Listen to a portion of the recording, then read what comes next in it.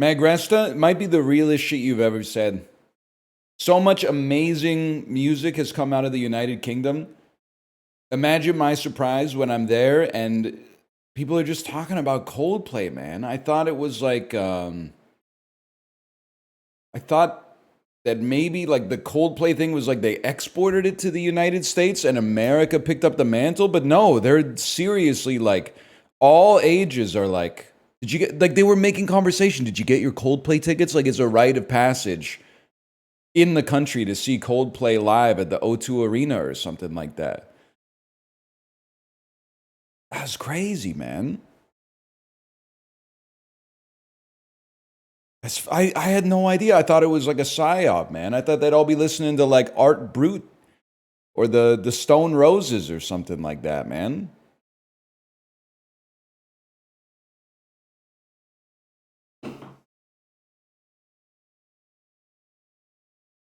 I mean, Coldplay, they got to be the kings of stating the obvious, man. You can take a picture of something you see. No shit, buddy. I have a camera. I have a phone. It's the 21st century. We all know that, bro. Tell me something I don't know. And it was all yellow? That's damn true, man. You're wearing like, I don't know, tinted glasses or something like that. NL, I'm spending the night at my girlfriend's house for the first time tonight. That's a good milestone. First time sleepover at your girlfriend's house is a good time. And I'm not just saying for the obvious connotation, okay? But it's the, if anything, I'd say the connotation is entirely plausible that the connotation happened before the first time you stay over at your girlfriend's house. But waking up like in bed with the person you love is kind of like a sick vibe.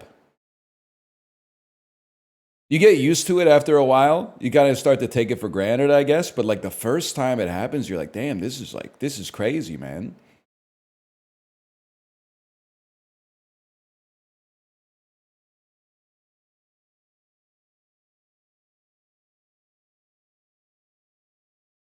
How'd the meeting go? So, no joke. So, my accountant sent me an email that was like, and I like my accountant, we're best friends. He sent me an email that was like, we should talk. And I went, oh shit. When your accountant sends you an email that says, we should talk, you should talk. So, I said, all right, Thursday, 2 p.m., let's do it up. I joined the Zoom meeting. They didn't show up for 10 minutes. As I emailed and I was like, are we doing this today? And he's like, oh, I'm in the room. We're having like some technical difficulties, I guess. Let's both restart our machines. So we both restarted our machines, rejoined, and then it worked. And he was basically like, I'm just checking in to see how you're doing. I'm just checking in as we approach the end of the fiscal year. I'm just making sure you're on track with like all this stuff. He did give me some paperwork to look at and sign.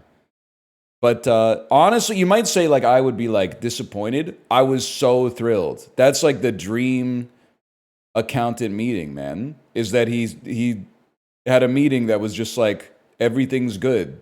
Keep it up.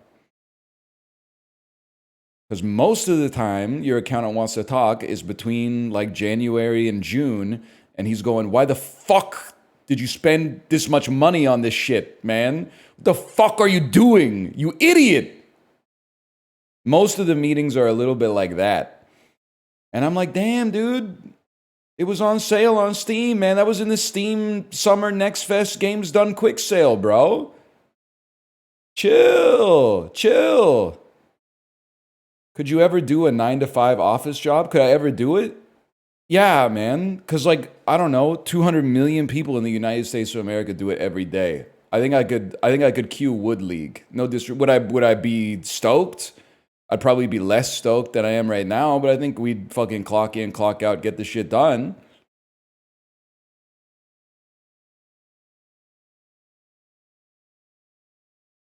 You're not of the opinion that you're like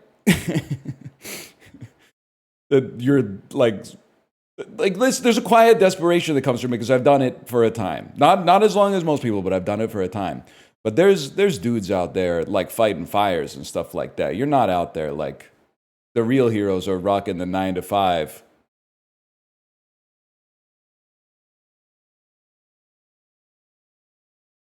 2 to 10 would suck ass. 2 to 10 would be horrible. I would much rather do 9 to 5. I would rather do 8 to 4, but 9 to 5 is fine, or 8:30 to 4:30.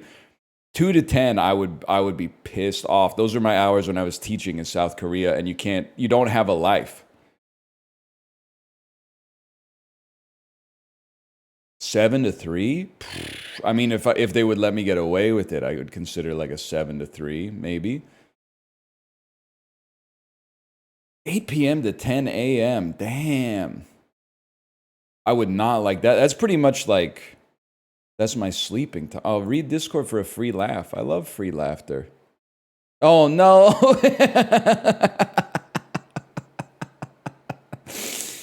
Oh, Apollo, that's funny. It's not even, like, here's the thing. It's not sensitive information. I just, like, there's no point to me bringing it up to chat because it's just, like, it doesn't matter. But that's really funny for you and me and Corey.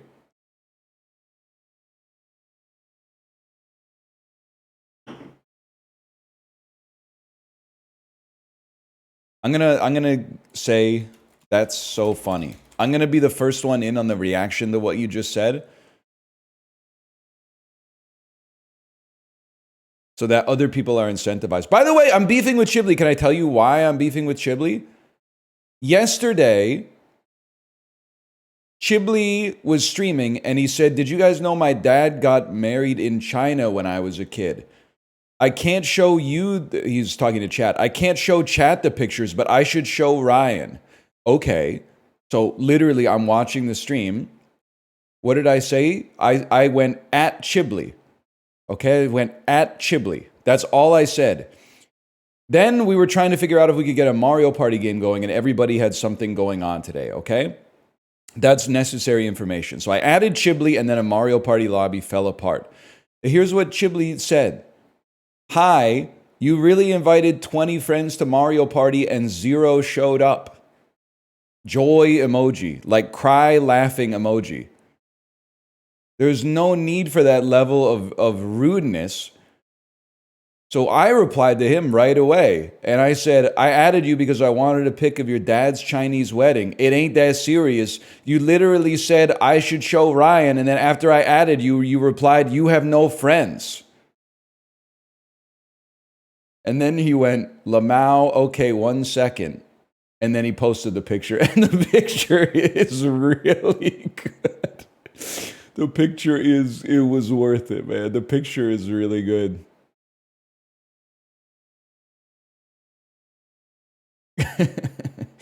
The way Chibli talks about stuff is so good. He's made me feel so much better about saying like gamer parlance in public. I didn't say gamer words, I said gamer parlance. Because the way he described his photo or this situation, he literally despawned, he being my dad. My dad literally despawned for 2 weeks, then came back and was like, "I went to China and got married. It was so awesome." Then a month later was like, "Kids, I have no money." Despawned is so funny, man.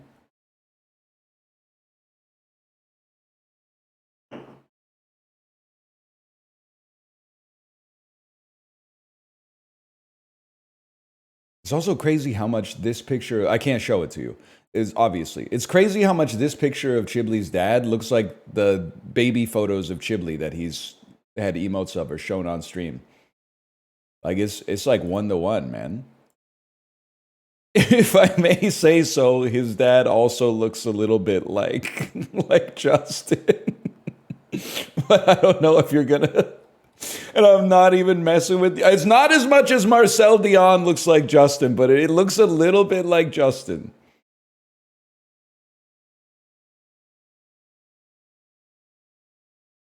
Got it. I'm picturing baby Chibli's face on an adult body marrying a Chinese woman. Yes, you pretty much. That would be like the alt text image description of the image. All right, let's do the dolls, man.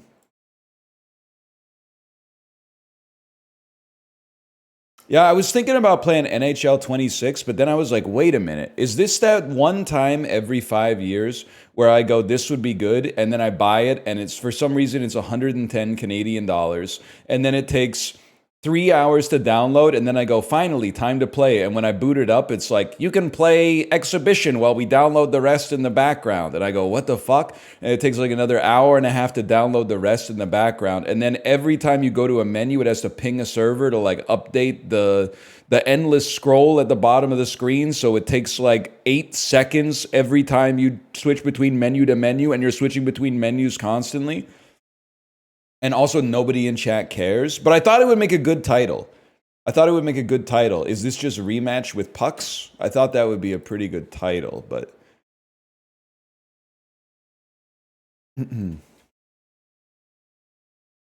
Back with the dolls, y'all.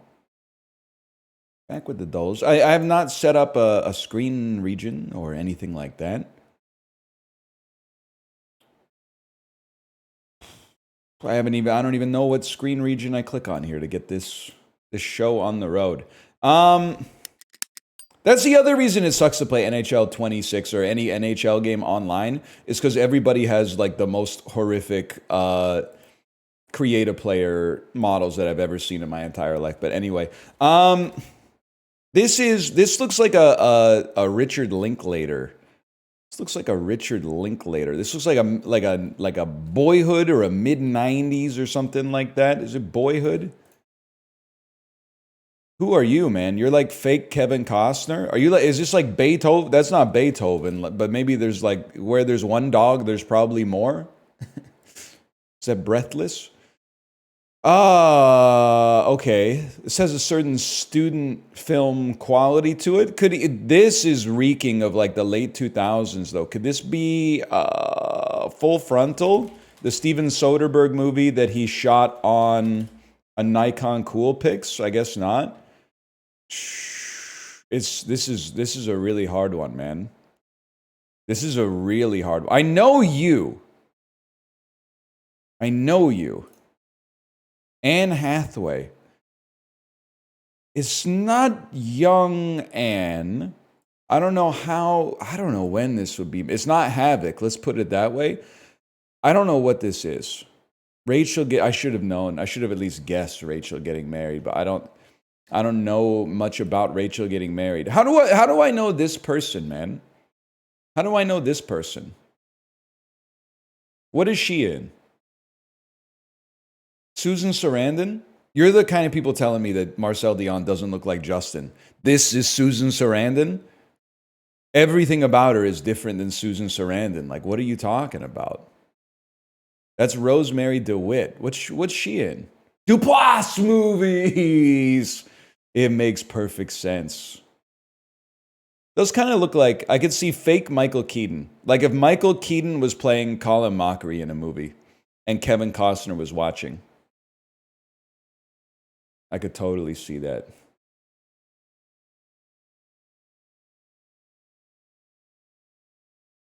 That's a tough one. I like when they bring the heat on Framed, though. I don't like so much when they bring the heat on the college football question on the Daily Dozen.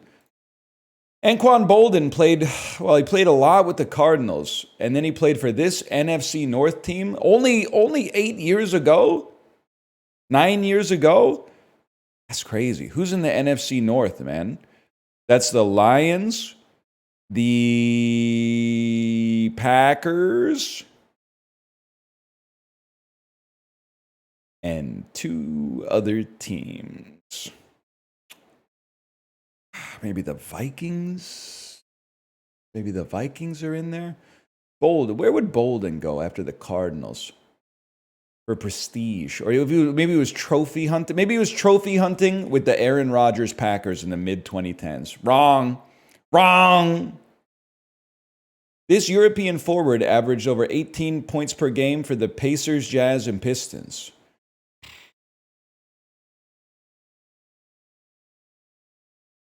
Andre Iguodala. This European country with less than 500,000 people qualified for its first World Cup appearance in 2018. Paraguay is not spelled like that and not in Europe, bro. Iceland? Was it Iceland? Iceland is less than 500,000 people. That makes sense. It's European, and I typed Paraguay. Missoula, Great Falls, and Butte. are the top 10 most populated cities from this state west of the Mississippi. I feel like Butte is in Montana, right? This is Keanu Reeves. Obviously, you're breathtaking. And you are, it's the eyes. This is interesting. You're like Celine Dion. I'm not 100% confident going. So I think I'm 100% confident going Celine. It's an all-Canadian mashup today. Originally called the Whaler, the Big Fish. Big Fish is from Burger King, I think. This cult favorite Fox sci-fi action drama co-starred Jessica Alba. That's Dark Angel. At 12 years old, Daphne Keane had a breakout role playing X-23 in the movie known as Logan. Not Logan Lucky. He was very unlucky. He was very unlucky in the movie. This a cappella group, they have... There's only 2 a cappella groups, man, and no one's asking you questions about the Nylons. The only thing anyone knows about the Nylons is that they did the Canadian anthem that they played in your school on Fridays. Ba, ba, ba, ba. If you go to the Nylons O Canada, all on YouTube, all the comments are like, my school used to play this on Fridays. Mine too, man, mine too. God, I hate pentatonics.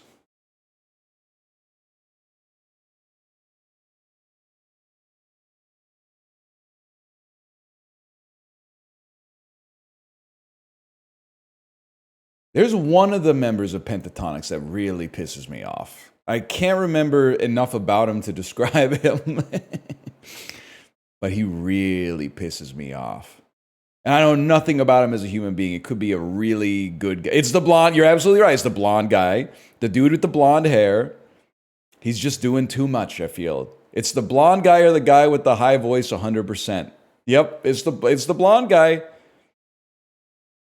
He might be a good guy, okay? It's not irrational hate. I hate him because he's the most, like, he gets the most attention in the band that I consider to be the worst band in the world right now. So that's rational. But I don't think he's like, I don't necessarily have any belief that he's like a horrible person. I just hate the way he sings.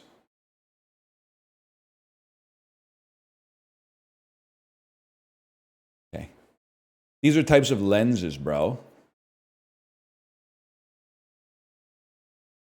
Telephoto sounds like a lens for sure.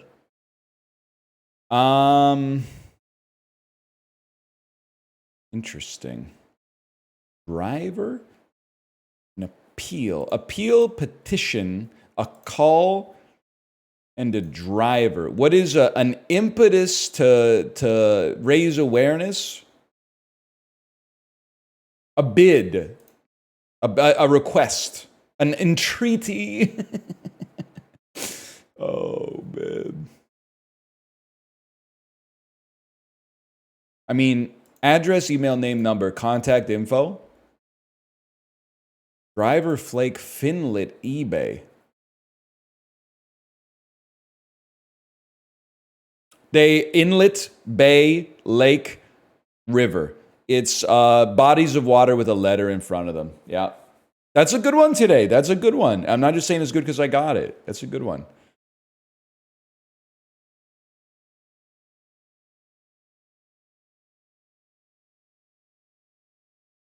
The Donny Greek feta. I do like feta cheese, man.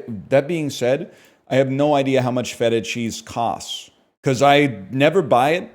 Anytime my parents come to visit, they buy it because my mom makes a lot of salads, and then I inherit like a third of a container of feta cheese, and that's enough to keep me going for a while. I honestly have no idea. 28 ounces? Was that like 2 pounds of feta cheese? Cheese is pretty expensive. I'd have to assume this is like $10.99, 2 pounds of feta, $11.99. $11.99 sounds about right, man.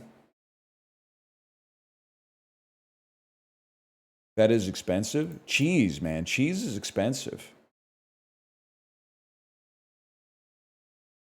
Which has more monthly searches?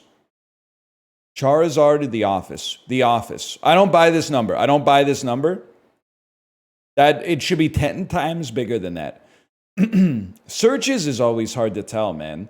I mean, the more popular someone is, the more people know about him. So, like, everyone knows about Ryan Reynolds. But, dude, Globe and Mail fucking had a takedown of Ryan Reynolds in their Toronto International Film Festival roundup. They were talking about how he was there promoting the John Candy documentary. I Like Me, the John Candy documentary. And then they said, wearing something like wearing a suspiciously Canadiana-themed lumberjack outfit, the aggressively tanned Ryan Reynolds. And I was like, get his ass. Get his ass, man. And then it was like, the documentary was good, but I Like Me might be a more fitting title for a movie about Ryan Reynolds. And I was like, it's happening. It's fucking happening.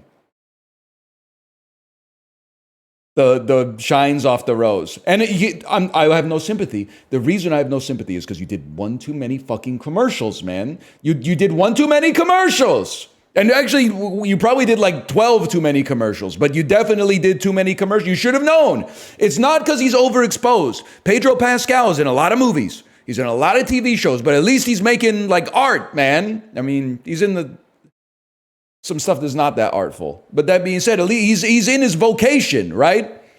This Ryan Reynolds is trying to become like a telecom CEO. I don't care about that. Anyway, I think The Office has more. Never mind. Usher or Avicii? I think it's Usher. I think Usher has more monthly streams. That was really close, man. You notice, by the way, and is it less games? Less games? I think they took my advice. I think less games. They've always got it as more now. And I'd like to say, I apologize for raining down the criticism on you for constantly switching this, but I would also like to say thank you for not just believing chat, where chat was like, you should just read it every time to make sure that this is a better experience. It would have been so easy for you to be like, learn to read, streamer, because there's like, 5,000 people in chat typing it every single time it happened. But instead, you streamlined the design process, and I think the game is much better for it. I think that was a great decision. Thank you for that. So Avicii, very popular, obviously. Garth Brooks is really popular, man. He's really what? Garth Brooks has 700,000 monthly streams?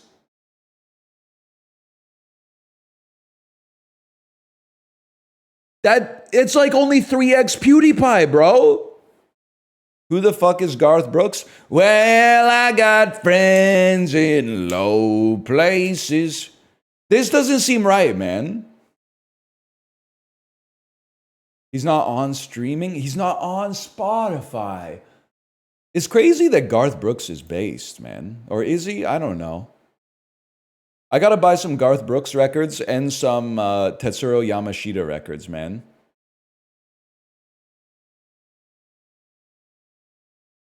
He's just greedy? I don't think it's greedy to want to like get paid for your art. Tetsuro Yamashita and Garth Brooks should do an album together, man. I'm gonna say it clears Cars 2. Ciao. Let's say Room is a lot better than Cars 2. Say Room is a lot better than Super Mario Brothers. Ratatouille is a lot better than Super Mario Brothers. Ratatouille is a lot better than Click. We're pogging up, man. Titanic's a lot better than Click. Top Gun is not as good as Titanic. Sorry, Gen X. Your time has come. Heat is a lot better than Top Gun. And I don't know this one.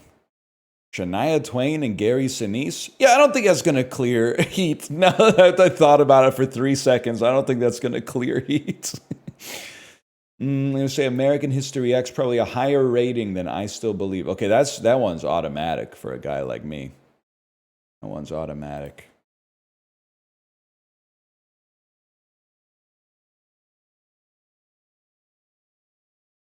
Blah blah.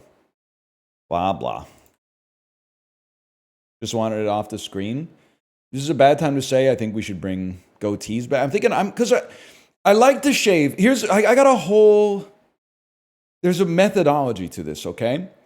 There was a time where I was like, I want to grow a beard. But by the time I started growing a beard, I'd gone too gray, and I'm not self-conscious about getting older, but the exact pattern of my grayness doesn't look right. Like, it looks like I'm dyeing my chin gray just to try to appear older than I actually am. Because it's so gray, like right here, and then like a little gray around here, and then just like normal facial hair color for the rest of it, right? Yeah. So I'm shaving to keep the gray away. But then I'm also like, every time I shave, I'm like, especially if I wear a white shirt like this, it's just pudding, right? Like there's no delineation. If I turn to the side, you're like, oh damn, he's got like a jawline. But for the most part, it's just like, I just blend in with the wall behind me, right? So I was thinking maybe this is the impetus that leads a man to try to bring goatees back. You can't just grow a goatee. You have to be doing it. It has to be like a social movement. You have to be like, I'm bringing it back. I'm going to spearhead it. But now that I think about it, I don't think it would work because the goatee is just the gray part. I don't think it would work. There's no shot I'm growing mutton chops. I wish I could be one of those guys who deliberately, and I'm not knocking my own visage at all. Like I think I know where I stand, positive and negative. But I wish I could be one of those guys who deliberately nerfs his own look to make himself hotter. You know what I mean? Those guys who are like, they are deliberately sloppy in such a way that it actually makes them look hotter. I'm not that guy. I'm the guy who should be wearing the suit on the first day of school, unfortunately. I can't deliberately slop it up to raise the level. I have to put it together. I have to be the guy who's like, damn, like you have a vest, you're wearing a 3-piece suit when they said business casual, and you're like, I just take pleasure in dressing the part, I guess. Dress for the job you want. And that sucks. It would be so much better if I could just grow like a mustache and wear like some fucked up hat with like Barney the dinosaur on it, and people would be like, damn, he's so hot. Fuck.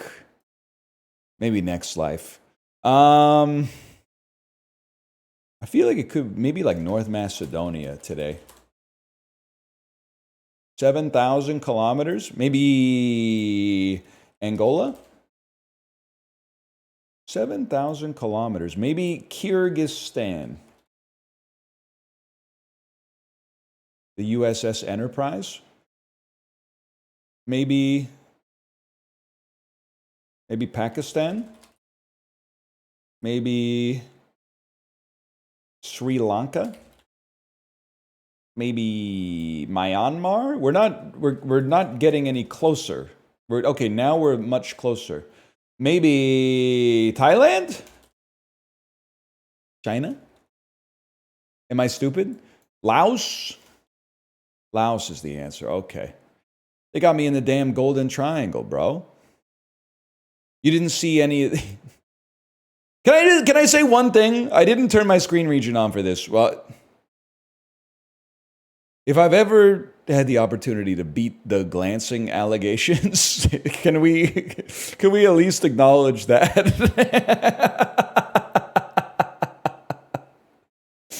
So I was like 3 minutes of global. I didn't look at chat a single time, okay? We nailed it. You're stupid? Yeah, I know. We all are, though. I got it in 4 today.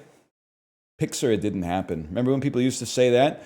Bro, this is like next to Laos. This is Thailand. That's Thailand.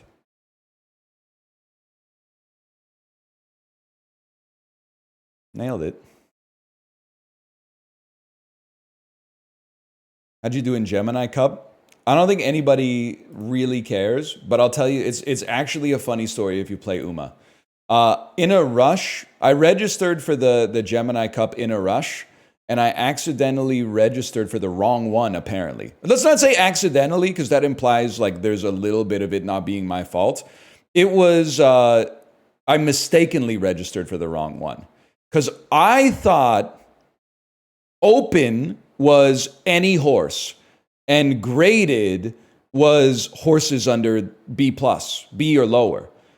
But it turns out that actually open is horses B or lower, and graded is any horse. So I accidentally registered for the B or under, and when I got into it, I was like, oh fuck, this is horrible. I only had 3 horses that were B or under, and then I went 3 and 2, and I went, wait, we're gonna blow this bitch wide open. So then I went into the Discord, and I said, chat, what the hell do I need to do to win with B rank horses? And they told me what to do, and then I made 2 other fucking studs, man. I made 2 other studs, and then I went 5 and 0. So I'm already in the A League, and the horses that I got are kind of insane in the Open League. They're like 100 points below the threshold to be out of the league. They got 1150 stam. They got like 700 speed, which is appropriate for this. And they've got 550 power, which is like the threshold of what you need. And so how did I get them under B+? They've only got 2 skills. They both got Swinging Maestro and they both got Firm. And then I deliberately lost before the URA finals by putting them on some fuck-ass strategy that they can't do anything with, and then tanking the race. Tanking either the R.M. McKinnon in December or tanking URA quarterfinals. And then that got them no fans, and the career ended early, and then there they are, man. There they are. And we are going to beat their asses red, dude. It's going to be so sick. Anyway, 2015, I've opened to $208 million. Is this Jurassic World? The hell did Universal have that opened to 208? It is Jurassic World. It opened to $208 million? Holy cow, man. Yeah, I'm not mad at them for making so many anymore. That makes perfect sense. Is that a lot? It wouldn't surprise me if that's like a top 5 opening of all time, but I need someone to bring up the list. It's 8th highest grossing movie of all time. Crazy.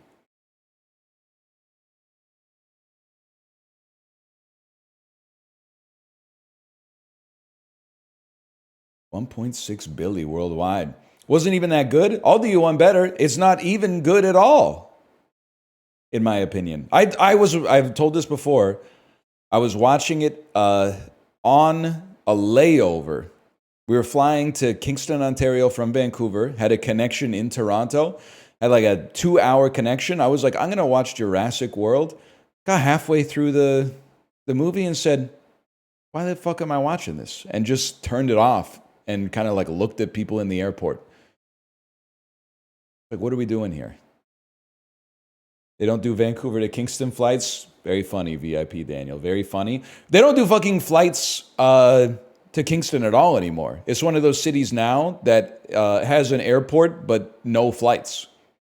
COVID killed Porter Airlines flying into Kingston, Ontario for some reason. Probably because people would rather pay like $70 to take a megabus from Kingston to Toronto than pay like $400 to fly, even though it's 25 minutes versus 3 hours. But anyway, 20th Century Fox, Melissa McCarthy. I'm going to guess this is a comedy. Maybe it's Spy. Could be Spy. It seems like the right era. Spy is all right.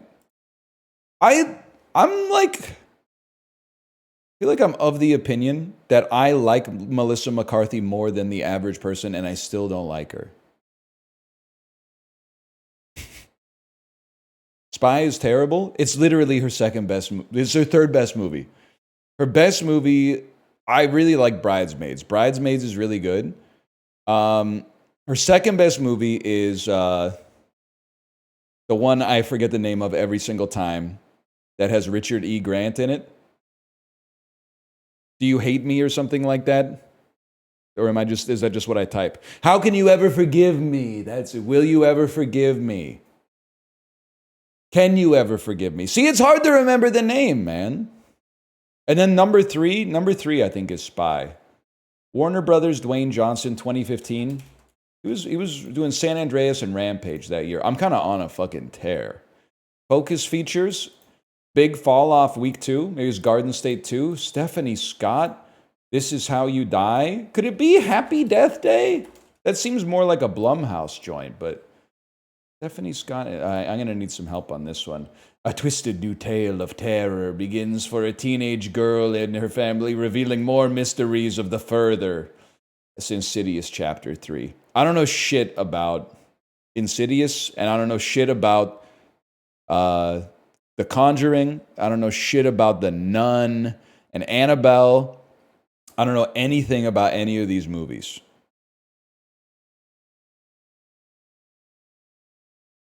The Vermiga-verse. Universal Anna Kendrick? It could be Trolls 1. Haters will say it's Pitch Perfect. It's Pitch Perfect 2? Pitch Perfect 3? Pitch Perfect 2. 72nd percentile kind of gas, though. Great call by the haters. So true, so true. Is this the one with Flula?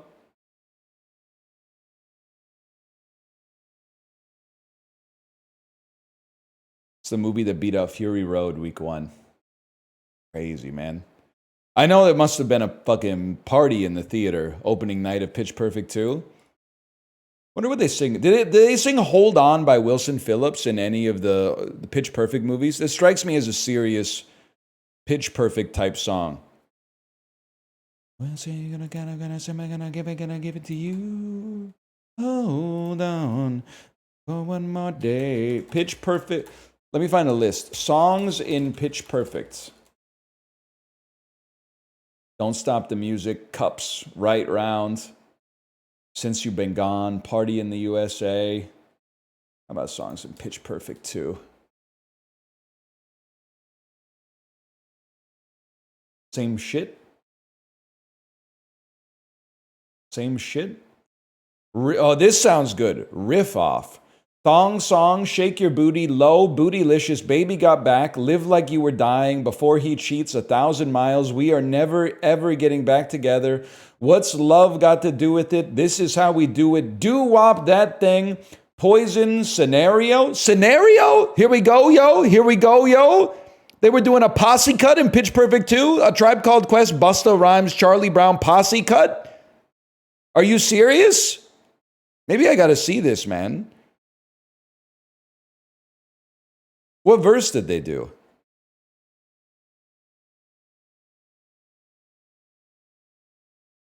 I gotta see this, man. The video's so good. They're fun.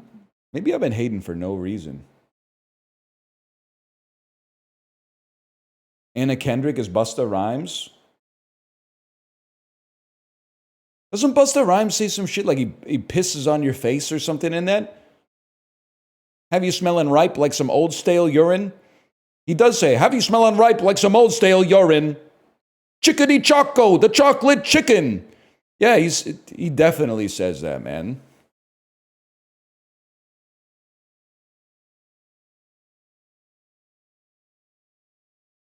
$100%, man. That's not Bare Naked Ladies. The Bare Naked Ladies, I say this, I'm Canadian, the Bare Naked Ladies stole it from Busta Rhymes. I don't want you to embarrass yourself in polite company by hearing that line and being like, oh, I love the Bare Naked Ladies. That's originally a Busta Rhymes lyric.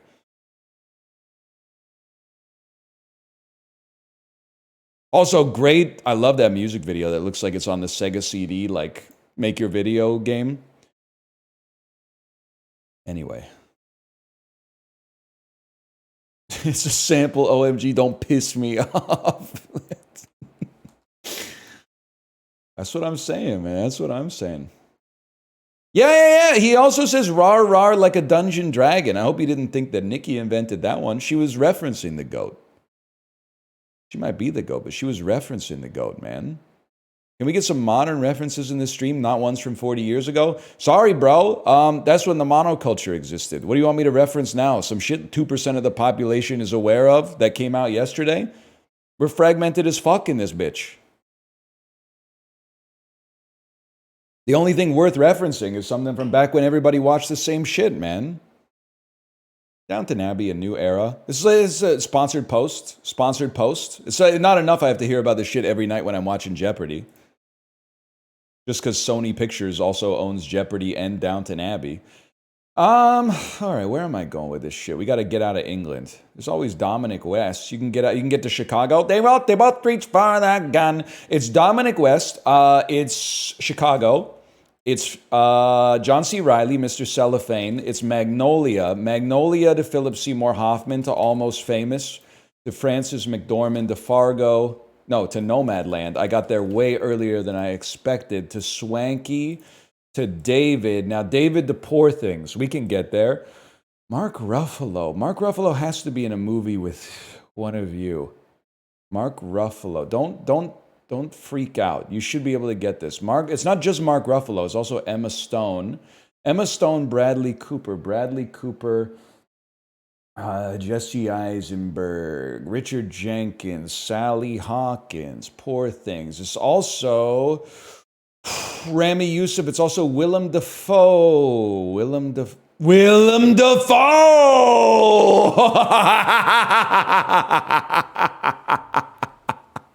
Oh, shit. 1 minute, 7 seconds, swanky percent. Oh, that's huge, man. That's huge. 7 links with the swanky is crazy. One day we're going to get a sub 1 minute swanky. One day. Damn, I'm used to punishing you with Puck Doku after you make fun of my line in Movie to Movie, but now you're being rewarded with Puck Doku after I make fun of your after you make fun of my swanky line. Okay, 50 games played in their career for a Wild defenseman. Damn, that's tough. Okay, give me a second here. 50 games played in their career for an Oilers defenseman. Let's find someone. Let's find Oscar Klefbom, man. Handsome motherfucker. I didn't know this is what Oscar Klefbom looked like. That's pissing me off. That's crazy. I had no clue. Looks like he's from like an animated movie or something like that. Looks nothing like Justin. And it's not me saying that Justin isn't cute. They just don't share the same facial features. Now, if I could find a way to get Marcel Dion on the board here, that'd be a different story. Oilers defenseman 250 plus. I mean, we're gonna go. Honestly, 250 plus. I'll hit you with a pronger. Also, doesn't look like Justin, for the record. 750 plus. I'm gonna hit you with a Paul Coffey. He's been around the block. Okay, Bruins defenseman who's played a long time. There's some obvious ones, man. We'll probably hit you with like Ray Bourque would be the easy one. It's not spelled like that, bro. Raymond Bourque. There you go. Bro played from 1979 till 2001. That's I forgot the caveman tech that he was on back in the day. Oh man. Aesthetics changed a lot between 79 and 01. I gotta think. Bruins defensemen. They have. I don't watch the East, man. They have good defensemen now. They have like a criminally underrated defenseman now that I don't care about. I feel like is it Brad Stewart probably played 250 games. And then 50 games. You were drafting. I always remember that in the 2015 draft, you had 3 picks back to back to back, and they all whiffed. One of them was DeBrusque, who's now on Vancouver, so I guess I can't laugh too hard. Also, he's been pretty all right. 50 games. I just need to think of a single Bruins defenseman, man, that has ever played for the team. Why is this impossible? Why is this so hard? Chara, maybe? that'll work. I was like, what the hell? I can't think of any Bruins defenseman, man. Okay, wild defenseman. I have no idea. Oh, fuck. I think maybe Sandis Ozelins played for you for a while. Oh, fuck. Am I crazy to say Kristen Scrastons played for you? I think these are all Colorado Avalanche players, man.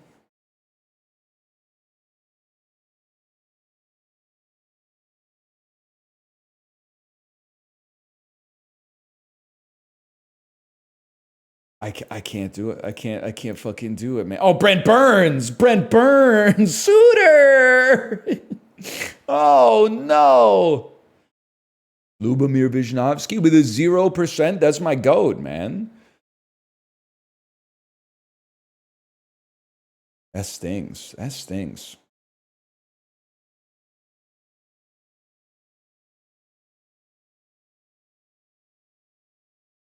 Mark Carney's a wild defenseman? Yeah, man. You should see him on the trail runs. Nobody's getting by him.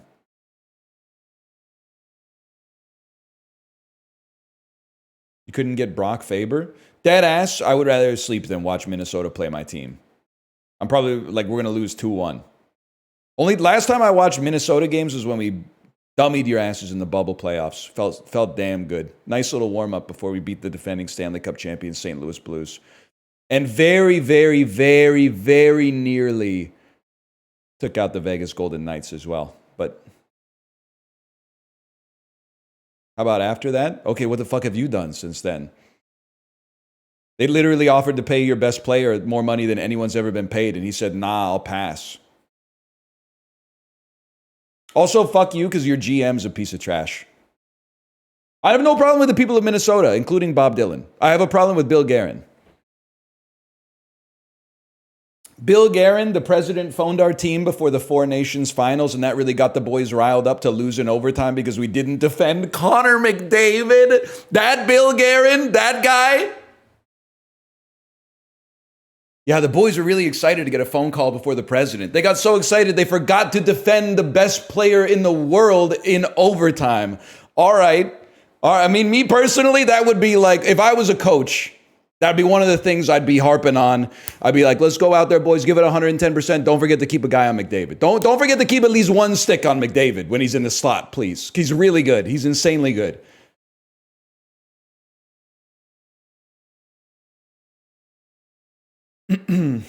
Anyway, Philip Seymour Hoffman plays a real person in Almost Famous, bro.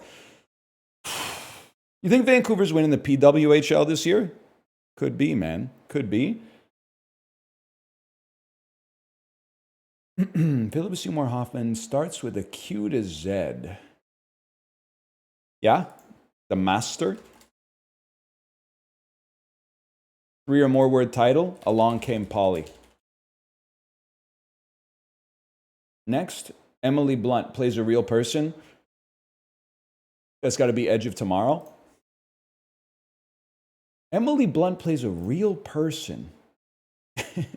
She play a real person in The Devil Wears Prada? I'm going to say Quiet Place Part 2. Is that a real person in The Devil Wears Prada? Mary Poppins, not a real person. Confirmed Mary Poppins, not a real person. Play a real person in The Devil Wears Prada? I mean, like, fuck you. I mean, Meryl Streep plays a real person in the movie. She plays Anna Wintour, man. She's in Oppie. If anything, I think you might have it backwards, but I haven't seen the movie. I still think it's a great visual joke. Oppenheimer, if Oppenheimer in the group chat, quotation marks, have asterisk. And people said, what does that mean? Dude was cracked at inventing the nuclear bomb. Sucked ass at English. I am become death destroyer of worlds. Red pen. I have become death destroyer of worlds. Learn to speak English, dummy. Numbnuts. Tom Hardy plays a real person. Mad Max. 3 or more word title. Venom, Let There Be Carnage. Title starts Q to Z. Tom Hardy. He's in a movie called The Fighter. No, he's not. No, he's not. No, he's not, man. He's in a movie called Bronson. Maybe it's about a dude called Bronson. That sounds about right. Title Q to Z. Maybe Venom. Maybe Venom, the third movie. I don't know, man. Is Emily Blunt in Maestro? Oppie? I don't buy it. Charlie Wilson's War. Mary Poppins Returns. Honestly, I'm just going to go ahead and say it. If you fucking play a behind-the-scenes documentary in Movie Grid, shut the fuck up. That's cheating. Meryl Streep, real person in adaptation. True. I mean, she's not on the part of the Movie Grid, but you're talking about Susan Orlean, bro. That's my goat right there. That's my goat. She smoked weed for the first time at like age 57 and fell in love with Chris Cooper, man. Never do drugs. Blew up her whole fucking life. Great. What a great movie, though. Imagine me and you. I do. I think about you day and night. It's only right. Brian Cox kind of the GOAT in that movie as well.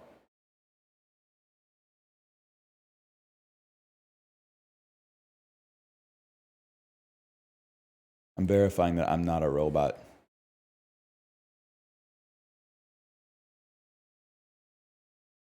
You can't hear this, but the first word was bitter. Cajole. A verb meaning to persuade with flattery or gentle urging, especially in the face of Yeah, that was a tough one. That was a tough, easy one. Emperor. A noun meaning the sovereign. Rover. A noun meaning a name of a funnel. dog. A noun meaning a utensil that is usually a hollow cone with a tube extending from the smaller end and that is designed to catch and direct a downward flow. Funnel.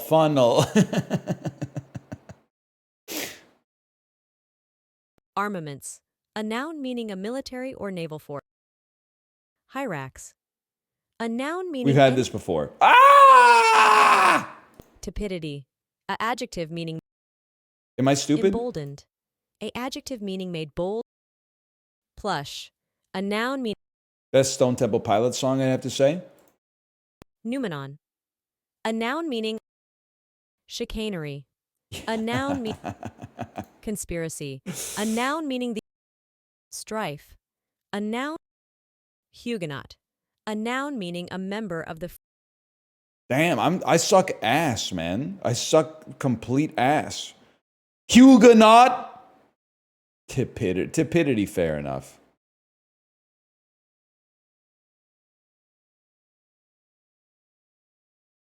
Chicanery is a great word. It was great before Michael McKean. It's even better after.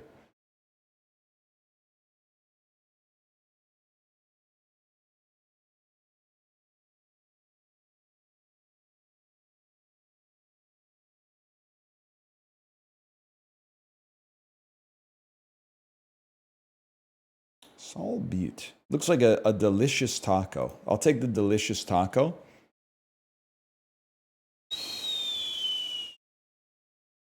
I like a fish like this, but I know the average person could take it or leave it. I think I got to go with this, with the whole garlic cloves in it. Whole garlic bulbs. Shabu shabu is, listen. We got... This is the shit they were eating in Resident Evil 7, man. That ain't right, man. That ain't right. This is shabu shabu's really good, man. I got to imagine it's something. It's just the present. This is fine if it's just you, man. But I don't think you can make it work with the plastic Tupperware. This is an interesting one. Stroganina, thinly sliced raw fish served frozen. Sprinkle of salt and pepper, onion or mustard. I bet this is delicious, man. A delightful dessert featuring crunchy water chestnut cubes. Give me the frozen raw fish, please. I think that's fucked up. A Scotch egg from Italy is probably even better than the ones from Scotland. Salt Key and Aki Fish, are you here? It's your day in the sun, man. You are on the screen.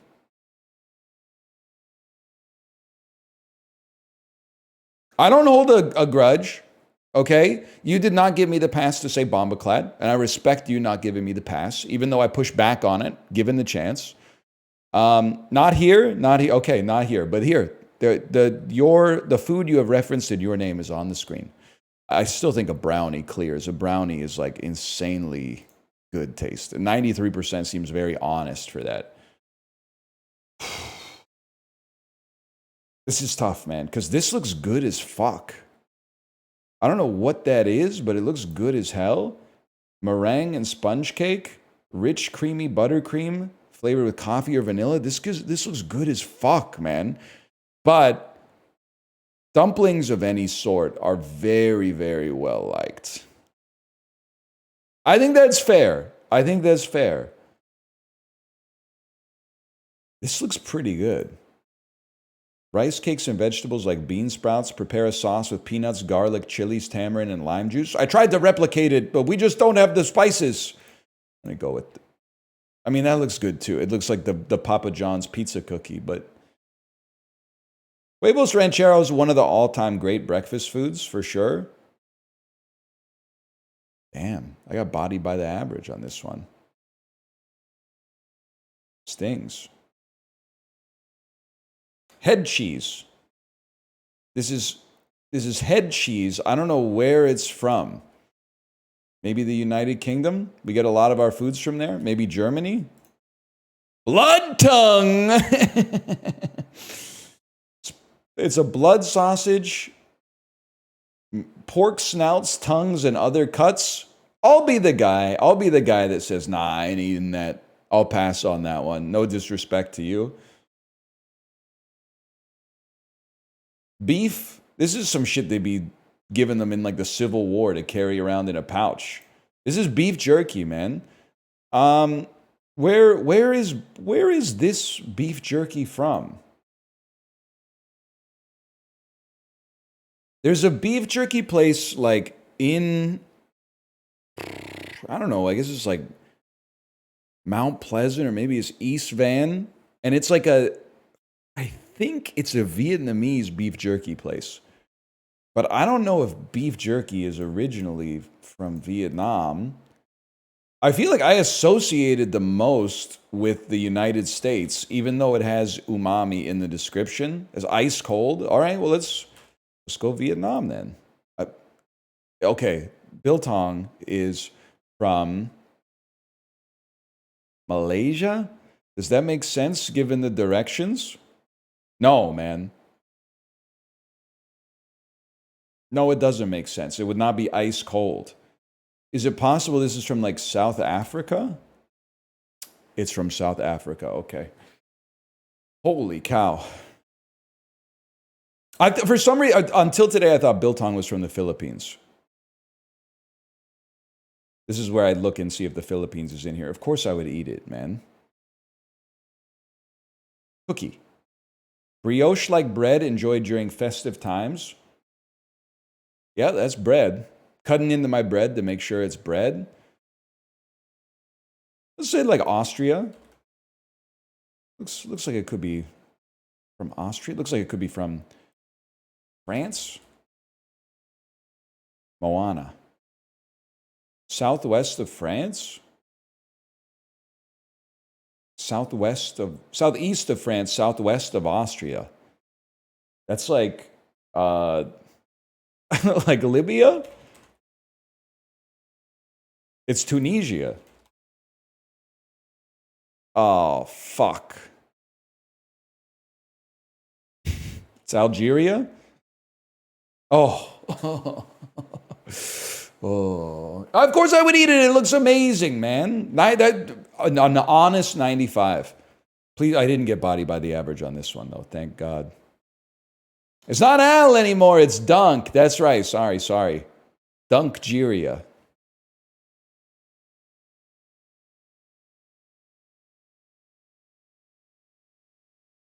Question mark? It's an Adam Sandler reference. You wouldn't get it. Damn, this dude. Are they doing? Is Scrandle doing a Japan off? This is like the only way you can get an honest A/B comparison of Japanese foods, is if they go up against other Japanese foods. Now let me tell you, this one's gonna piss me off, and I'm already ready for it. This 100% is going to taste better than this, but this has the Studio Ghibli cinema factor of it being a bento box. This is like real. This looks cooked to order.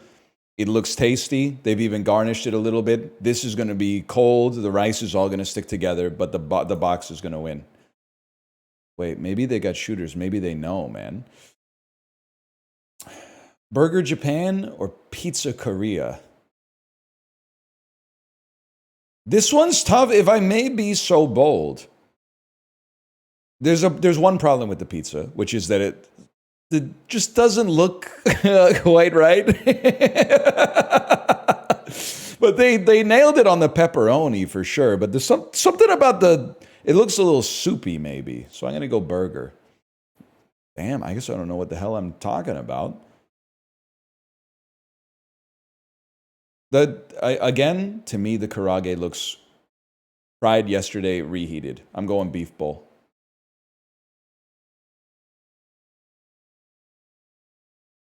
I gotta go with the Yangnam chicken. This looks like if katsu chicken curry could be bad, this looks like a bad version of it. It's got to be the Yangnam chicken. It's insane. This has a 91. This has like the same vibe as the sausage roll, where they like burn the logo onto the sausage. Yakisoba with a beer, or chicken teriyaki skewer. I mean, this just kind of looks like uninspiring to me. It doesn't look like there's any meat or anything in it. They got the pickles, sure. It does come with the beer. I gotta go with the skewer though, man. I'm sorry. I'm voting for me. I think that I think that they don't know what they're talking about. I think the voters don't know what they're talking about. Yakiniku, a box of Japanese barbecue is kind of crazy. I'm going to go with the chicken as a result of that. Has to be done. Strawberry bubble waffle or curry rice with a Scotch egg. This probably goes. This looks a lot more Instagrammable.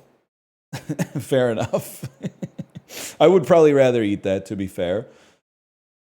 The taco, yeah, you just said if you can't beat him, join him. Fuck you. You don't know anything. Sausage and rice cake skewer versus ramen that we had before that we know is in the 70s. But I feel like people are not going to be fucking with this, even though it looks good. So I'm going to go with the ramen. Kiwi pizza versus spaghetti and French toast. It's going to be the spaghetti and French toast. I'm telling you, and I'm not trying to make any enemies here. Japan is amazing at cooking Japanese food. They're also surprisingly amazing at cooking Italian food and French food. 100%.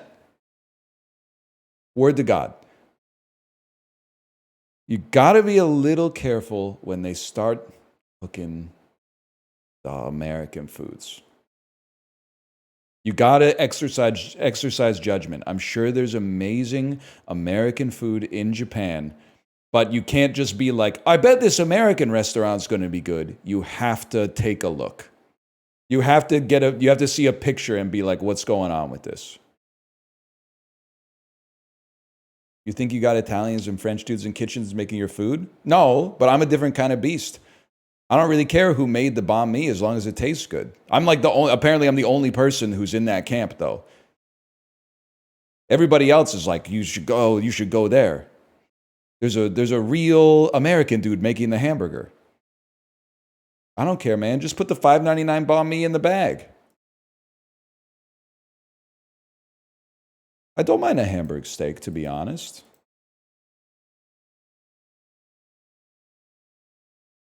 What do they serve at an American restaurant? American food? I mean, listen, Europe, I'm putting you on notice because I've been there. Previously, you've been able to hide in obscurity because not everyone had been there. Now that I've been there, you're in trouble. I hope you're not from Belgium. You're like, oh, American cuisine, what is that? You know what Belgium was trying to feed me? 10 times a day? Waffles, French fries, stew. We got that, man. We got that, and beer. Yes, but our French fries.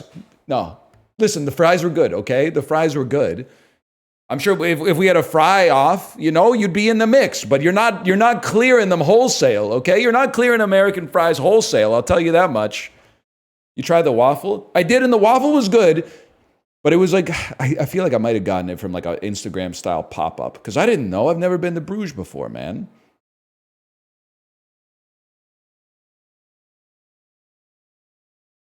Now let's compare obesity percentages. You're a bad person. What are you talking about? We're talking about how good the food tastes. Now you're like, yeah, but your country's less healthier? First off, duh. Also, secondly, I don't live there. Thirdly, just take the L on the food, little bro. You don't need to be like, yeah, well, your country has like systemic problems. We're just talking about the taste of shit. It was a stakeless gamble, and now your feelings are hurt and you're lashing out. That's embarrassing, man. That's crazy. Also, post your abs.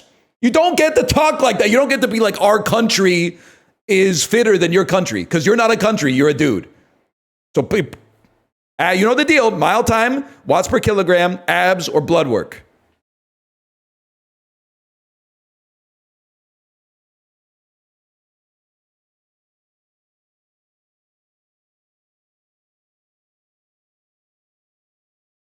Post your country's GDP. That's the American version of like, let's look at the obesity rates.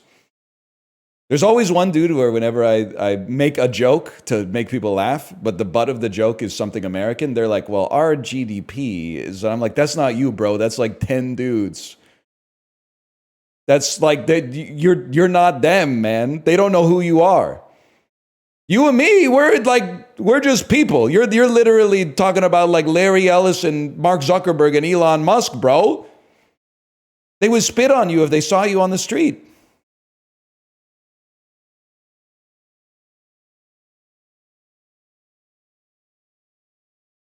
That was Scrandal. Scrandal goes to thrice.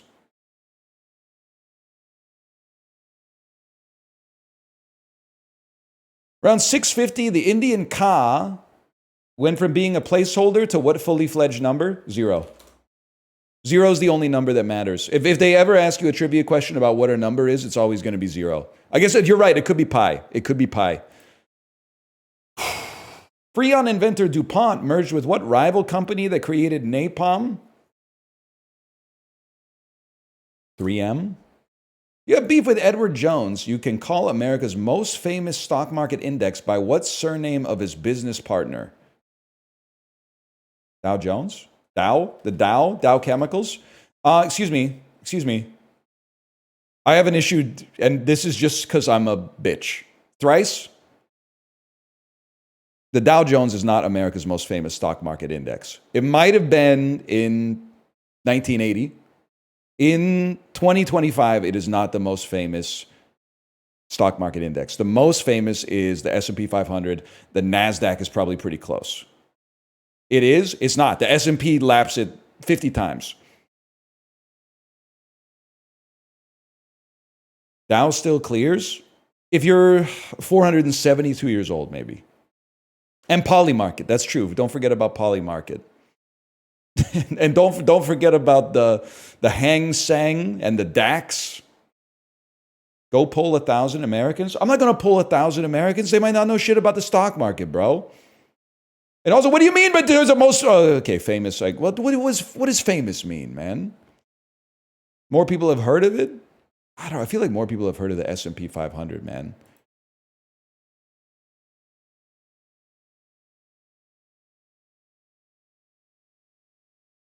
Wait, I just closed thrice. 1 second.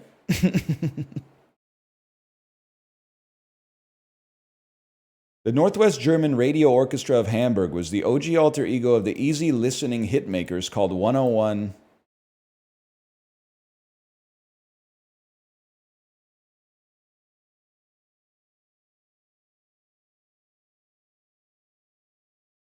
Records. Pizzicato and arco are markings you'll only find on the scores of what orchestra section? String? 101 strings, man. 101 strings. How about that? Yeah. Unc knows the orchestra. It's true. Unc knows the orchestra. Pizzicato is when you start playing that violin like a guitar, right?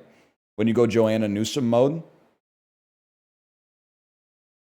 Reflecting its holiday-themed origins, what globally distributed beer is named for the Star of Bethlehem?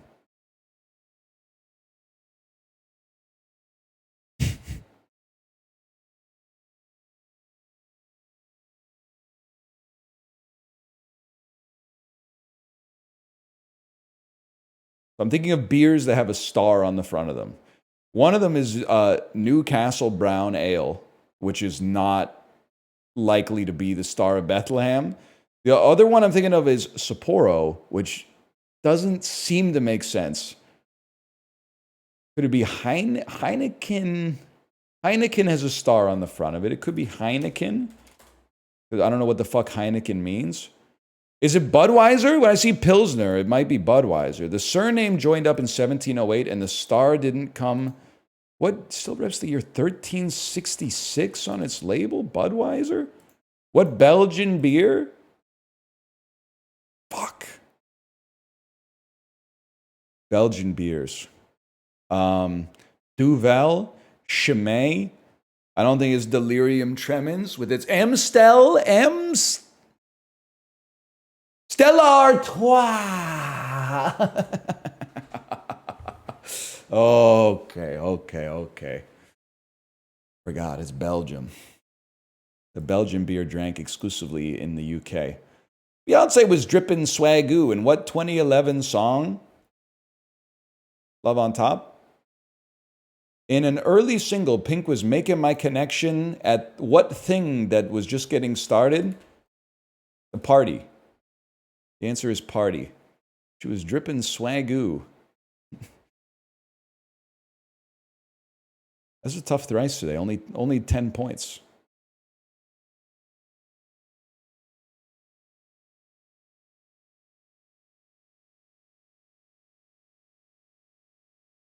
You have to write that down for later. Beyonce sucks? No. First, I'm not just saying that because I want to avoid the Bayhive. I'll make enemies. Beyonce, Moggs, Kesha, 100%. I'm not a huge Beyonce fan, but she's got some jams. Okay, Crazy in Love, Countdown, Love on Top, Halo, and I'm not even a ballad type of fella. She knows how to swing for sure, and by swing I mean sing. Cowboy Carter, I haven't heard it yet. I have to wait for it to come on the Girl Boss playlist my daughter puts on in the car sometimes. Crazy in Love was 22 years ago? Okay, and you fucking came into existence probably like 24 years ago. You'd probably be pissed off if people were like, you're too old to care about. That shit doesn't happen until you're like 70. You're really saying this shit is old when it's younger than you? Like, kind of an unforced error, nephew. I'm 38. Then why the fuck you saying a song that's 23 years old is too old, bro? You're older than that. Why, 38 years old, you're beefing with Beyonce? Come on, man. The war ended like 15 years ago, bro. She won.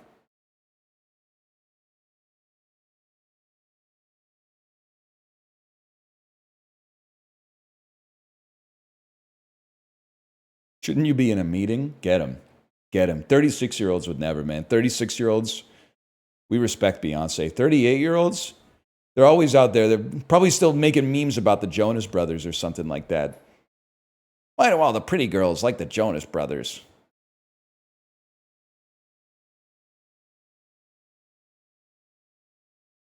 You ever see High School Musical? It takes me out, the dance moves from We're All in This Together from High School Musical. Every time I see it, which happens a lot on the Disney cruise, it takes me out, man.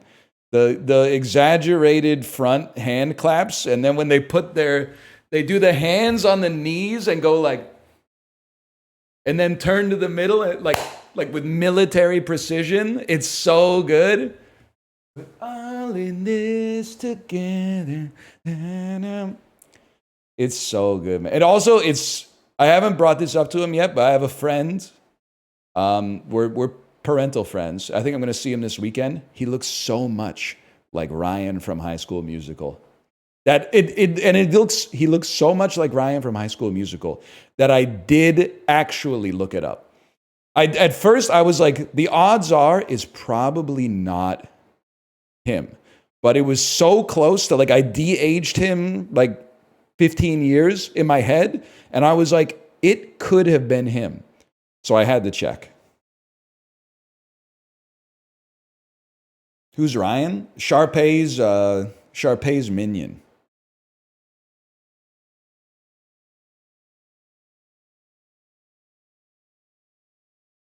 I am rotating him in my head now too. I'm with his fuck ass like Trilby. I'm rotating him in my head right now. He's going like this, and I'm spinning him in my head.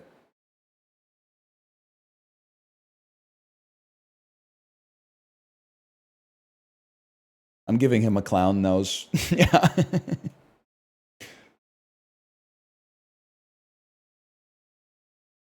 Sort these. Okay, it's career week. 12 to 15-year-old girls who say it's what they want to be when they grow up. So this is going to be different than the boys' side. I'm willing to say boys are going to have less incidents of wanting to be a teacher, much less incidents of wanting to be a vet. Probably boys will have much more incident of wanting to be a professional athlete. I feel like influencer might come out in the wash. That might be like roughly the same. I feel like it might be like teacher, vet, influencer,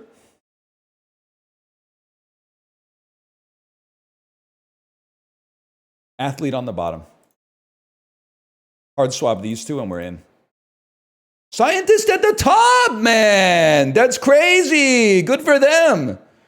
When I was in school, nobody said they wanted to be a scientist. Best you were going to get is somebody saying they wanted to be a doctor. Nobody was like, I want to be, we didn't know what an engineer was in like 2003, man. This is really funny. Saying you want to be an inventor when you grow up is kind of hilarious, but surprised to see vets so low, but it makes sense.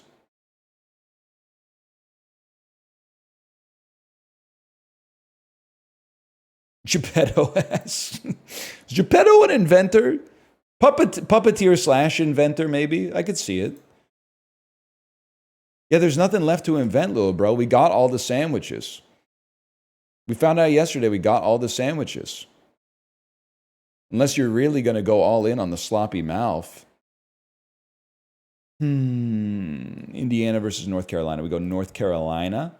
Non-citizens.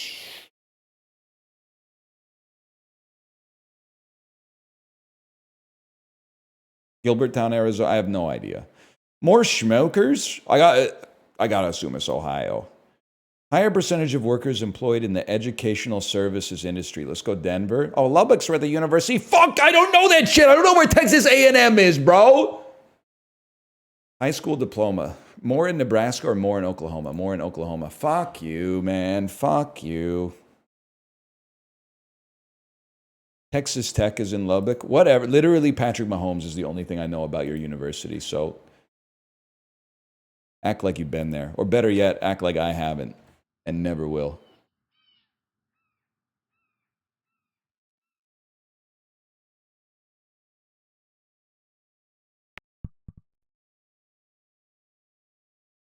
The two-piece. Way too greedy. Way too greedy.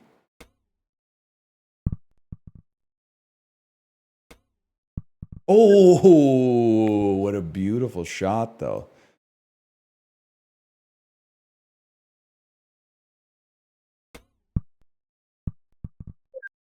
Nah, he might be the GOAT, man.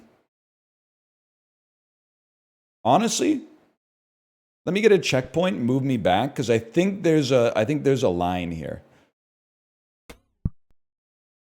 Oh!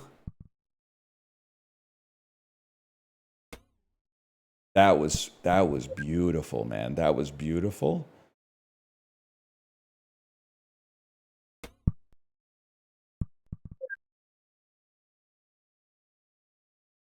What the fuck is this pinball machine, man? Okay.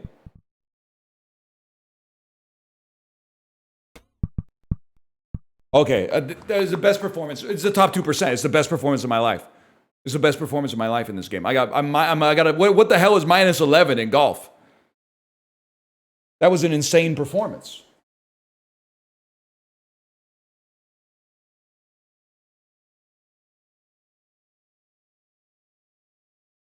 I'm basking in it.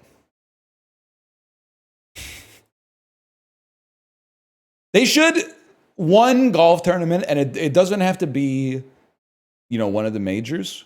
They should do one golf tournament a year that is like one golf course that's a par 72. That would be so fucking sick, man. How long would that be? Let me just. A par 4 is like 400 and something yards, maybe like high 300s. 400 times 18. Be like, maybe like 4,500 yards. You'd want a cart. I think you'd want a cart. Par 72 is the whole course? Yeah, but there's only one green.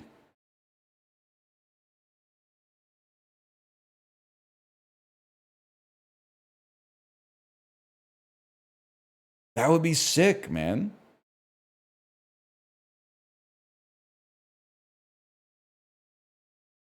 That would be sick. Just one. Or a 72 hole course that's all par ones. But now that I think about it, I guess that's literally like mini golf.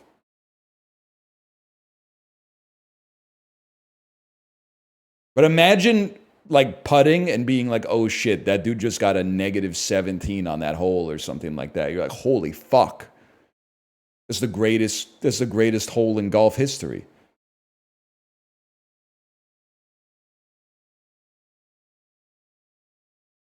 Imagine 72 holes. It's just so sad to me. Magrest, I don't know if you're going to back me up on this, but they're not horny. Someone said 72 holes. They're pretending to be horny because the word hole existed.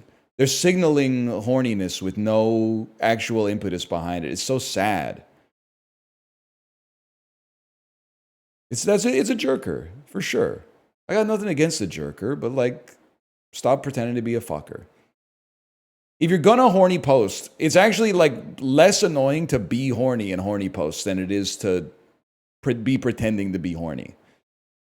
So stupid. Like you're wearing fucking like slacks right now. Imagine 72 holes. Oh, the fuck are you talking about?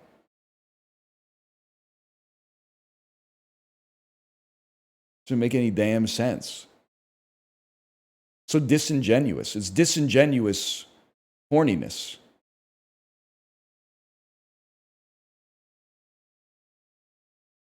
You wear jeans inside? I literally have khakis on right now, okay? Khakis are not jeans, they're chinos. Read a book. I think this is like a 99-degree angle. Wow, not even 108? 110? Oh, 111. 112. I should have known. I should have known. He's never seen a 113. He's never seen a 113 and he never fucking will, man.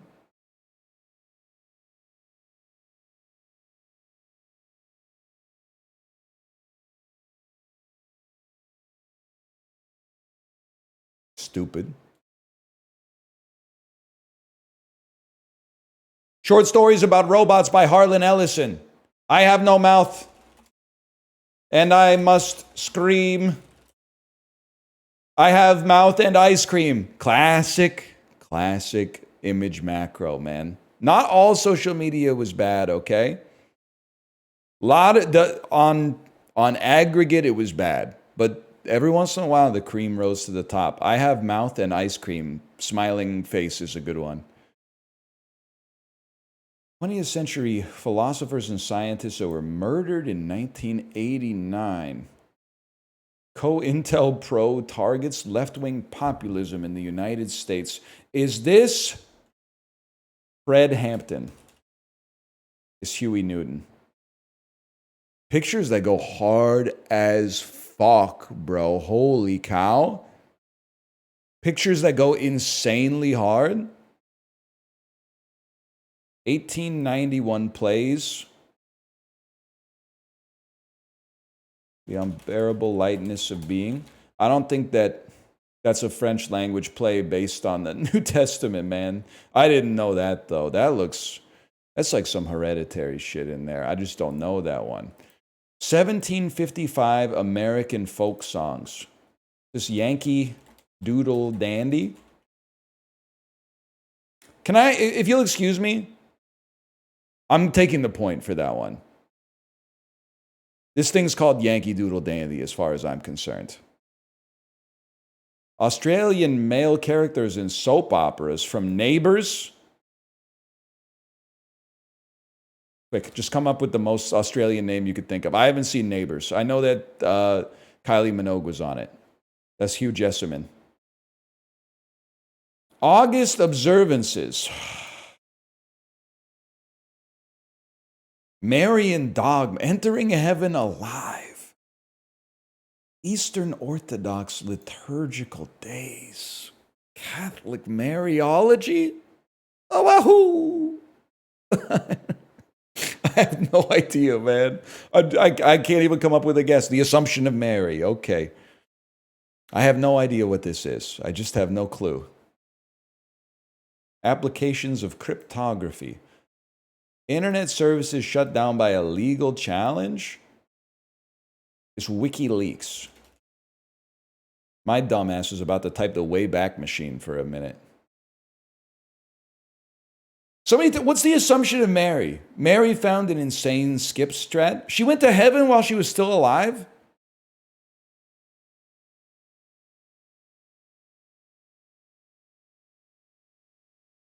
Yes?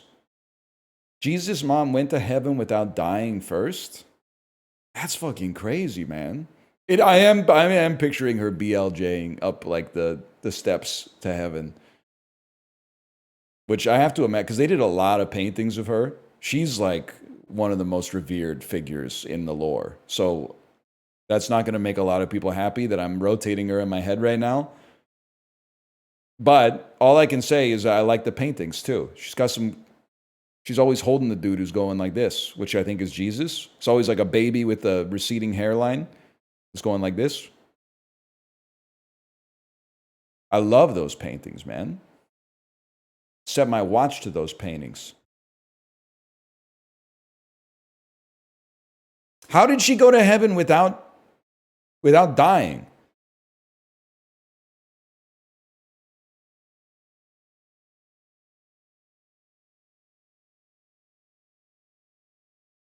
She knew a guy? Be serious. Be so fucking for real with me right now. Celtic goddesses, mythological queens, triple goddesses. I think I'm going to know this, but I don't know the name of it right now. The Morrigan. Okay, I didn't know it. That sounds cool, though. 20th century Japanese male writers. I'm looking for head cut off by third dude at the seppuku. No, I don't think it's Mishima, guys. I don't think it's Mishima. Best foreign died in 1998. This is fucking. This is Akira Kurosawa, man.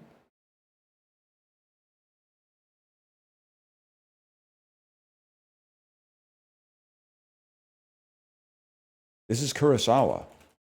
It couldn't be anybody else. Damn! Okay, he got that shit on, man. That's a that's a fucking sick look, dude. See, I've been trying to see if I can wear a bucket hat, and it doesn't work. But a bucket with a lighter brim like this, that might be the move. And the fucking it's let's not even talk about this collar and lapel, man. Damn. 1970s English language films, 1970s French language films, 1972 multilingual films. Okay, films about murder. This is, I know this. It's Last Tango in Paris. Marlon Brando. I know that one. By the way, this should be green. This also should be higher than 10%. The Morrigan. I have 43% had I have no mouth and I must cream. That's crazy, man.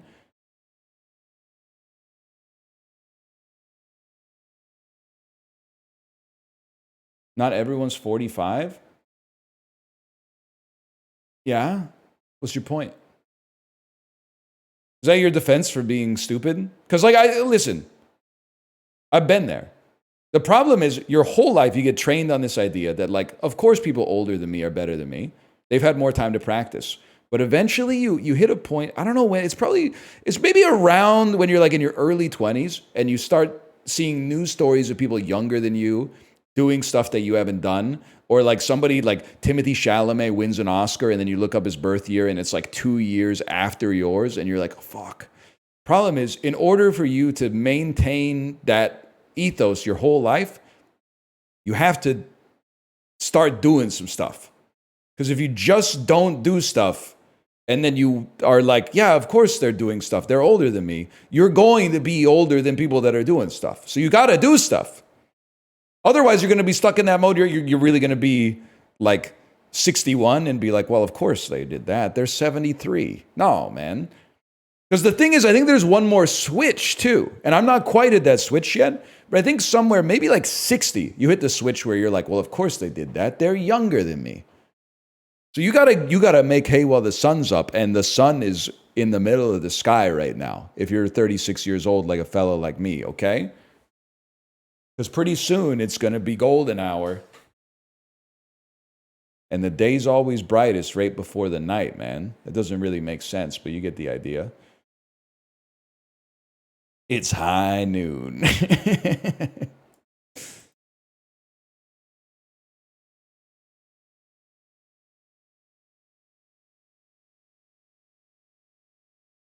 Minute cryptic. We're making hay when the sun's up, man.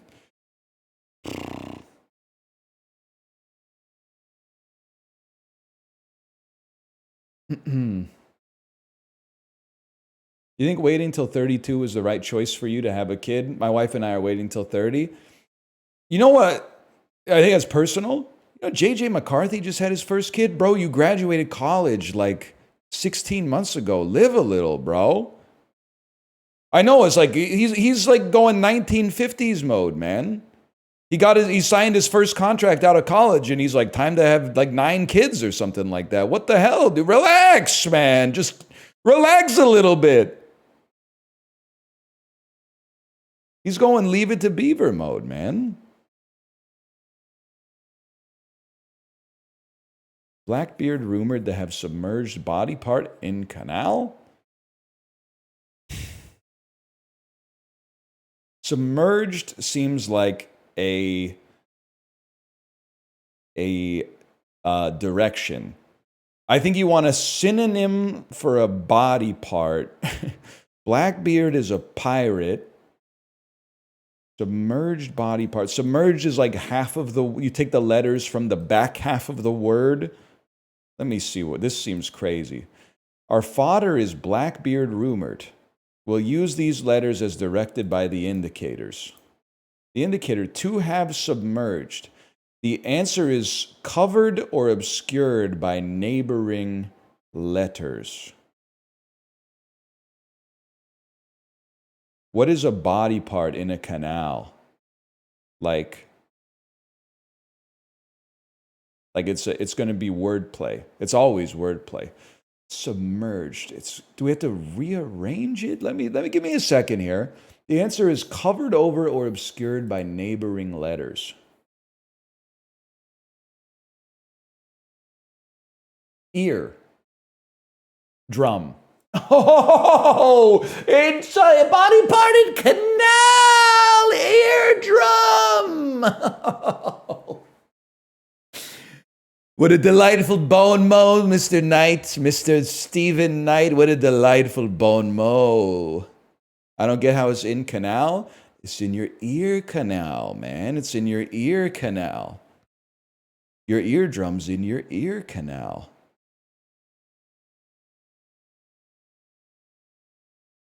But drum? Your eardrum.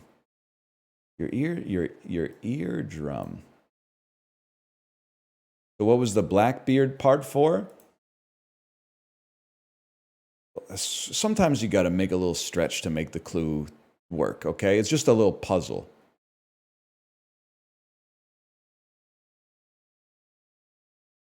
Did they have to use Blackbeard? Well, no, but yes, because they needed to make it spell eardrum. So yeah, yes, they did. But no, like in terms of, does it make sense? No, it doesn't really make sense until you remember that it's a puzzle.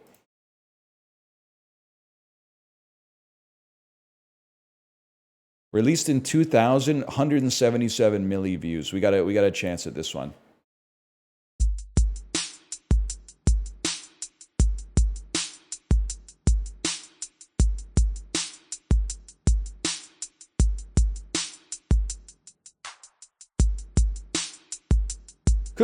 Could be girl group, could be pop star, could be boy band, could be R&B. I have no idea just from this beat here. I need a little more. It's Stan. It's obviously Stan by Eminem. Okay, that's the easiest. If you got it off number one, you're a real head for sure. That's crazy. This is gonna be funny. Never mind, it's kind of bad.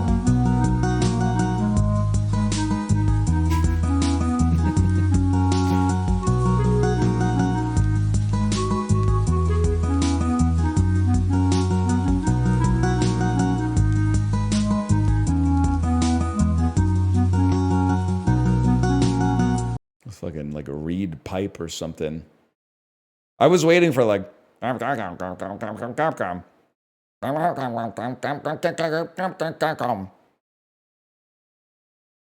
thought they were going to do some glorp rapping.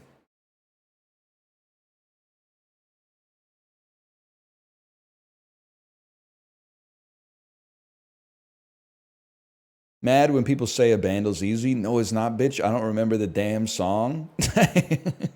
That's so real. That's real as fuck, man. Sometimes it's just hard to remember, man. No doubt about it. I'm trying to figure out what the fuck are we going to do. Let me check Steam really quick. If not, we'll play a difficult game about climbing. It would be nice. I'm enjoying a difficult game about climbing. It would be nice to get the game done just so I don't have to see the videos dying on YouTube every single day.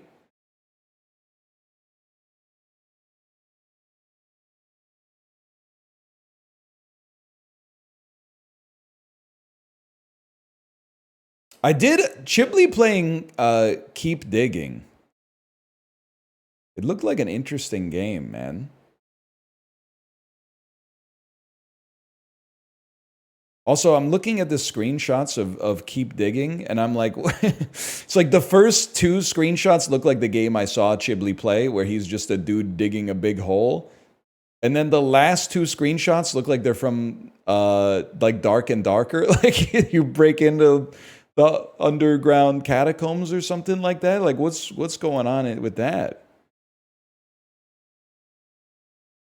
That's crazy. Dude, we should do it multiplayer though.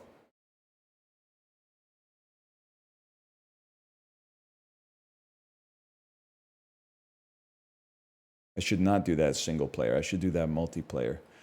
Let me just see what's going on, man. You gotta give me a second. Also, Cole LLC. Fill your quota or die.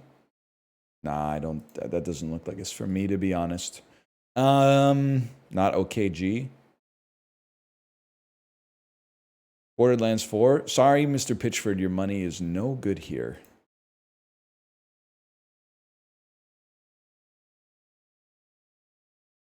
Your upcoming games on Steam starting to piss me off.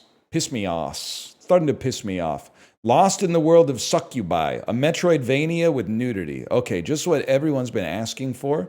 Hold Me Tight All Night, Oni-chan. Cozy Organizer. That is doing nothing wrong. I got the weapons are already hot. Tales of Legendary Lust, Aphrodisia. Why is the character named like a character that Eddie Murphy plays in a movie where Eddie Murphy plays all the characters? Priestess Lust, like it's just...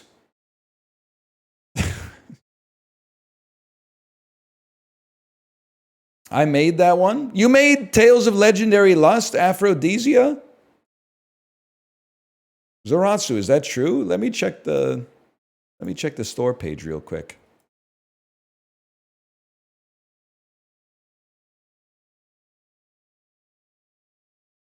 Were you also involved with lewd dungeon runs?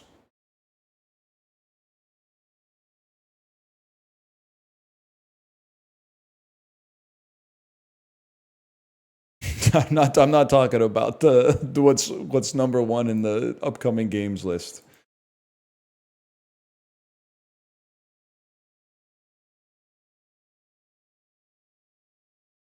No, it's not. I can't. Ah, damn. I had some questions. Like, I'm genuinely I'm not mad that people make these games. Like, if you were like, I work in an office, but at night I make like horny games, I would be like, that's the dream, man. That's a beautiful side hustle. But if one of my friends was like, yeah, I buy those games, I would be like, we can't be friends anymore, man. That's like, it's not even that is that bad in and of itself. It's just like it conveys such a lack of good judgment that it calls the foundation of our relationship into question.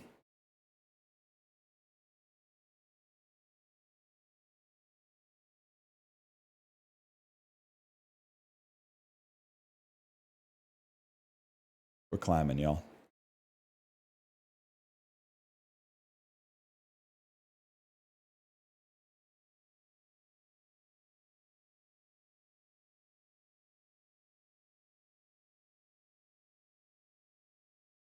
I have an offline account for those kind of games.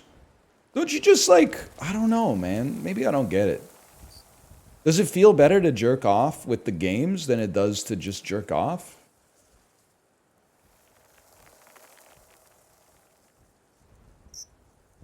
Yes. Really?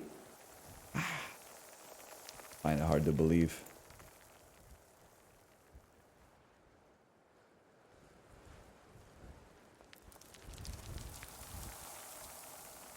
Difficult game about climbing. It's about the delayed gratification. Well, you could just like tell yourself you're not going to jerk it for like 10 minutes or something, right? I'm not trying to... Anyway, we're back with the difficult game about climbing. You'll notice we're not at the sewers, y'all.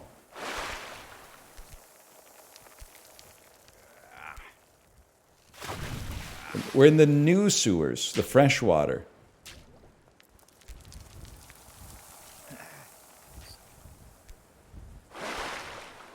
No man in the sewers today. Also, my kid is in school, which is, it only happens on 52% of the days annually if she never has a sick day. So that's precious for a guy like me.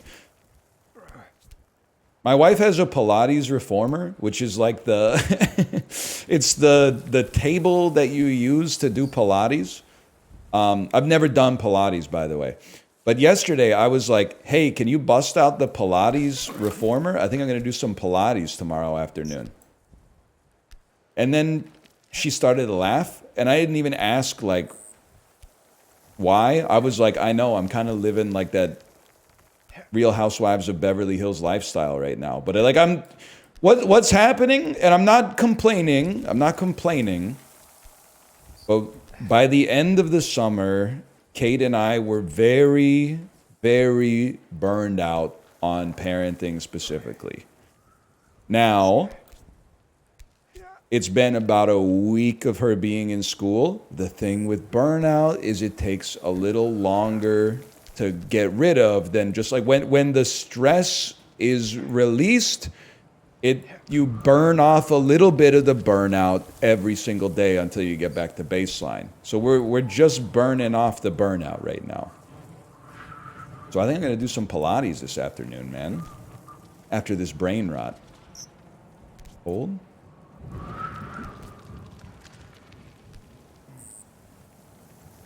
Ah! I'm okay.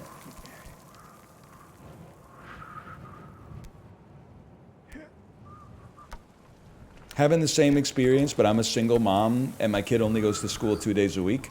Okay, well, like, so you said we're having the same experience, but then you were like, basically, you're mogging me. You didn't have to do that. We're on the same team. Wait, I don't want to do this yet.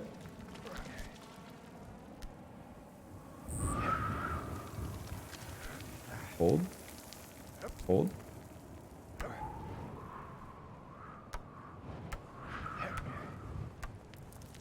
And then... Oh, I had such good clearance on it, man. True, maybe you can meet someone in chat that could help you co-parent. Please notice I did not say like a partner, because that's your personal business. But maybe you could find someone in chat who is like also a single parent, and you guys could like, you know, pool your work, but then also like pool your resources, like your availability. Because like there's certain things about parenting that you might not think about until you're in the shit. One of them is, they were right when they said it takes a village. And the reason it takes a village is because parenting one-on-one, two-on-one is a free space in bingo. That's nothing. So, but oftentimes you're going to be one-on-one. Parenting one-on-one is way more taxing than parenting 8-on-8. I think it's a little bit like basketball, because like in basketball, one-on-one, you're always, you're marking the dude with the ball or you're taking the ball yourself. If you were playing basketball 5-on-5, there's times you and the person you're marking are just kind of like pretending to do shit, right? You're like, you know I'm not going to get past the ball. That guy knows I'm not going to get past the ball. Let's just chill for a minute. 8-on-8 is easy, man. The kids like play with each other. Every once in a while, one kid does something wrong and one parent goes like, hey, knock it off. And then everybody's on their best behavior for like 10 minutes. That's one of the reasons it takes a village, for sure.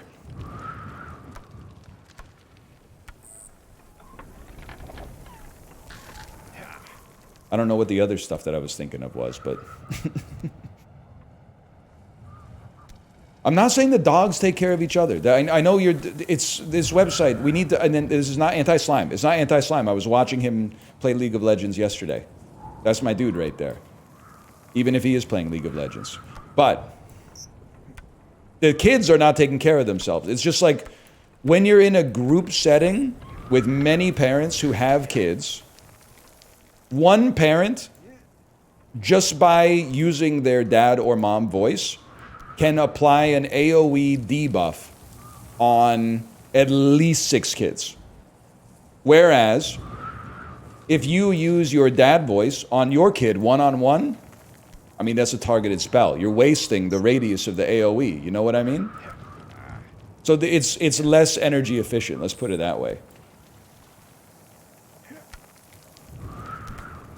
That being said, it does change, because like that applies for like the first 2 hours of the play date. But eventually, like, I don't know if it's once bedtime or nap time or the sugar from the dessert starts to hit, the kids start to basically go like demon mode. And that's where you're like, okay, now we got to split up. Now you gotta take the person you're marking and you gotta take them out of here. You gotta take them to your house. And then you come back the next day or whatever.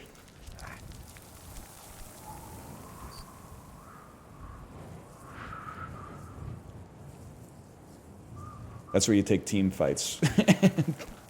Yeah, but not if you didn't get Rune, though. What's Rune? Rune is having something that you can threaten to take away from your child to get them to behave for another 15 minutes. Ice cream works.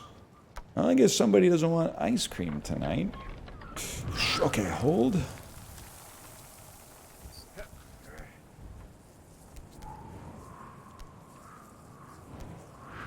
Sugar rush is not fake. I don't care what the science says.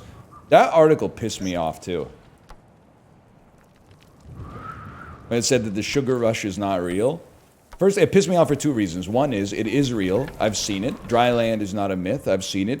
The other one was, why are scientists wasting their time, and I'm assuming the money of institutions, researching things that we already know are facts? Stupid. Very stupid. We know sugar rushes are real. Don't waste your time. You got a PhD, bro. You should be investigating like the mysteries of the universe. You shouldn't be investigating whether sugar rushes are real. We know they're real. I've seen them. I've seen them.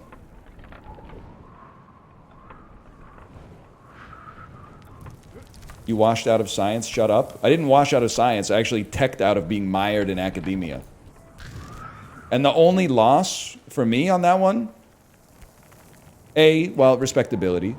I would do a lot less explaining if I just said, oh, I'm a professor. That would be helpful for me. It would make introductions a little bit easier. The other one is I would have gotten the Bob Balaban glasses like at least 2 or 3 years ago. Hold. Next time. Please just lock in on this jump. You're gonna die someday. You're gonna die someday.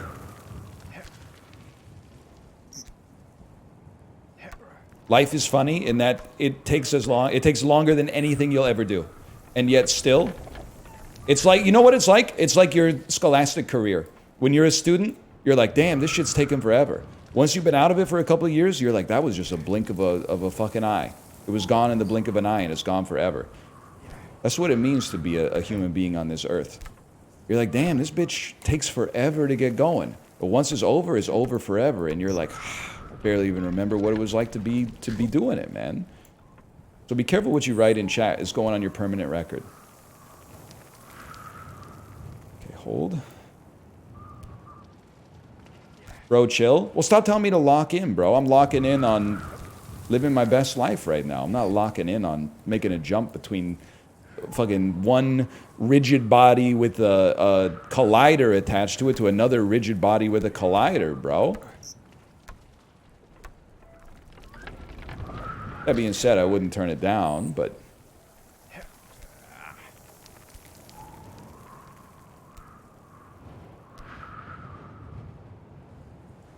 Hold. Hold. Unlock your mind? I unlocked my mind a long time ago. That's why I'm so bad at video games now. When my mind was locked the fuck in on video games, I was a stud, man. I was like boom headshot. You don't want to see me on Beaver Creek if I get the Banshee first. I might end up putting up a 25-0. Hold. Hold. Hold. Hold. Hold. And hold. Did Beaver Creek had a Banshee? Sorry, I read your message wrong. That's on me, that's not on you. I got Beaver Creek and Blood Gulch confused. And then beyond that, I actually got Blood Gulch confused twice because Blood Gulch in Halo 2 became Coagulation.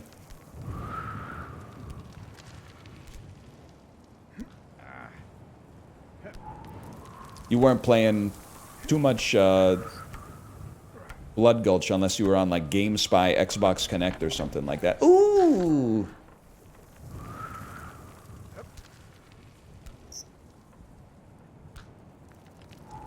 Hold. He knows ball? I used to know ball. I used to know ball. Hold. Hold. Hold. Hold. Not this way, please. The other way.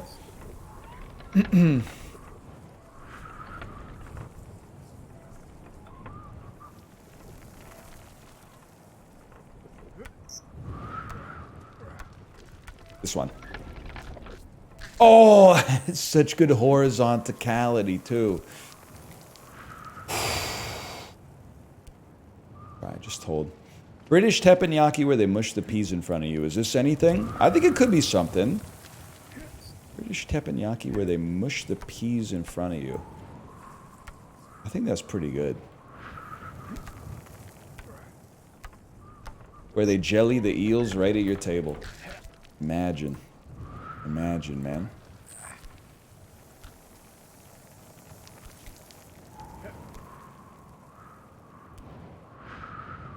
Where they spot the dick at your table.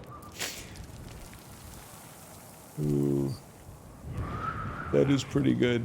You might have hit the ult on that one. I'm trying to one up it. I don't think it can be done. When you're at British teppanyaki, but you found out someone else bit the Welsh rare before you? I don't know. It doesn't... I'm just... Should just let it hang, honestly. Yeah, look at that. -2. -2.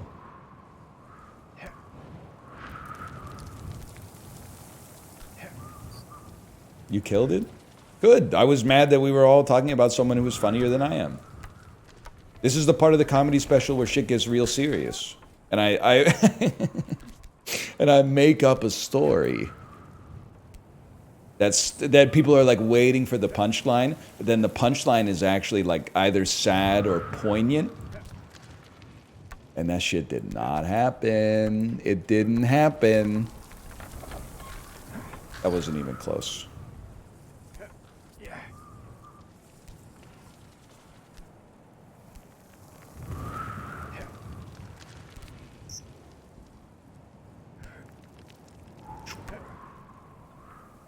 I'm tossing out punchlines that were never there. You're so real for that REM poster. Over my shoulder, a piano falls crashing to the ground. Aura.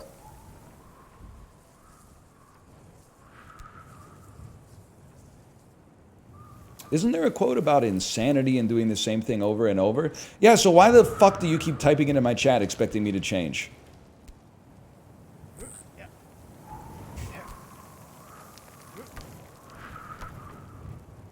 Now look at you. I've parried all incoming blows and now you're defenseless. And I hit you. I stop just short, just to see you flinch. And then I go. Yeah, that's right. Ah, this one's not it. This one's not it.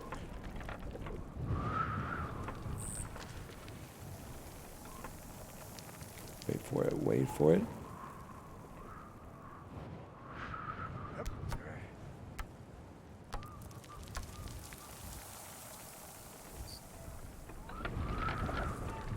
I really thought that one was it. My arms were looking good, man.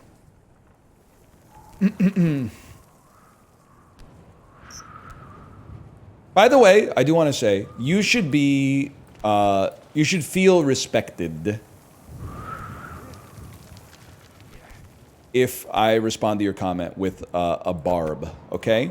The reason is, for every comment I respond to, there's like 3 comments I read, but I'm like, I'm not going to respond to that person because it's going to do too much damage.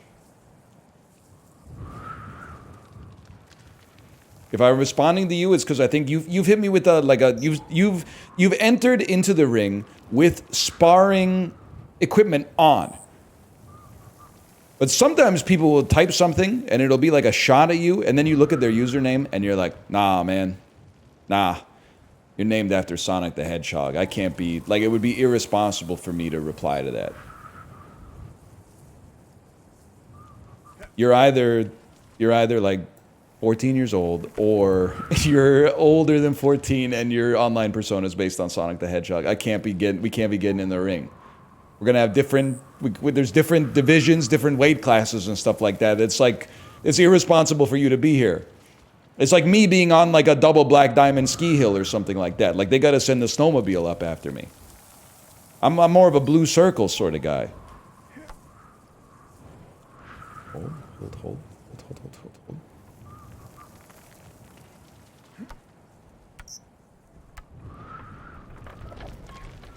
Oh! We hold. That was close. Thoughts on New Order? Some shit that the one worker left at the subway asked themselves when the DoorDash machine prints a new piece of paper? I don't know. What are you talking about? New Order? You talking about how does it feel to treat me like you do? Some shit like that? I doubt it.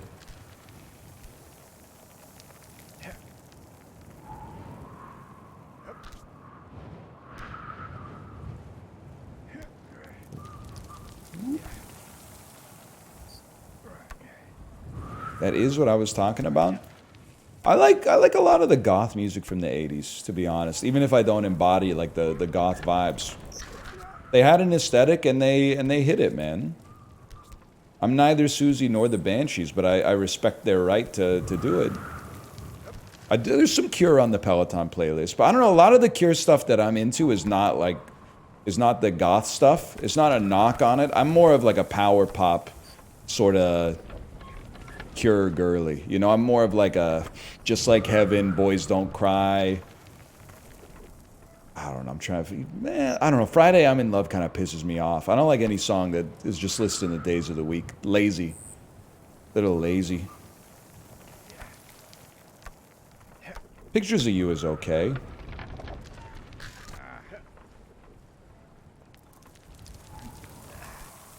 Just Like Heaven is really good.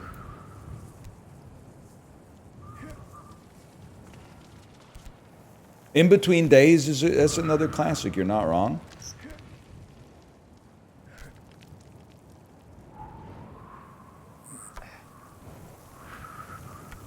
Hold. We're gonna do this.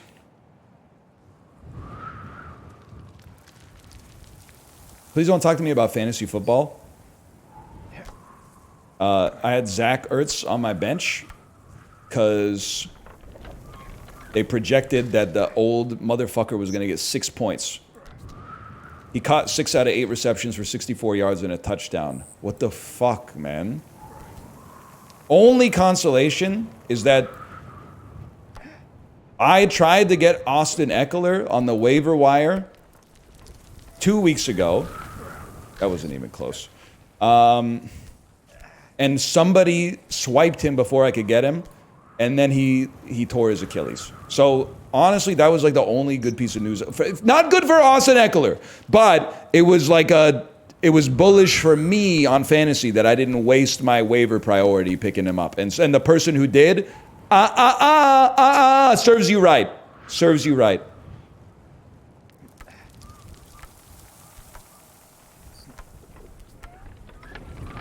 Hands too close together. You might say, why didn't you play Ertz? Bro, because I got Trey McBride, bro. I got like TE2 on my team. But I'm realizing if I go 0-2, I shouldn't tip my hand as a general manager. But if I go 0-2, I think I got to find another 0-2 team and try to shore up my QB position with my TE position. So I'll be like, you know what? Here, I'll give you... Ertz has been outperforming this year. I can move Ertz or I can move McBride.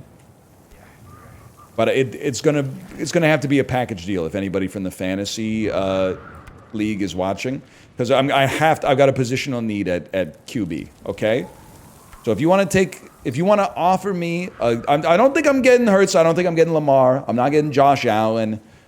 But like, if you wanna offer me a QB, I would go Stroud and a TE for a QB upgrade. Just something to put out there. And if you'd rather not have, I'm offering Stroud because he's my best QB. But if you would rather have Bryce Young or Cam Ward, feel free to mix up the offer.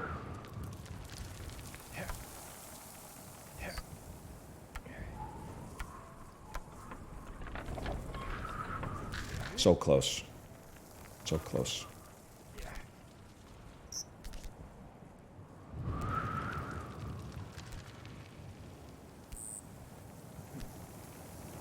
Why do you have 3 QBs? It's crazy to me that you guys don't play Superflex. I'm in a Superflex league and I'm in a normal Yahoo league, and the normal Yahoo league seems insane to me. I'm like, where's the flex, bro? The Superflex is goated.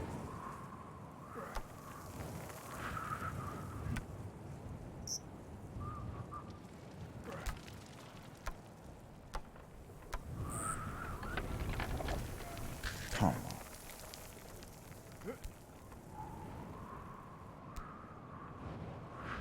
Hold. We got a super flex plus 1 flex. So we got a wide receiver RBTE slot and a wide receiver RBTE QB slot.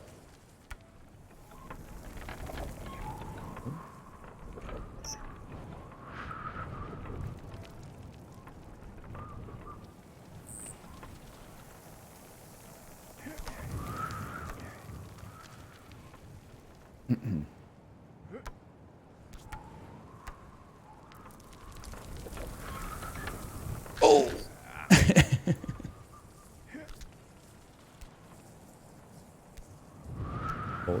Hold. Sorry, I forgot what to talk about.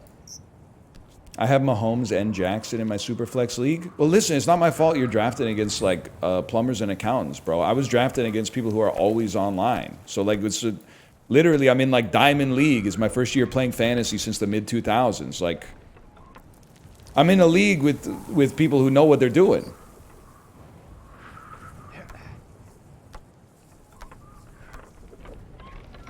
I got Josh Allen and Joe Burrow. What the fuck is wrong with your league, man? You got 2 of the top 5. You got QB1 and like QB4. Like, what's going on? Who are your RBs? Austin Eckler and Najee Harris? Like, that's crazy.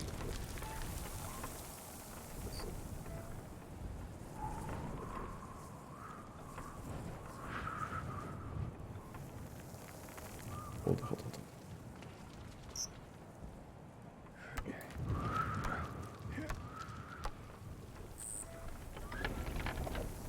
Oh, that might have been the closest one so far, bro. That might have been the closest one so far.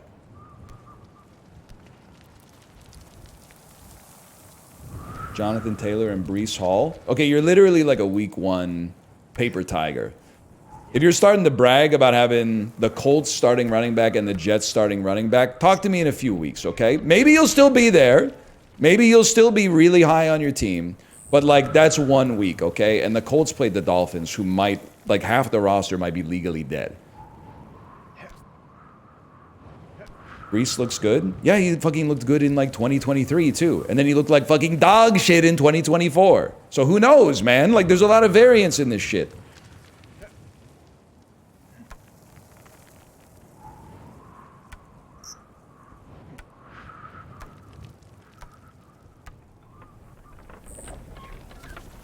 Oh. Just left my house with the dryer on, with the blanket and sheets in it. Are we going to be okay? Yes, you are. I feel confident saying you are going to be fine. I'm not saying you should do this. I leave the house with my dryer running all the time. At least once a month, I leave the house with the dryer running. Now, there are some caveats I want to add in here. I clean the lint trap every single time. There's not one time do I go, I bet the lint trap doesn't have lint in it. I'm just going to send it. I clean it every single time. And I'm not saying that the risk of fire is 0, but the risk of fire is relatively low. Also, a lot of you guys are probably like, I would never do that. But what you're doing instead is turning your dryer on and then like going out into your garage and working out with noise canceling headphones on, which is basically the same as like leaving your house. Like you're not getting the fire before the fire is too big to get. So like we're not so different is what I'm trying to say. Also, I'll do you one better. I'll I'll leave the house with the dishwasher running, or I'll run the dishwasher while I'm going to sleep. And the reason is, that bitch works on my schedule, not the other way around. What am I going to do if there's a flood? I'll fucking deal with the flood. I'll deal with the water damage. What am I going to do if there's a flood while I'm fucking awake? I'm going to just look at it and go, stop doing that. Like, I guess I'll throw some towels down on the ground or something like that, but it's not like I know what I'm going to do then. I guess I open the door and turn it off or something, but at that point, the damage is going to be pretty done.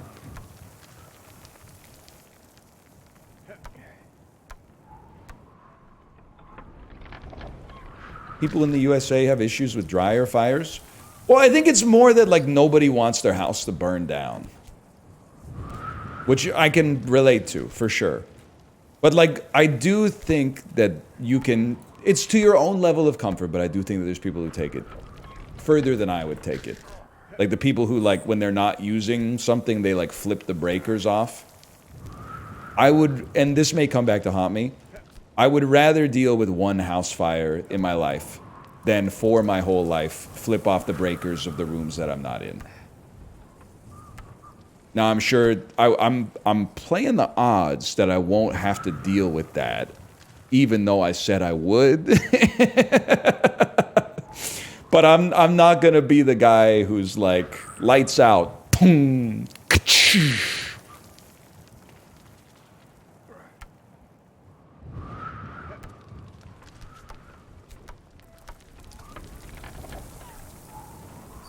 Hold. Hold.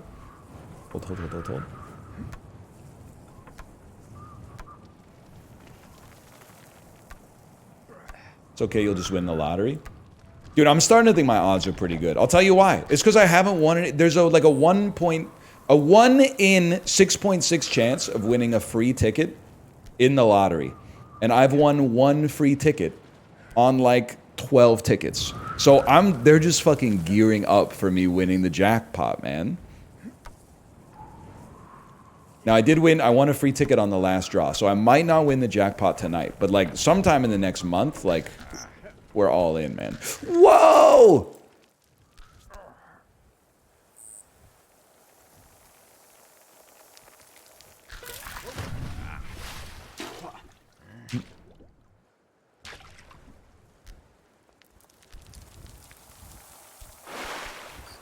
I don't know, man. I like the lottery as long as you lottery and thinking you're actually literally going to win is sad. Lottery and knowing you're not going to win, but paying a little bit of money just to dream, I think it's kind of based. And by based, I mean I'm defending myself doing it. If you win the lottery, would you still chill with us? I would chill with you more. I would chill with you more. We wouldn't have to stream craft dinner. Well, we still would stream craft dinner. Of course we would. We'd stream more. We'd buy the fancy ketchup. Buy Dijon ketchup. Know what I'm talking about?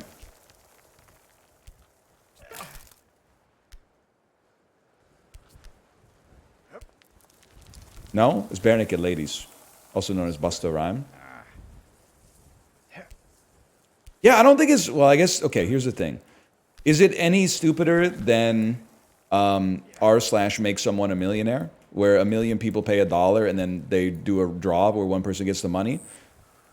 Some people might say it's stupider because that has a 100% payout ratio, whereas the lottery has like a 48% payout ratio or something like that. Yeah, but the other thing is your money's not going to a Redditor when you lose the lottery. Your money's going to, like, admittedly, to get it's paying for ads for the lottery. It's paying the staff who work at the lottery, but it's also going to, like, the schools and it's going to the hospitals, man. Like, some of that is going to stuff in your community.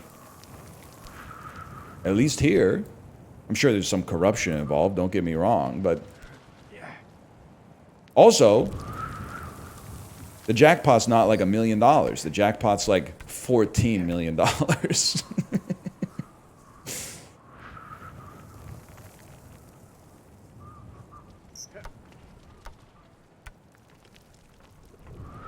How can we get out of this lottery is good arc? I'll probably get bored with it in like a bit, but like, what's your problem with it?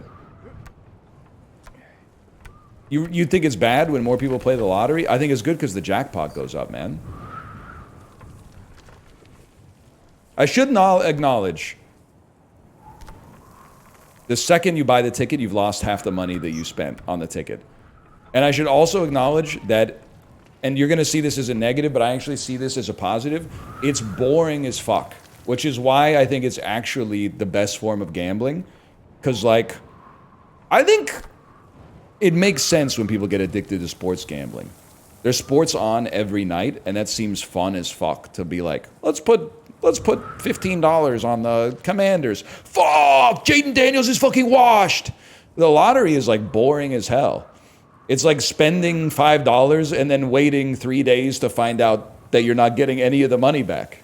Like, if you get addicted to playing the lottery, I'm sorry, I'm going to say something, like, really rude, but that's just skill difference if you're addicted to playing the lottery. You would have gotten got by something. Maybe the lottery's the best thing you could have gotten got by. It's honestly good that at least some of your money is going to fund public services, because it could have been going to something worse than that, even, because it didn't seem like you were that attached to it. Because it's not, playing the lottery is not fun. And it's so antiquated. They do the draw at like 7:30 p.m. Pacific time. The numbers don't come out until like 10. Like, they don't know what the fuck they're doing. It's like literally a person is drawing the ball out of the fucking, like, the spinner, and then, I don't know, they have to, like, Ernst & Young is, like, auditing it, and then it takes them, like, 3 hours to post the number on the website, man. I'm like, what are you doing? It's 2025.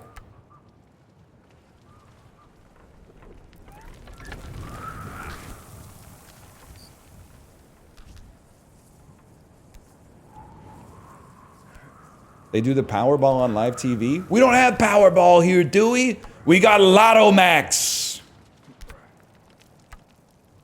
We got Lotto Max, Lotto 649.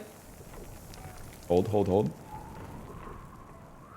And the Daily Grand or something, BC 49 maybe? I don't know, I'm not fucking with those ones. That's small stakes, man. I'm at the high rollers table. Give me a couple Lotto Max tickets with the extras.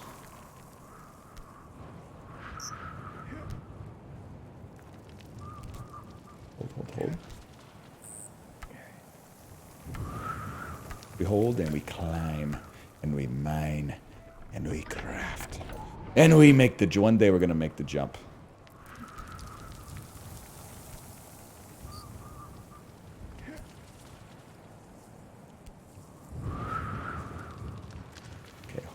Hold.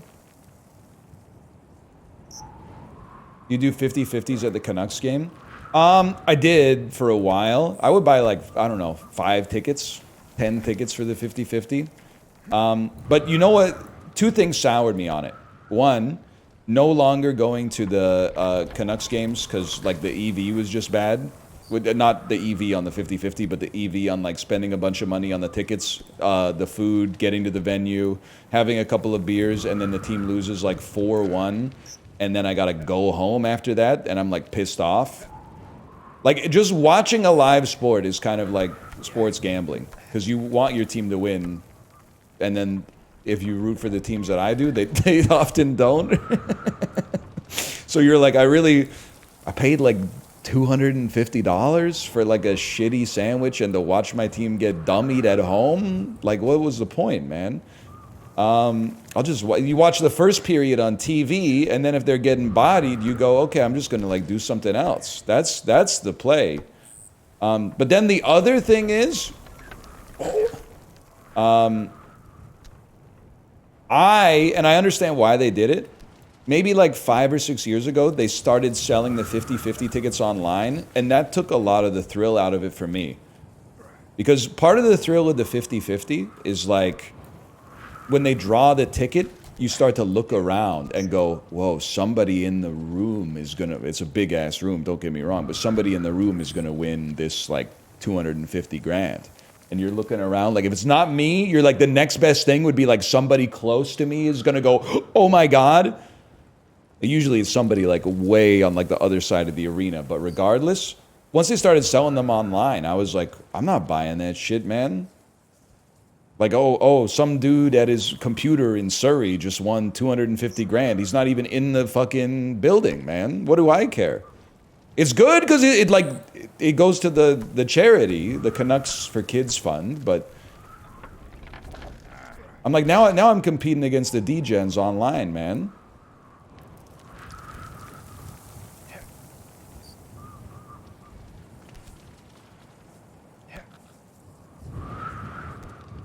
What the fuck?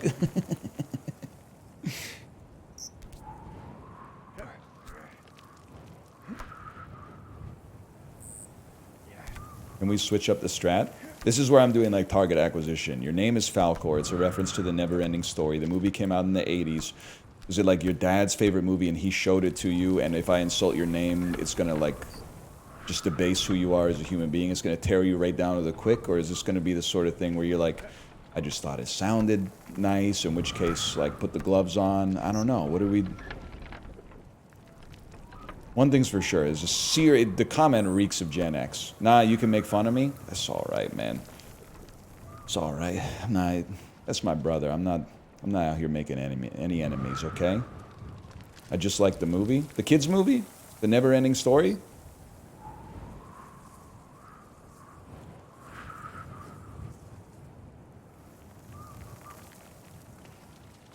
Yeah? Honesty's a virtue.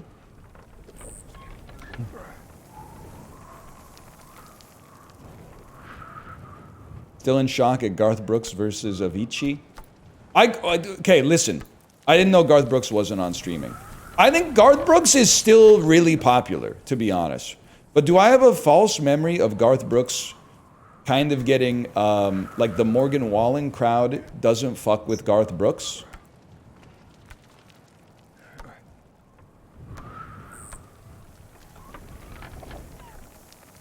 I thought Garth Brooks might, and I'm hesitant to say this, but I thought Garth Brooks might be like a little cool. He's really popular in Ireland. It's because he has that song, Ireland, I am coming home. I can see the rolling fields of green and temples made of stone. Irish country music, kind of a vibe, man. Garth Brooks was popping off when I was a kid. My parents had at least 3 Garth Brooks albums. Definitely had In Pieces. Does he have one, something called The Horses or something like that? I think they had Horses. They had the one with the Thunder Rolls on it for sure.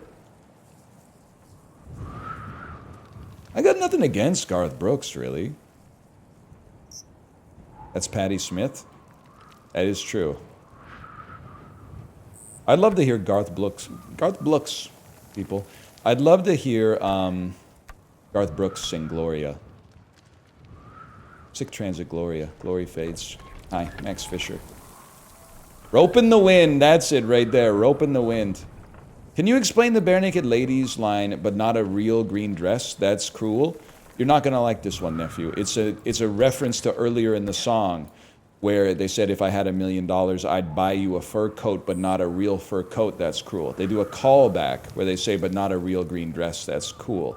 I don't know if you've only heard like the second and third verse of the song, but if you include the entire song, the purpose of the line becomes self-evident.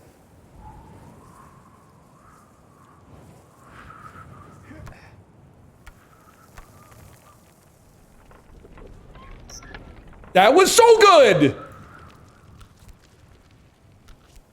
What's fucked up is I bet they had $1 million. Not before Gordon, bro. In 1991, you weren't getting to $1 million just for doing a cover of Bruce Cockburn's Lovers in a Dangerous Time that, you know, made it to #1 on Much Music, okay?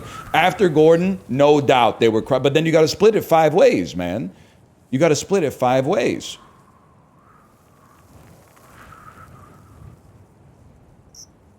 So they had to... Definitely after Stunt, they were popping. Don't get me wrong.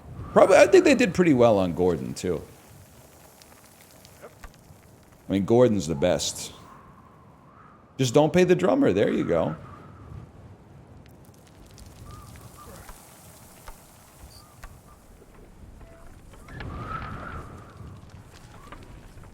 Maroon had some bangers. It had one banger. Tonight is the night I fell asleep at the wheel.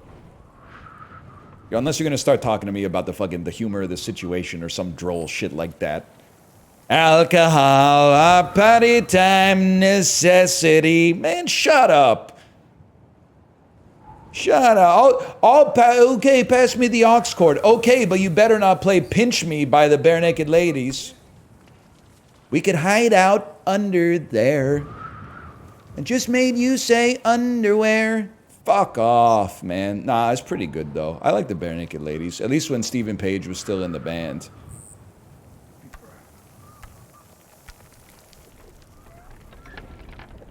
Ooh, we touched it. We touched it and spun it a little.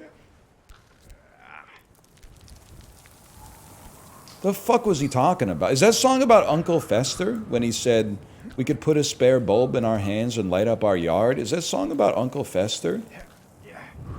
I don't know, but it makes me feel like I'm a kid again when I hear it. Field full of tires that were always on fire to light my way home? Maybe they were. Dude, maybe that's the inspiration for The Prestige. You're kind of cooking with that one. Maybe The Prestige is based on Light Up My Room off of Stunt. Also, I don't know if anybody else knows what the fuck I'm talking about when it comes to the Bare Naked Ladies. It's not the best album they ever did, but Born on a Pirate Ship is unfairly maligned, okay? It's unfairly maligned. It's got some good songs on it. Shoebox. They got a little self-indulgent with like Spider in My Room and shit like that, but Shoebox is good, man. It's not as good as Gordon. Stop posting Gordon greater than sign. Gordon is better, obviously. But Born on a Pirate Ship did not deserve to be treated like that by the Canadian media.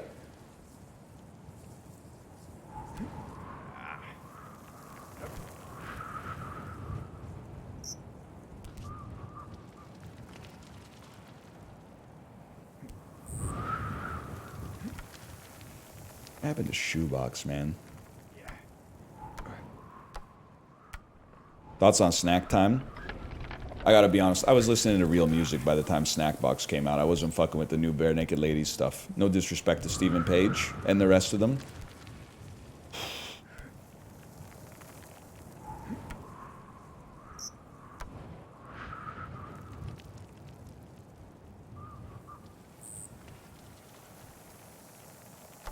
They just hear the name of the album and assume it has to be goofy. Well, and then, like, to be fair, they didn't do themselves any favors with the cover. The cover's got the dude with that hat on, like pulling the sides of his mouth and sticking his tongue out. Bleh.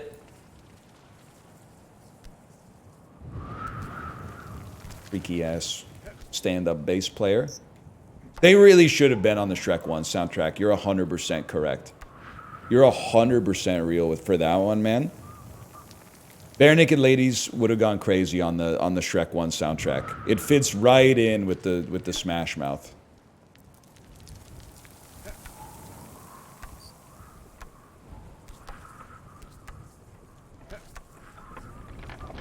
Don't flex your watch like that, man. Yeah, I'm still rocking the Timex Weekender. Indiglo broke, though. The Indiglo's worth, like, more than the watch, man.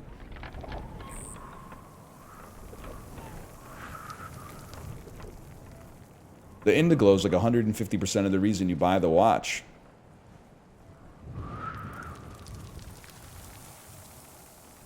What does Indiglo do? You press the dial of the watch and it makes the watch face glow green. So like if you were like in a really, really dark place, but you wanted to know what time it was, you could see what time it was. But it also, Indiglo looks cool as fuck. I'm sorry. I don't know if I'm very 90s posting here, but Indiglo is swag. Just having like a backlight would be much less aura than Indiglo. Indiglo is swag, man.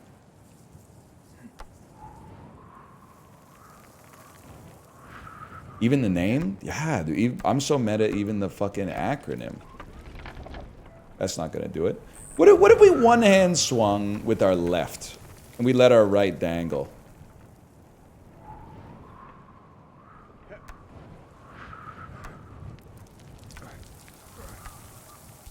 Like this. Ah, shit.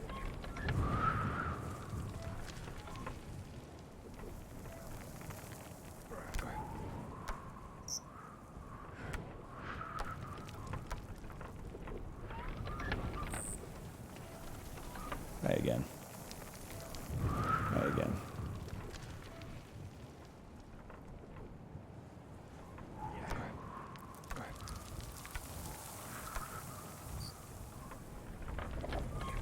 Oh, it might work. It might work.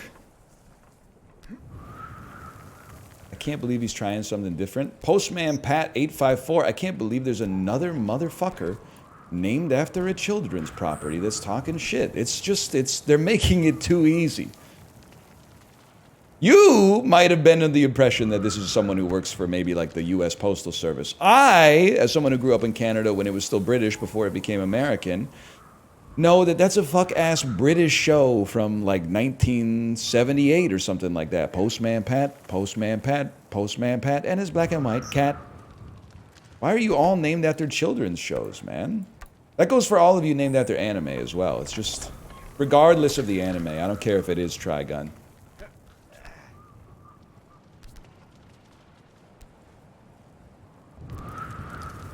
That goes for all of you who know what a mangaka is.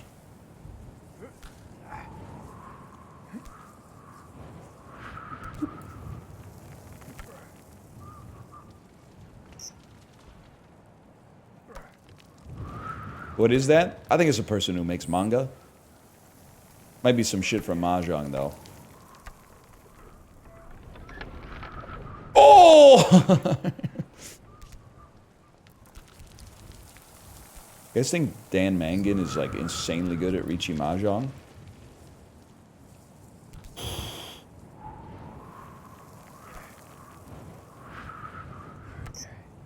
You think the Cocteau Twins would sound better if they were singing real words? It's an impossible question to answer because they wouldn't be the Cocteau Twins. It would be like Sophie B. Hawkins. And honest, I don't know. I really, something about Damn, I Wish I Was Your Lover. It's the way she writes so confusingly about sexuality in that song. Just like, I can't not respect it. I think it's a top 50 song ever made.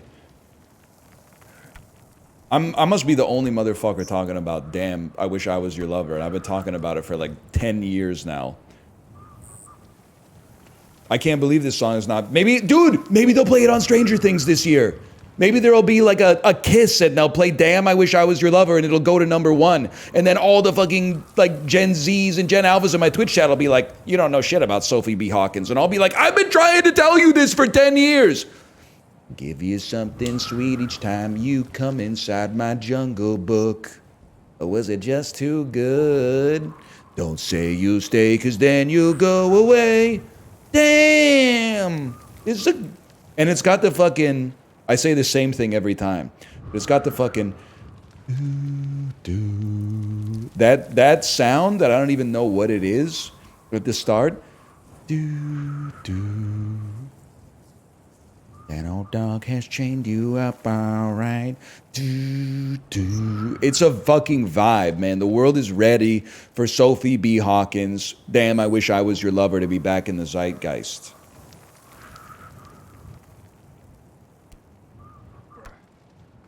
She's saying some crazy shit in that song. I'll be everything. Tonight I'll be your mother. I'd do such things to ease your pain. Free your mind and you won't feel ashamed. If I was your girl, believe me, I'd put on the Rolling Stones or we could groove along and feel much better. They gotta bring that back, man. That's early 2010s shit? Bro, I was saying this shit in the early 2010s. You're a Johnny come lately. We already been here, man. I was talking about this shit in like 2013. And the Stones are overrated as hell. Facts. That's facts. You're a real one for that one, nephew.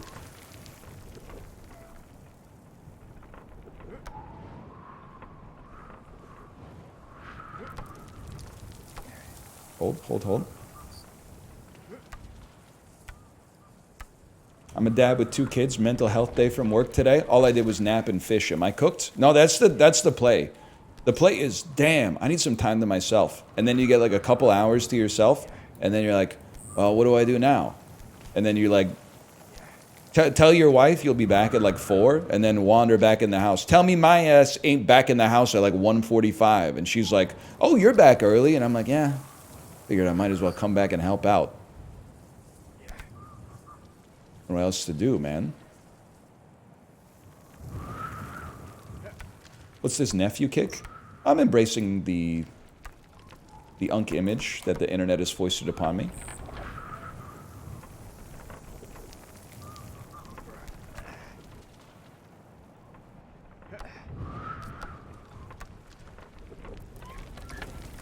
Oh!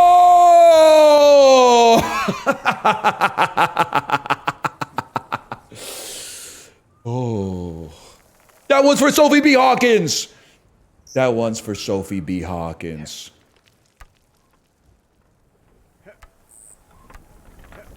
Any advice for sleep regression? Nah, man, all toddler sleeping advice is just you gotta tank it. I'm sorry to say. Trust me, we're still, I mean, this, you don't want to hear this. We're still dealing with sleep nonsense. And my daughter actually sleeps like, I think she's an above average sleeper. But now, she hasn't had night terrors in a while. But after I say it's time for bed, she will say, Daddy, teach me how to fall asleep. And I'm like, you just close your eyes for like 5 minutes and then see if it works. And then she does it for 10 seconds and goes, it didn't work. And I gotta be like, and she'll start lying. I know this sounds horrible, but she'll start lying and be like, I'm scared. And I'm like, no, you're not. You just know that if you say I'm scared, I'll be like, I'll comfort you. I'm like, there's nothing to be scared of. You have a night light. The light in the hall is on. I'm literally sleeping like right next to you. I've been a child. I know that you're not scared in this situation. But you, the father brain is like, oh my God, what are you scared of? She'll come up with some insane shit. And you're like, just go to sleep, man. Just go to sleep. You should be scared of the deleterious effects of You should be scared of the deleterious effects on cognition of suboptimal sleep stacked up over several weeks. That's what you should be scared of, because that shit is real, not like the Babadook or whatever.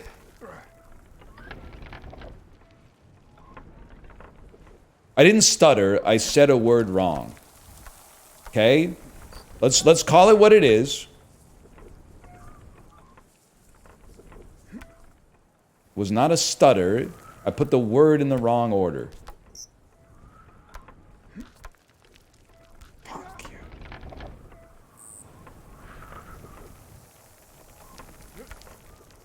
Like chat's never said a word wrong. No, but I be doing it a lot. But to be honest with you, I think it's because I'm still...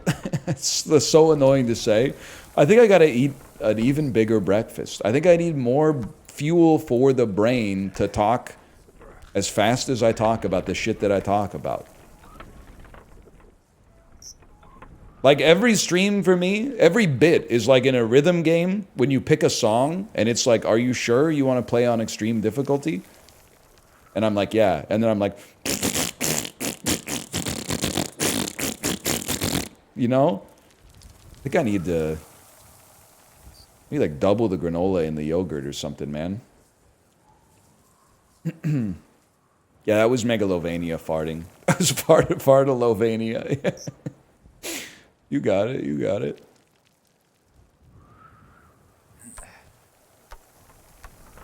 Oh.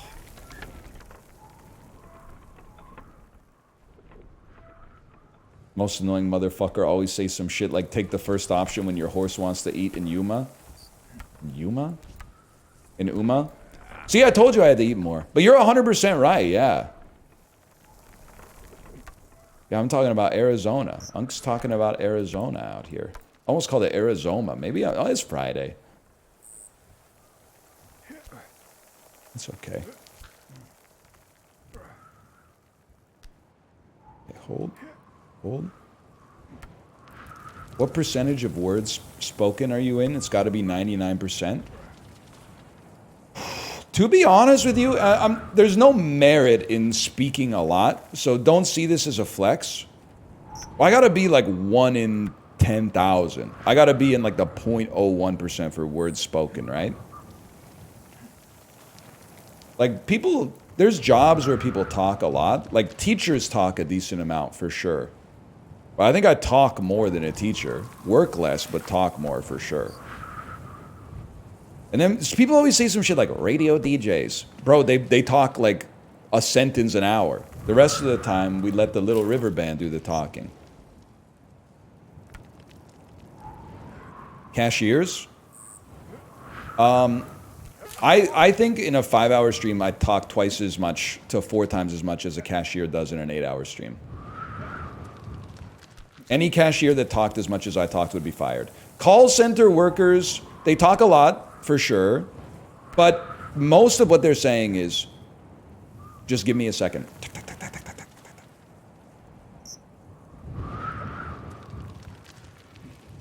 Most of what they're saying is keystrokes.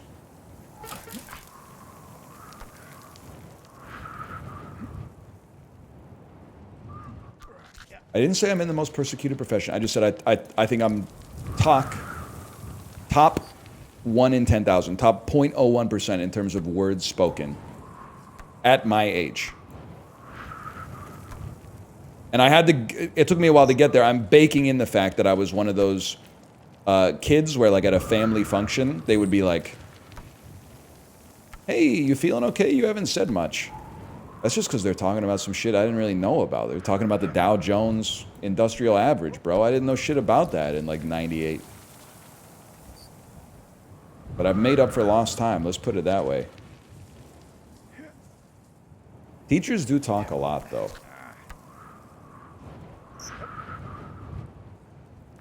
Tour guide? That's a good point. Tour guide's going to be up there, too. Especially those, like, yeoman guards at the Tower of London, man. They must have, like... They must be drinking mad tea with honey in it. Because they're yelling like crazy.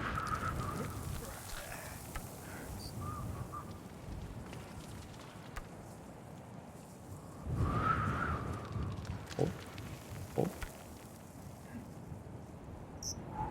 Auctioneers?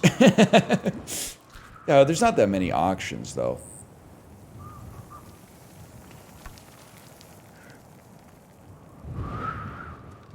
I think like trial attorneys would be up there too.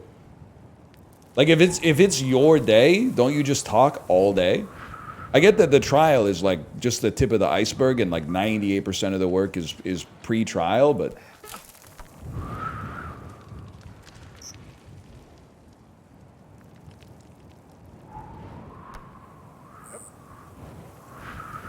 who talks more, you or Ken Jennings? Raw, I talk more, for sure. 100% me. He talks, if you think that Ken Jennings is talking for 50% of every Jeopardy episode, there's about 100 minutes of Jeopardy per week. That's 50 minutes, bro. Now, I'm sure he's got meetings and shit like that, don't get me wrong. But that's light work, man. More than the average streamer talks, for sure. What is, did I say 50 minutes? 50 minutes a week? More than the average streamer, for sure. Especially if you were to cut out, like, hey, thanks for the resub. If you take that out, if you take the modal phrase out, the average streamer might not be saying anything. Might be saying like a word an hour. They film 5 eps a day. Yeah, but it comes out in the wash because they only release 1 a day. It's not like they're sitting on a vault of like 30,000 Jeopardy episodes. So effectively, he films like 5 eps a day, but then only 1 day, and then like the other 6 days he's not doing anything. Well, he's not doing his day job. He might be doing something.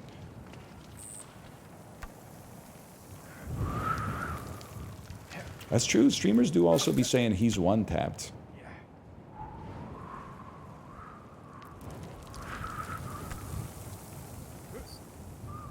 Favorite genre for Final Jeopardy? Oh, good question. Favorite. Anything pop culture, for sure.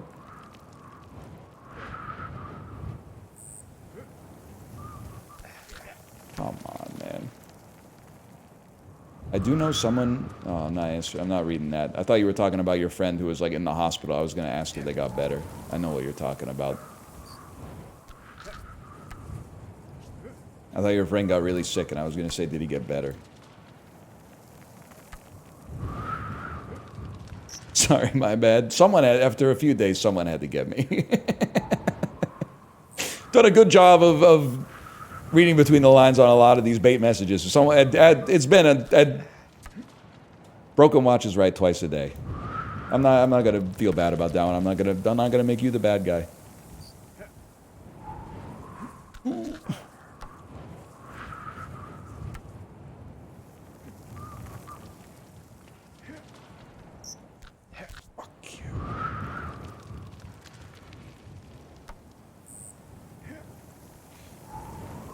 Whoop.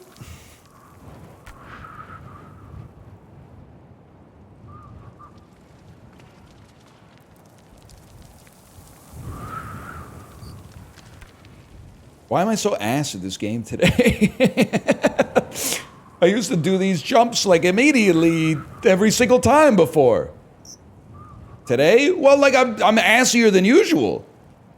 I'm insulting myself to be... Oh, no, I just had to get mad at myself a little bit. Now we're so back.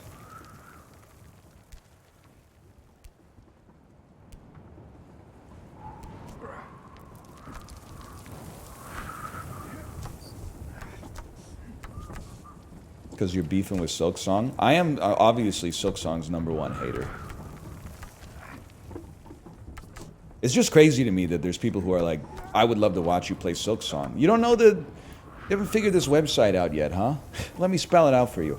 It's for watching people interview random 21-year-olds in Fortnite, and it's for watching people react to game shows from 1986, okay? That's what the website's for. It's not for watching someone play Silksong and then asking, has he gotten to the twist yet? It's not for that. It's for watching Justin wear a helmet that has 2 cans of sparkling water and a hose, and he sculls both of the cans and then burps really loud. That's what this website is for, man.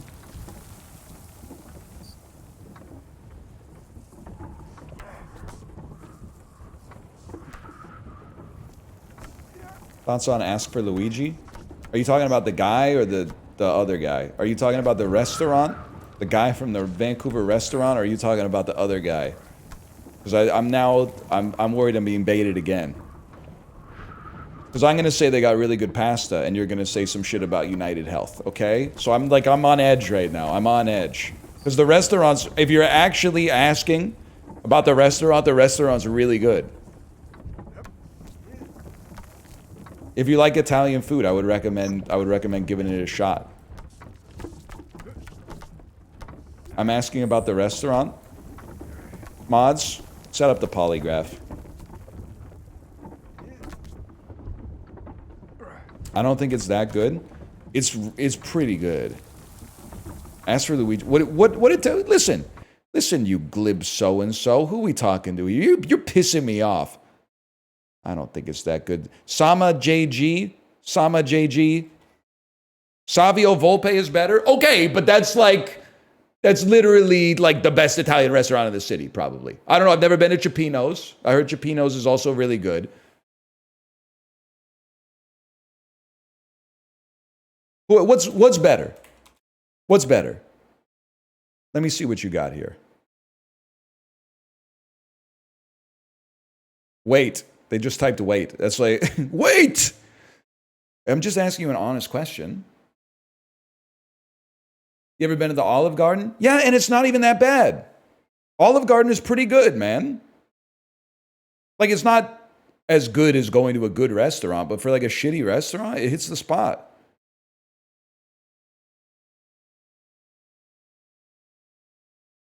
What the fuck? Stans, I'm just like, okay, this is something you have to know about me. What pisses me off is that people will get mad at a restaurant like the Olive Garden because they watch like too much No Reservations or something like that. And then they'll go out for dinner with their parents and be like, oh, the Olive Garden again. I'm so fucking pissed off that I'm here and not having like fucking Bun Bo Hue in Vietnam with Anthony Bourdain. You need to get out there and do that shit. Just go get the food with your parents. The point of going to the Olive Garden is you get stuffed with salad, soup, and breadsticks, and then you have like an okay pasta. Your dad pays the bill, and you guys talk about family stuff, and that's what it means to be alive, man. That's what it means to be alive.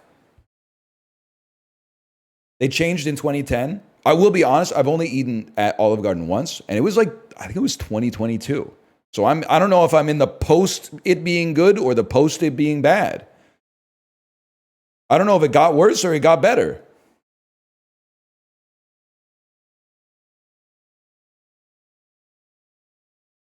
One moment here. Okay, Sama, what did you say here? Texas Roadhouse? Listen, buddy. And the horse you rode in on.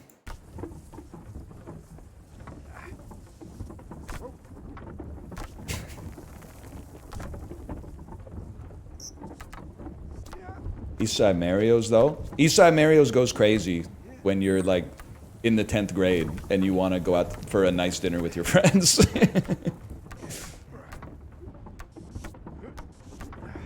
Huge.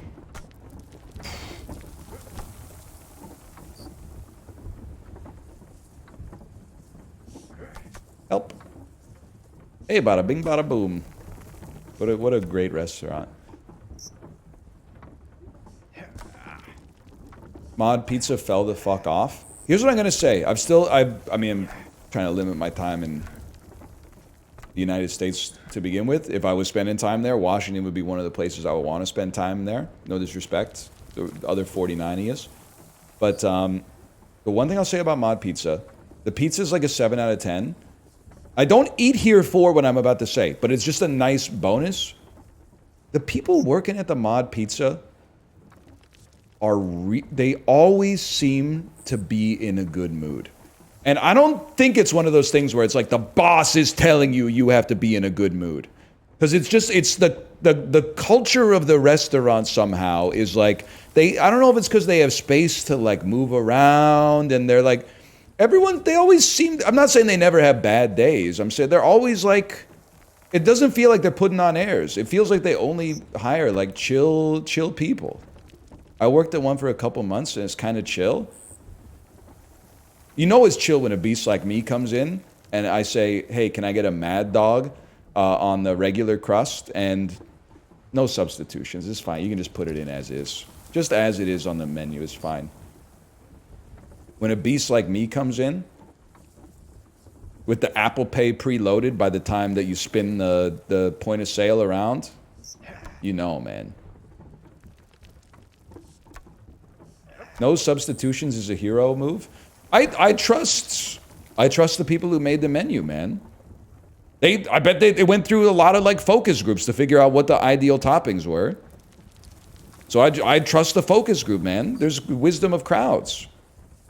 I'm not even trying to flex on you. I'm an insanely good customer. I order almost everything as is, man. Unless I'm ordering it for my kid. If I'm ordering it for my kid, might say, can I get the bolognese? But can I get it with the rigatoni noodles? Because she likes the bolognese. Sometimes they have like, it's usually spaghetti bolognese. And I would much rather she had the short pasta because it's easier for a 4-year-old to just use a fork to eat the short pasta. But for me personally, I almost always make no substitutions. One exception, if my wife wants a burger from McDonald's, I always go through the beep, boop, beep, boop, boop, boop, boop, no pickles. Because when you get the bag, the burger has a Post-it note on it that says, symbolically, good husband. Before she even opens the burger, it says, like, special, made to order, no pickles. It basically, your husband is McDonald's certified wife guy. It's free XP. You're stupid if you don't do it. It's a login bonus. Okay, sorry, I got lost for a second.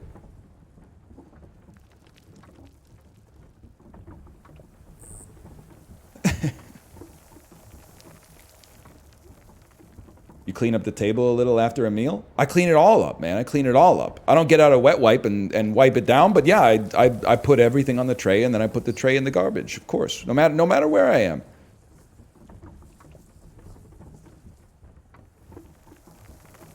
Is it better to be a good husband or a good father? That's tough, okay, because it's a poison pill. Because the first thing you have to say is you should be both. The second thing that I'm going to say is better is a weird word, but it's probably better to be a good father because a kid can't fix their own shit, and like your partner is an adult who maybe could fix their own shit even if you sucked. But I will say, and I apologize if you're, well, I don't apologize if you're a shitty father, but I apologize if you had a shitty father, which I know many of you did. Being a good dad to at least a 5-year-old is so easy. It's long, like it's long hours, but it's not hard. You're just sort of like there. You're just sort of being around and like making sure that like they're not doing anything that's harmful to themselves, and like, you know, taking them out, taking them to the library, taking them to the park, making conversation with them and stuff like that. You're just sort of there, man. As a parent of a 4-year-old, I disagree. Oh, what am I missing, man? What am I missing?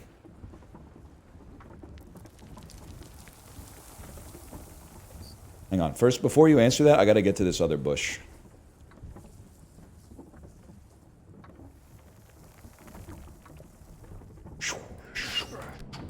Huge. Yeah, the hardest part is playing with them. I don't know what the second hardest part is. The second hardest part might be like cutting the fruit, I guess.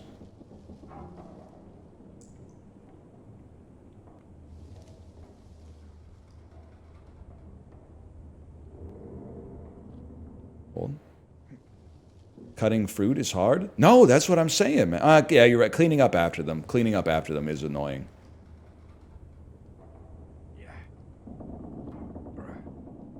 Because they really do, like, while you're cleaning something up, they're making an exactly equivalent mess in a different part of the house, which is so annoying. But you just, you know, I mean, that's what you do. That's why it goes hard to, like, clean up while they're not in the house. Is making them 3 meals a day not annoying? I mean, I'll give you some tech. You're gonna hate this, or maybe you're gonna be like, whoa, I never thought of that. My kid loves to eat pasta, so like 1 to 2 times a week, I cook up like a pound of pasta with a jar of tomato sauce, some vegetables hidden in it, and just like, whenever she's like, I'm hungry, I want lunch, I want dinner, I'm like, check it out. When the moon hits your eyes like a big...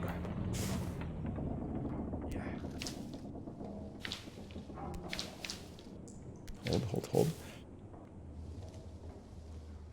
I'm kind of, if I'm crashing out over everything, it's the people that are saying, like, try doing that after you go to your job. Listen, guys, I know my job is easy, but your job, most of you also have easy jobs.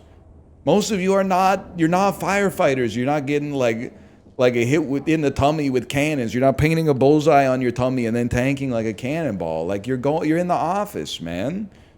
But you're really trying to steal valor, right? Like, so like, I know mine's easier, but you're like, yeah, try doing improv with your kid after 7 hours of sales calls. Like, it's not that different. I mean, I guess I wouldn't know, but I can't imagine like it's that different. Yours is harder, I'll give you that, but it's not like it's a good excuse to not do anything. Like, what are you talking about? It's an insane sentence, man. Also, I hate to tell you this, but you don't even need to be there for the sale. I kind of resent you being there for the sales call. I was going to buy the shit anyway. I came into the store or called your company because I was going to buy it. I found it online already. I just want to make it like as fast as possible. But now you're trying to like upsell me on some kind of insurance I don't even need because I just don't drive that much, man. I'm sorry, I just don't drive that much. You sit around playing games, man? And you're saying that it's easy for me to be a good father because my job is like 10% easier than yours, man. Nobody's here flying Spitfires in the Battle of Britain. You know, we're all I'm not saying we all got a great life. I don't know what's going on for everybody, but it's like kind of, it's annoying as fuck for you to be like, you know, of course you're a good father. You don't have to drive to work. It makes you sound like kind of a puss, to be honest. Oh, I can't play with my kid. I spent too much time in traffic today. Fucking nut up, dude. You're the one who made him. The fuck are you talking about? Sorry, daddy can't play with you. Traffic was a little heavy today. Because that's the corollary of what you're typing in chat. The corollary of what you're typing in chat is like, I had a really hard day on the road. Daddy would love to work from home and then play with you, but instead I got too stressed out in my car. Like, what are you talking about? I want better for you. I'm an electrician. It's not that hard to play with my kid after work. Tell him what you said. Tell him what you said, you blue collar motherfucker. Tell the email jobbers. Tell him what you said. Yeah, and he's up on a ladder. He's up on a ladder all day. And what? Tell him about the tight spaces. The tight spaces? Yeah. He's in tight spaces all day. Yeah. He says it's not that hard. He says he still picks up his 14-year-old kid and throws him in the air. He throws him 10 feet in the air and catches him. You hear that? Yeah. Okay. Tell him what you said. Tell him what you said about the Vietnamese pate. Are you holding him by the collar? No, he's not like a little guy I'm holding up like this. He's fucking like 6'8". He's a 6'8" Giga Chad. And I'm going, tell him what you said. Get him. He's tall as fuck because like subconsciously that makes you think of him as a more authoritative source.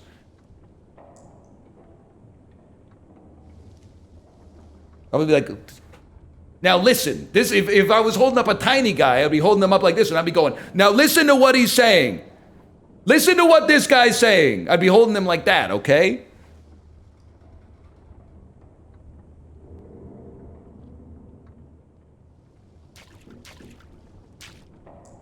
I do think it's easier for me, obviously. I mean, at like 2:30 p.m., I'm going to probably do some Pilates. And I'm thankful for that. Don't get me, I'm not saying, oh, it's so fucking hard. But it's annoying when you're like doing what you're supposed to do and people are like, of course you're doing what you're supposed to do. Your life is like 10% easier than mine. Well, what do you want me to fucking say, man? What do you want me to do? I can't do anything. I'm frozen on a smug face. Oh. By the way, just while I'm here, last night, I shaved. And when I shave, I take my shirt off. Because otherwise, you get the hairs all over your shirt. So what I do is I take my shirt off, and then I shave, and I hop in the shower for 5 minutes after I shave to get all the hair off my body.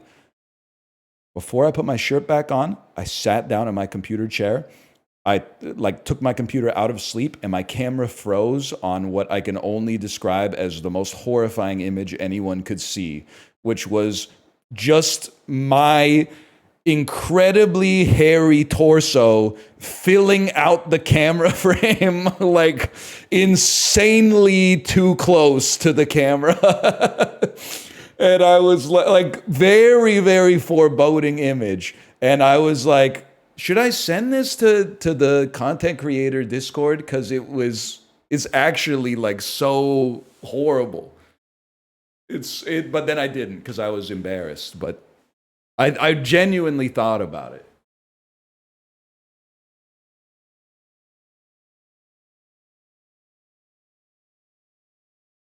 Like all I can say, I know RFK has a completely hairless.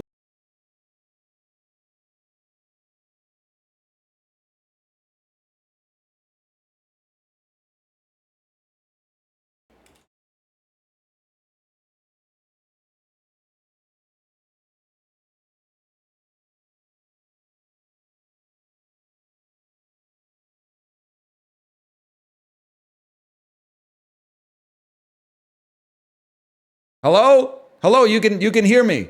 You can hear me now. Okay. I don't know. That was weird. Marco Rubio, get out of my PC. Anyway, all I was gonna say is that the creep shot of me had serious like RFK energy, even though I know for sure he's got like a laser hair removal torso. It was like I feel like my torso looks like RFK's, but like with hair, and it was so close to the camera that it was like it looked like maybe the last thing you see before you die. Now, I'm not saying that it's RFK's torso when he was 36. I'm saying his torso now. Private equity took over. You'll know private equity has bought the stream when we play Borderlands 4. No game audio now? What the hell happened, man? The hell happened? Like, I unplugged my camera, plugged it back in. My microphone stopped working for a second and then started working. And then the game audio doesn't even work. Give me a second, man. Give me a second. I'm going to reboot it. Call of Duty stream would go hard. Maybe you might get your wish. You might get NHL 26 next week. Until I play it and then get like 4 viewers and lose every game 8-0 and then go, man, fuck this.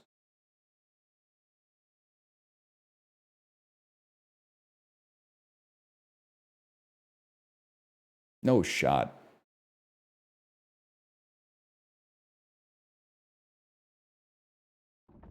Just give it a second. It's loading. Game audio!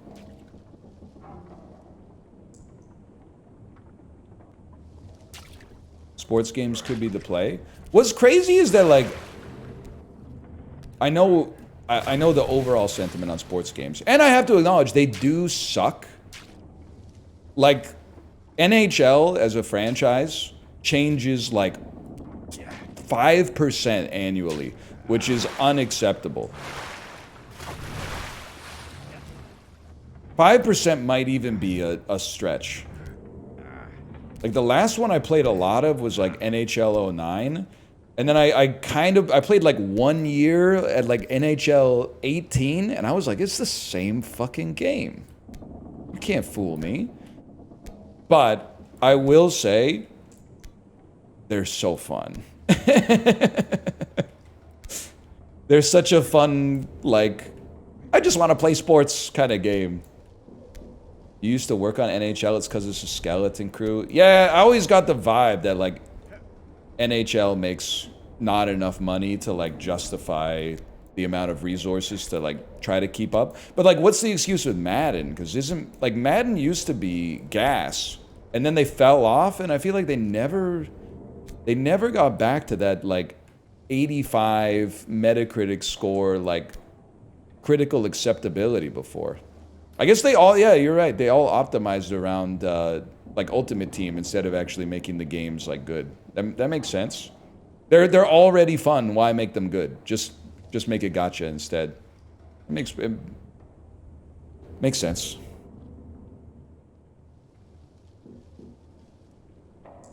I feel like I'd rather grab with the left, man. That wasn't very smart. I think I should try to go along, though.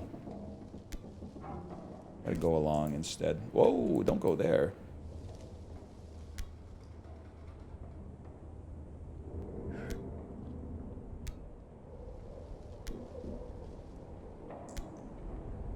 Guided by Voices was in NCAA 06. I have to guess. I'm going to guess that it was Teenage FBI. I can't imagine another Guided by Voices song making it into a sports game. And I think Teenage FBI is a pretty good song. It was Teenage FBI. Okay. Live version clears the record version, but that's okay.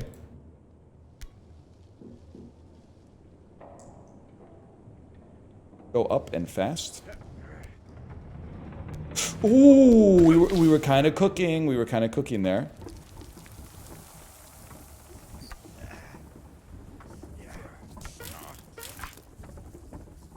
Thoughts on Randy Described Eternity. Best song off of Perfect From Now On. Lyrics I think of anytime I'm going to do something that takes fucking forever.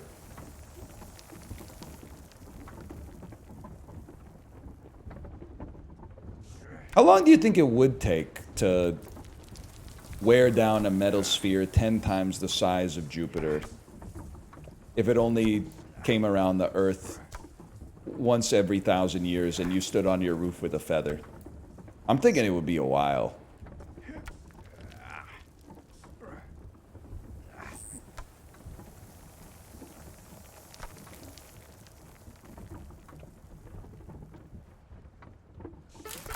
If I could get some time, I'd knock it out in an afternoon. That's real as fuck, man.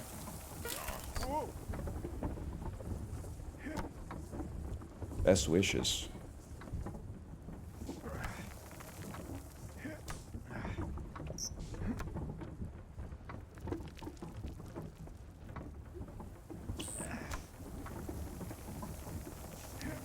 Have you played White Knuckle? It's like this game, but good. I saw it when you wrote it the first time, Germa viewer.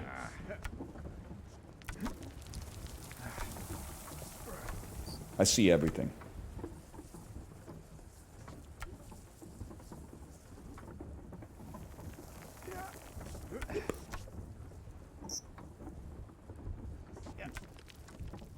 It's really good, though. If they make a third person... If they make a third-person White Knuckle, maybe I'll play it. While it's first-person, I can't play it because I'll throw up. And, by the way, if you're like, oh, stop being a baby, stop being a baby, okay. Take 15 seconds of this. Boom. 15 seconds of that. That's your punishment.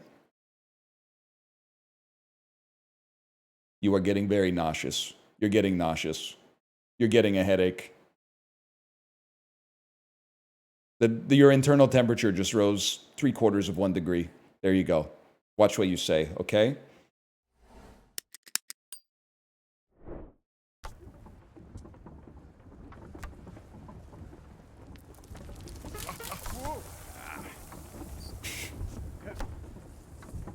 Why are you punishing everybody? That's true. Like everybody else, next time that happens, everybody else close your eyes, okay? And just that one person, you should watch this. I do remember in the 6th grade, there was a kid in our class who like never did his homework. Because like in hindsight, at the time, you're like, he's lazy. He's like 11, right? You're like, he's lazy. But then, looking back, you're like, I bet his home life was unstable. Because he was getting into some behaviors that an 11-year-old is like not getting into. Like playing Final Fantasy VII. Anyway, so he would never do his homework and our teacher would like crash out on him. And then one time... This is all real, I swear it to you. One time, he didn't do his homework, and the teacher was like, "'Cause you didn't do your homework, I'm making everybody stay inside at recess." And I think he thought that this was like sweet, and we would be like, "Man, you just cost us recess, dude!" What actually happened is it galvanized the whole class and united them against the teacher. And then in the back channels, which was like the next recess, we all got together. The jocks, the preps, the nerds, the burnouts. It was the 6th grade, but like the archetypes are starting to form. And we were like, we're gonna have a fucking strike. We're gonna have a friggin' strike, okay? So we wrote like the terms of the fucking strike. And then we gave it, I don't remember the exact specifics, but like we gave it to one kid who had a reason to go to the office. And we're like, deliver this to the secretary in the office and this shit is gonna pop off. And then she got intercepted on the way to the office by the teacher.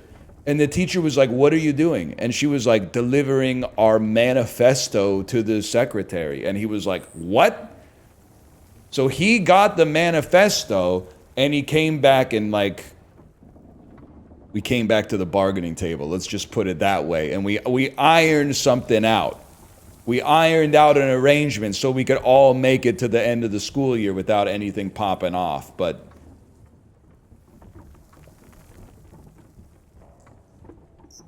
I don't remember what kind of concessions we got.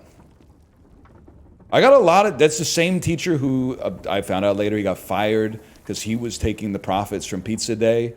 Trying to think of what else. What else? He was doing all sorts. This is the guy who got into an argument with a classmate because our classmate didn't show his work on the like multiplication quiz that we got, so our teacher failed him even though he got all the answers right. And then my friend wouldn't let it, like he wouldn't let it lie, man. So he got into, they had like a 40-minute argument with the whole class there, like shouting at each other in the class. And then the dude was like, you gotta leave. Go see the principal. And he's like, I'm not leaving. I'm not leaving. So then the teacher took the other 25 kids out of the class and taught us how to use a miter saw out in the hall. Like, it was crazy, man. He lost complete control of the classroom.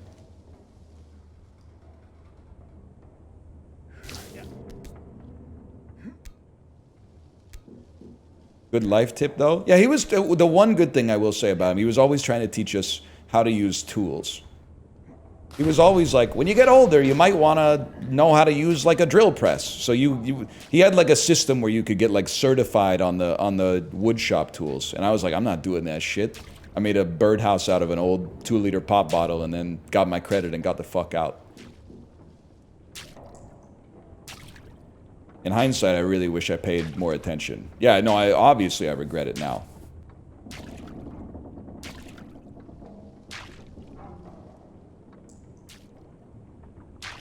I think I did get certified on the drill press because that thing is really easy to use. It's just like one handle and goes up and down.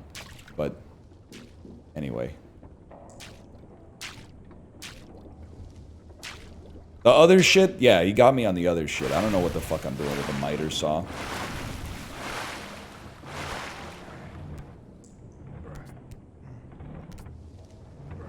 Fuck you.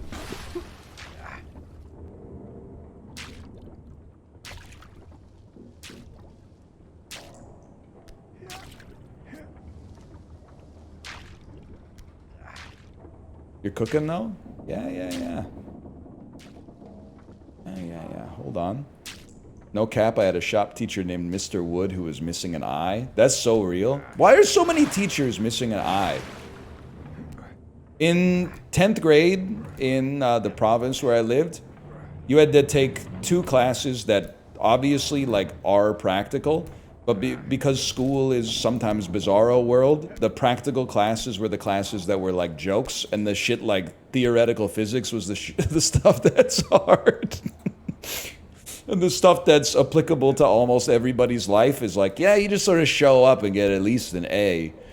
So we had to take half a semester of careers and half a semester of civics. All I remember about civics is that we watched Aaron Brockovich, and that movie's pretty fucking good. So that was not a waste of time. Careers was 6 weeks long, and you were supposed to learn, it was basically like, what do you want to be when you grow up, the class. But we did nothing in the class because we had a teacher, he was really, really old. Like, maybe like this is his last year teaching, old. Or maybe like is only teaching on like a part-time basis because he retired 10 years ago, old. So like the first 2 weeks he taught the class. And then like the one day he was like, just do this worksheet today. Like, my head hurts a lot. And then the next day we had a new teacher and they were like, oh yeah, your old teacher, he won't be back for a bit. His fucking retina detached from his eye. And we were like, what the fuck? So for like a month we didn't do anything because we had a substitute teacher in a class that didn't matter at all. We just watched like workplace safety videos. And then the dude came back with a fucking eye patch. And then we didn't do anything because he was like, the class only has like a week and a half left. So I think everybody just got an A+, man. Kind of sick, though.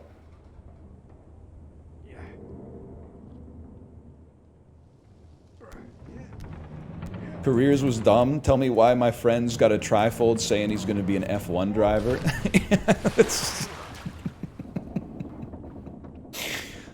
That's real. By the 10th grade, you know if you got any prospects of becoming a driver in Formula 1, man. That's crazy. Yeah, that's true. Maybe your friend was Lance Stroll, man. Could be. Or maybe a Villeneuve.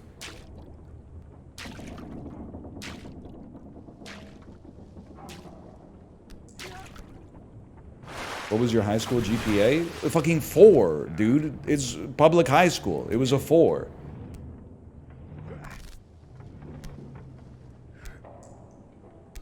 A churlish question.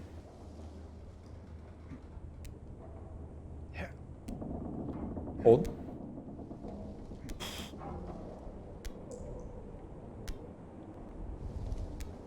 Should I start paying for my dad's food? I'm 32. They won't let you. That's the thing. If they're staying with you for a while, you might be able to get away with paying for like 1 in 3 dinners. Otherwise, they won't let you.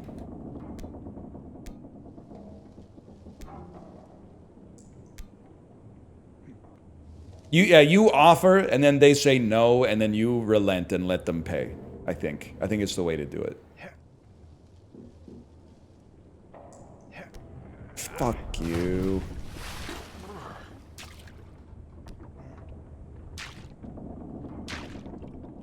But they're the ones on a fixed income. I know, but it's like it's worth on average. I mean, it might depend on the situation. I think on average, it's worth the asymmetrical cost to them to maintain the chain of command. Like the symbolic, I am still the provider for you situation.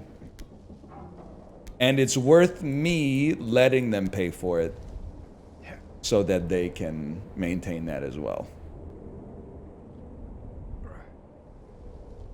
Mother-in-law ain't paying for shit. That's true. That's true. I love, I mean, it kind of sucks, but I get it. I love going out to dinner with Kate's mom, and then like Kate's sister's family, because they don't even offer. Kate's parents, at no point are Kate's parents like, let me get that. They're like, look, we got 2 kids. Our kids have families. Let them fight it out. We did our work. We're just eating. We're ordering whatever we want and we're eating. At no point are we paying for this. It's not even on the table. Me and then my brother-in-law have to fight it out.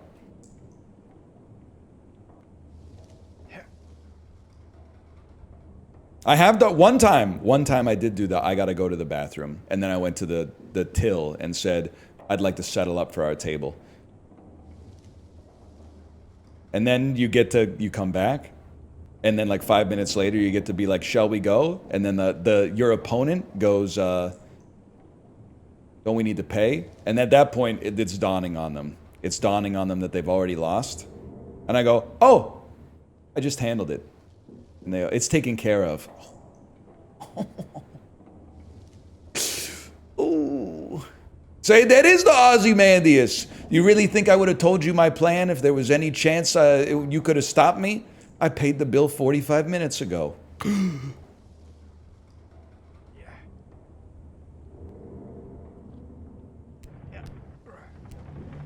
Fuck you.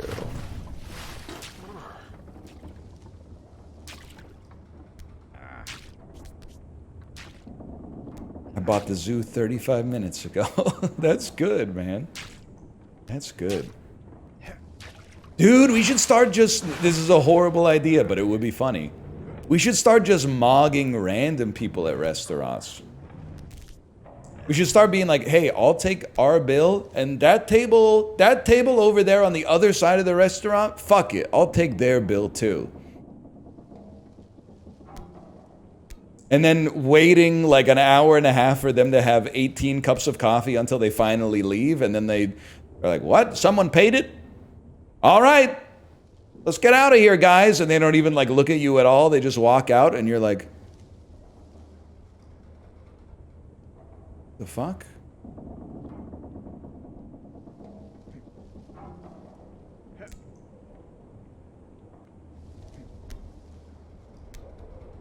You hit him with the Labubu stare. So true, so true. Could be fun, man. Could be fun. Larry, I'm on DuckTales. Socks! I was thinking more like a private jet or something. Larry, I'm on DuckTales.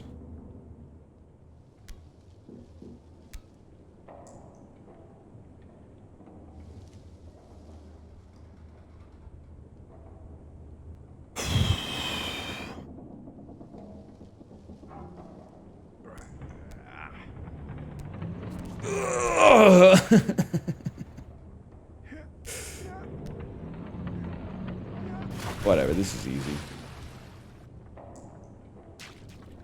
DuckTales used to be primetime TV back in the day. No, the fuck it didn't. It was on Saturday at 8:15 in the morning. It was not prime TV. Like, that's not when they put the shows that are making a lot of money. It was peak. I mean, yeah, sure, it's peak when you're like 8.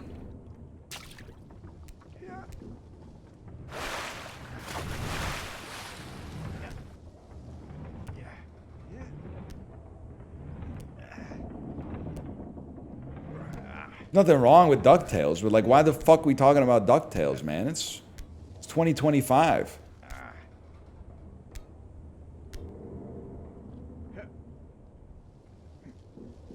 Probably goes hard when you're unemployed. Dude, high school summer vacations when all my friends were working summer jobs, that's so true. I watched so much fucking Saved by the Bell.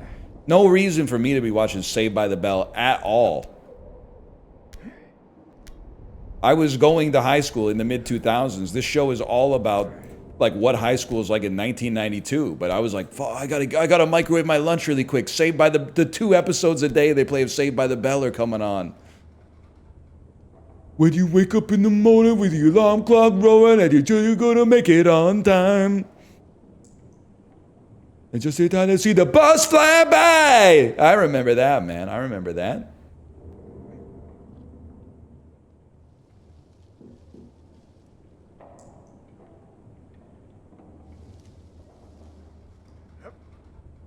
'90s seemed cool. What I remember of it, like, is a pretty cool time to be a kid. I can't really speak to, like, every time you say like the '90s were so sick, someone's always like, "What about the AIDS epidemic?" Oh, sorry, bro. I was like 6. I didn't have any like. I didn't know what the fuck was going on at all. Like, I was alive when the Berlin Wall fell, but like I wasn't, like, I didn't have a sledgehammer. You know, I wasn't involved. So I don't know. I'm sorry for saying like I had a good childhood in the '90s, like when there was bad shit happening. But like I wasn't there, man. I was mostly just like.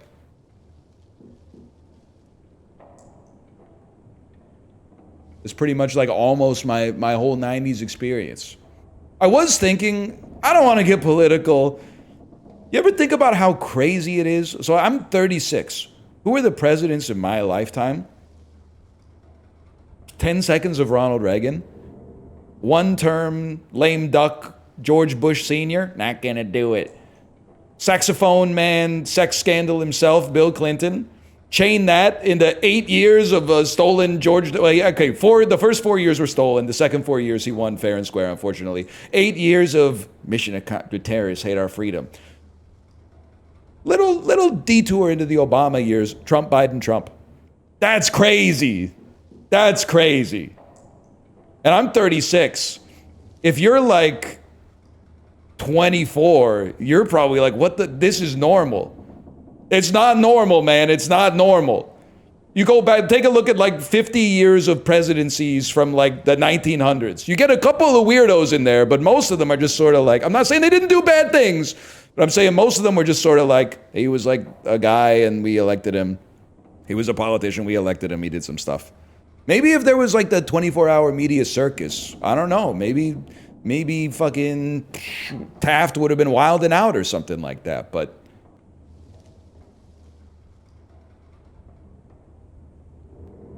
FDR made it too crazy. Actually, is so swag that he didn't want people to know that he was using a wheelchair. So he had a train go from Washington, D.C. to the subway platform underneath the Waldorf Astoria in New York so he could drive his fucking car off the train. And people would be like, holy shit, no wonder he won 3 fucking terms, man. People were probably like, the other guy, FDR just drove his fucking car off the train. Are you serious? 4 terms? He was moving different, man.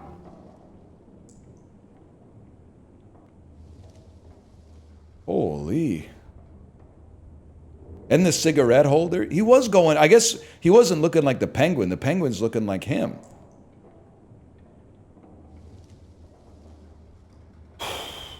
Anyway.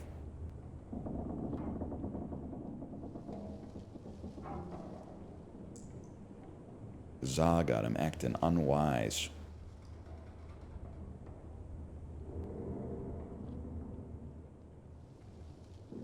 Any weekend plans? Why would you go straight to that one? Doesn't even make any sense. Yes, yes, I have weekend plans. Yes, I do. Saturday is attempt 2 at setting up this PC. I'm bullish about the window that I'm going to get. Sunday we got lunch or dinner plans with another family. Pseudo play date. It's going to be fun. It's going to be fun. We're going to catch up, probably go to a cool restaurant. I'm going to let them pick the restaurant, go to a cool restaurant. I think here's the play. I've been doing this mindlessly. It's time to do it mindfully. I think I'm going to ride this one almost all the way to the bottom, grab the blue one, pray that I can get onto the second blue one before it gets to the bottom, and then I should be able to pivot to the one that has a lot of momentum. That's how we're going to do it. It's going to be like ride...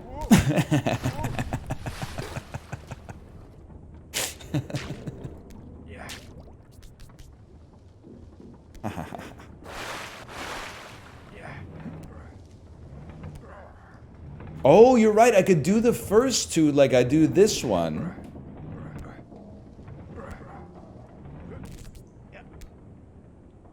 And then get to the very tippy top. And then start from the tippy... Yes! It's a strategy game, bro. Watch the skeleton video. Cracks me up every time. Motherfucker! It is evergreen. It's so good. Motherfucker! Get out of our home! Leave this place! It makes you wonder, like, the type of shit... If they had, like, camera phones in, like, the Middle Ages, the type of shit people would be posting. There'd be, like, a fucking, like, shadow or something like that. They'd be like, we've got a demon on camera! We've got a demon on camera! Dance in it! Dance in it! Anabaptist type shit. I still think, dude, like live video of like an eclipse happening in an old European village where they had no concept of eclipses would be the craze. It would be like War of the Worlds, right? People would be freaking the fuck out. They would be like, oh my God. Oh my God. The sun went out, bro.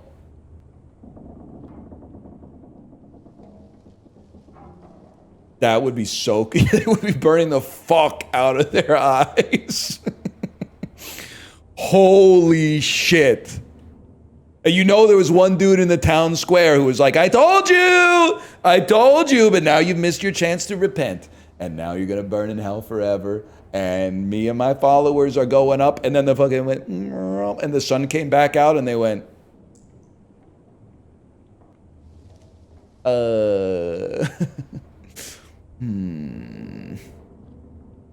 Pulls at an incredible, like the collar that looks like those Shakespeare, like an accordion collar, tugs at accordion collar. That is a certified guards moment.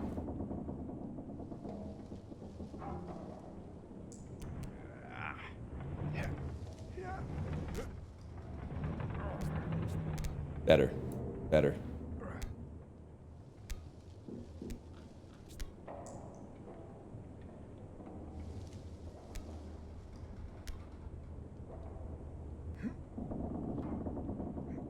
Would you rather be a peasant or a ruffian?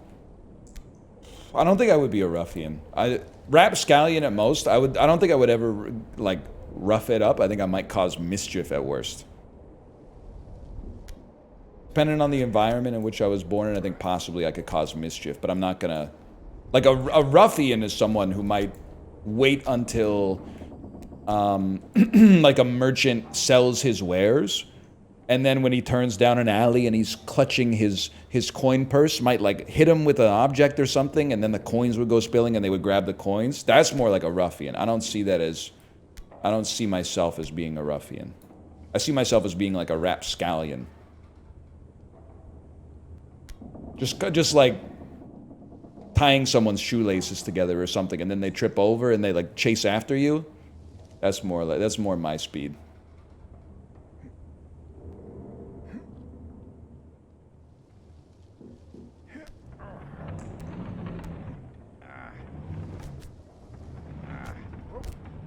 Next time. Next time. A scoundrel? No, I feel like a scoundrel implies perhaps some actions more befitting a ne'er-do-well in the arena of affairs with the fairer sex. I don't see myself as being a scoundrel. No, a rapscallion. Harmless mischief at worst. I could see myself raising some rabble. Yes, I could see myself being a rabble rouser. I definitely feel like if I was part of the people that slept in like the bunk beds on the ship instead of the dude who had like the big table and the map, I could see me being in the bottom of the ship being like, we should kill this fucker. And then like inciting the mutiny. I could see that happening. But what's much more likely to happen is that I would be like the third officer in charge of the ship, and I would be killed in the mutiny for sure. That's way more likely. But if I was in the working class on the ship, I think I could raise some rabble, yes.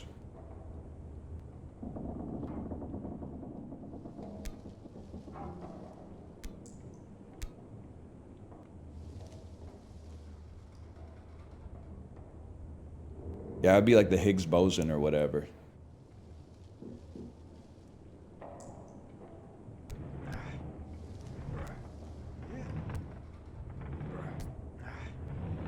Guys, I'm not moving up when I do this.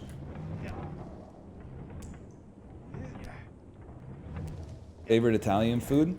I don't even want to tell you because you're going to unk me, okay? You're going to unk me? I feel like I've reached the age where pasta has surpassed pizza. If I go to an Italian restaurant that specializes in pizza and pasta, I am more likely now to order a pasta dish than a pizza dish. And I've even entered the phase of my life where 1 every 4 times I might order an entree that's neither pizza nor pasta.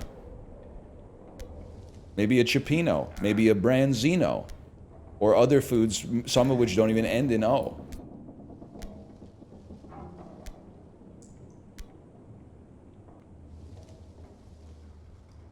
Hold, hold, hold, hold, hold.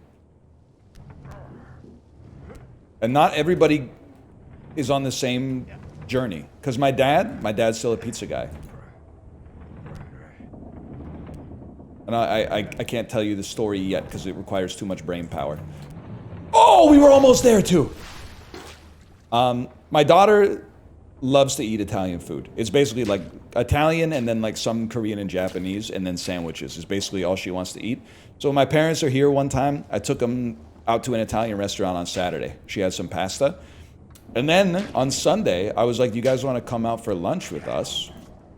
There's just one thing. Because my parents are very like, we can't eat the same genre of food 2 days in a row. They're very, like, they would cook a meal on Wednesday, cook a meal on Thursday, Wednesday's leftovers on Friday, Thursday's leftovers on Saturday, right? Even though functionally after 4 days you get to the same spot, they like to spread it out by a day at least. So I said, just so you know, we're going to go to an Italian restaurant. And Dad, I know you had pizza yesterday, but don't worry. He was like, I don't want to have pizza 2 days in a row. I was like, don't worry. They got pasta too. Hold. Catch that, dude. Just ordering another pizza. Fully expected him to order some pasta, and then the dude was like, I'll take the Calabrese pizza or something like that. Like, you lied to me. Oh, that's all right. How would you rank the steps on the eightfold path? Right, effort, and mindfulness for me? 1 second here. Okay, 1 second. The 8 steps. The 8 steps in the decision-making process. What's it called?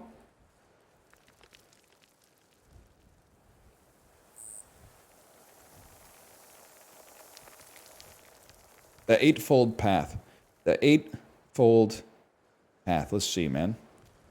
It's a foundational teaching in Buddhism. Let's see what we got here, okay? Right view, right intention, right speech, right action, right livelihood, right effort, right mindfulness. What is right samadhi?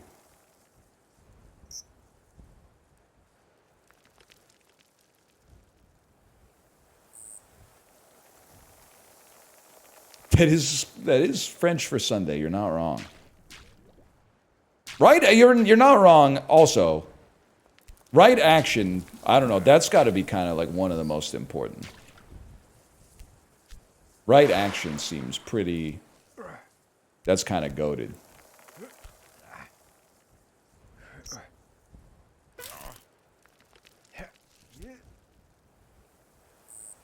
Hold.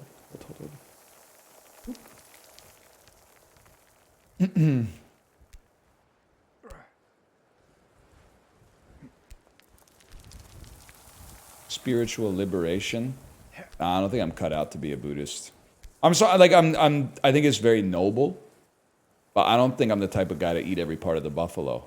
I'd have to like box up the hooves and like the snout and maybe ship it off somewhere else. Maybe they can make a soup out of it. I think it's good to use every part of the buffalo, but I kind of want to use like the best parts of it, the parts that I like, and then maybe send the other parts to just out. The other parts is kind of like out of sight, out of mind. I'll donate the other parts in the hopes that somebody else wants my garbage. Speaking of which, I did donate like, in Dan's chat, I said it was 25. But it was actually more like 6 or 7. I donated 6 or 7 old merch items to Goodwill last weekend. 6, 7. Yes, sir. Is that Italian brain rot? I realized I'm never gonna wear them, man. Those hoodies are not getting worn.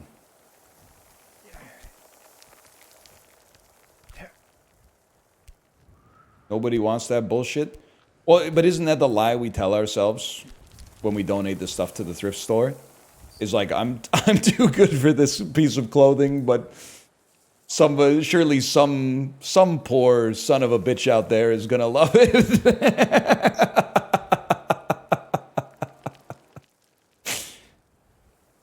I think there's an element of that, right? Who thinks that? I think like almost everybody that donates stuff to the thrift store thinks that. Like, this shit is too ratty for me, but it would be a waste to throw it out even though it's garbage. Let me take it to Goodwill instead, and then Goodwill can throw it out for me. Didn't you work at a Goodwill? Yeah, man, that's how I know. People are donating straight garbage, man.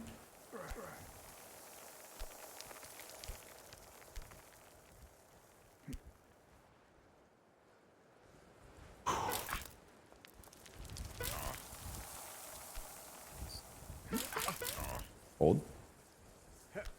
I thrifted a 2013 Boston Marathon zip-up. That's fucked up, man. That's stolen valor. Have you at least run a marathon? It doesn't have to be that one, because that one's got, you know, it was in the news. But like,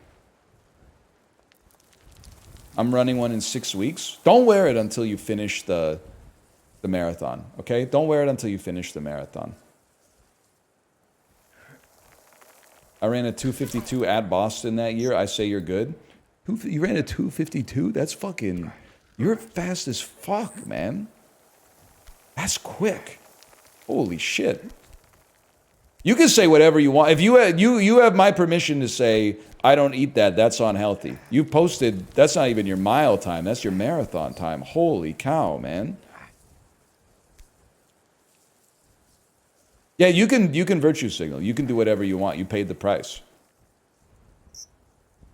Jesus Christ.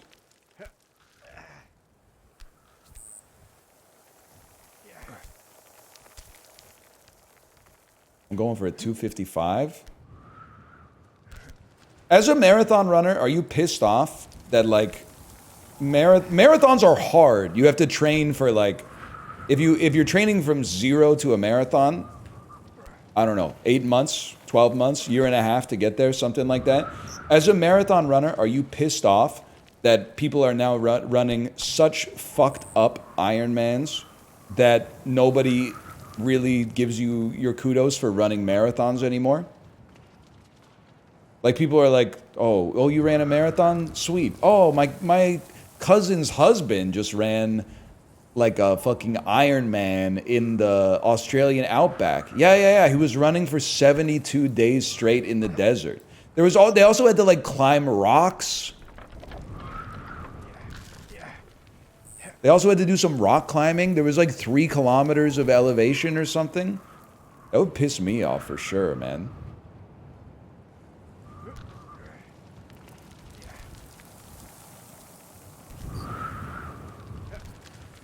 My best friend won CrossFit. Your best friend? You're best friends with Amadi? From season 2 of Physical 100? Oh, I let go with the wrong hand.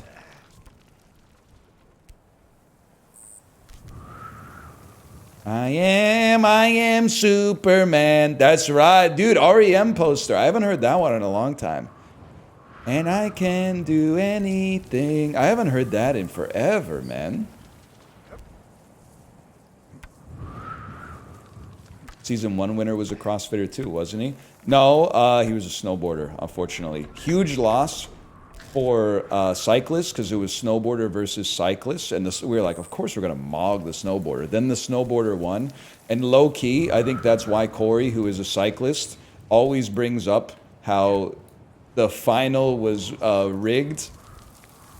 And they did like half of the final and then like had to reshoot it because something was broken and then the cyclist lost. I think that's, and I can relate, but I feel like that's why Corey's always bringing it up, I think.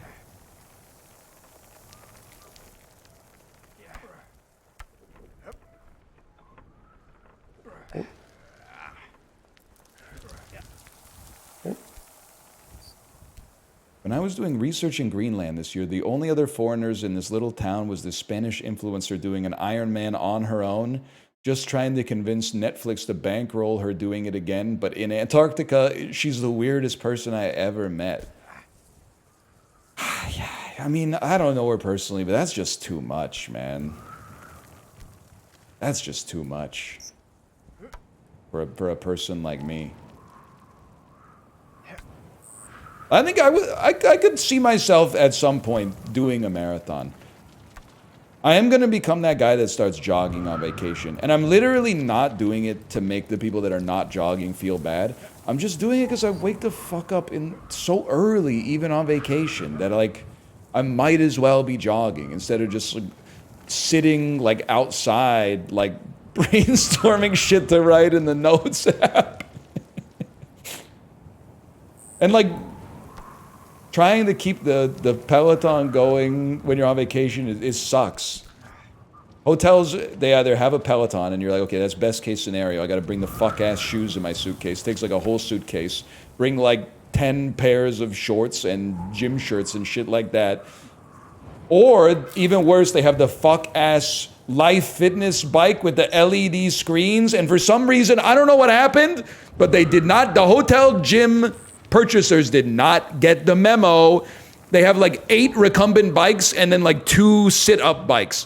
And they're not right. Like you're not sitting in the bike position that you're normally sitting in. So I look at the runners and I go, that's sick. Because all you really need is like shorts and a pair of shoes, man. It could even be the same shoes you wear around, but I think I might become that guy.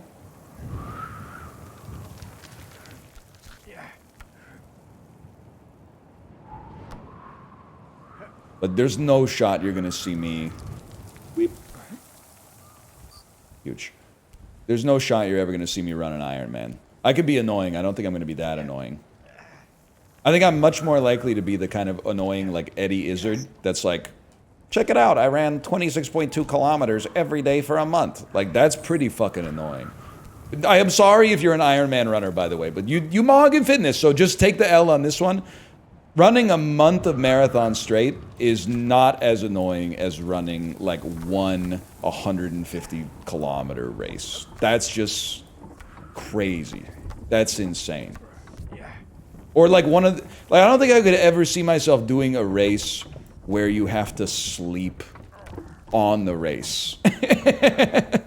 Like where you run all day and then you like pitch a tent and sleep on the dirt and then wake up and start running again. That's never gonna happen. There's no shot you're gonna see me doing that.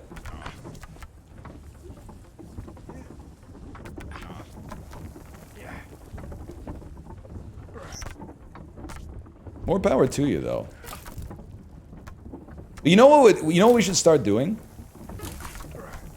Whenever, whenever somebody tells, "Oh, there's no reason to do this. I got no beef with the ultra runners," but I think what would be funny is if every time we met a new person that tells us they ran an ultra, we just go, "Must be nice to have that kind of time."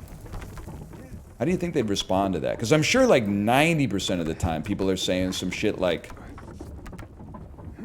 wow, that's crazy. You must be in really good shape.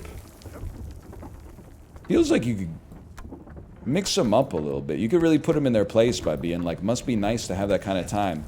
Oh, really? How long did it take to train for that? Oh, 15 hours a week for 2 years? What's it like to have that kind of time?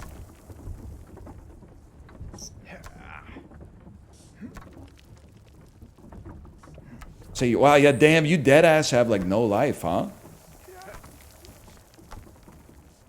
Plus you work from home, streamer.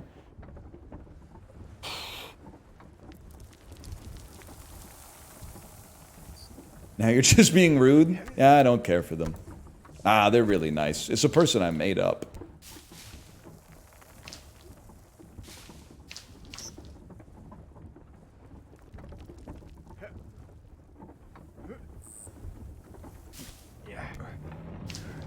Mogged.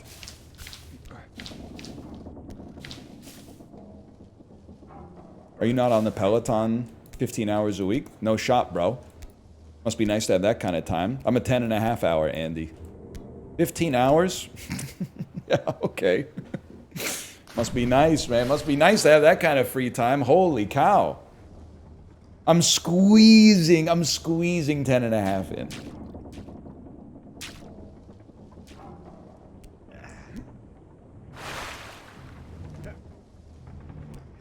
Well, the fjord we worked on wasn't big either, so she biked the same 5 miles back and forth like 20 times in a row. That is fucking funny. That is actually, she's so neurotypical. I can totally relate to that, man. She's doing, she's doing an ultra bike ride by doing the same 5 mile segment over and over and over. And she flew all of her shit to Greenland just to make it happen. That's crazy.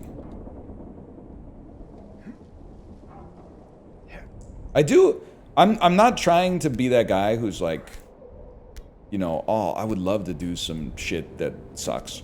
I feel like I would be the kind of beast that would love to spend like maybe 5 days in Nook.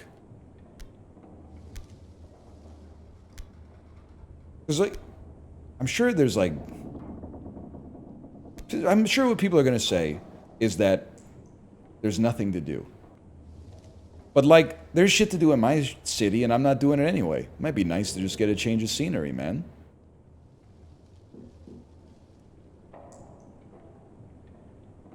Bring my shoes. Yeah, exactly. Shoes and a water bottle.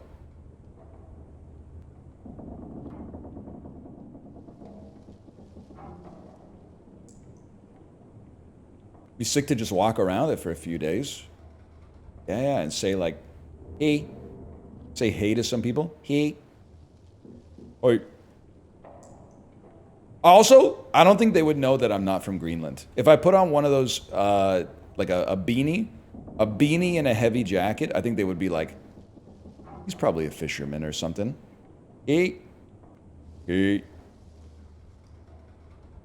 Thank you. Thank you for saying I could pass. I think I could pass.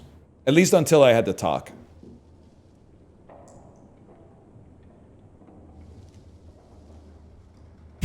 He's cold.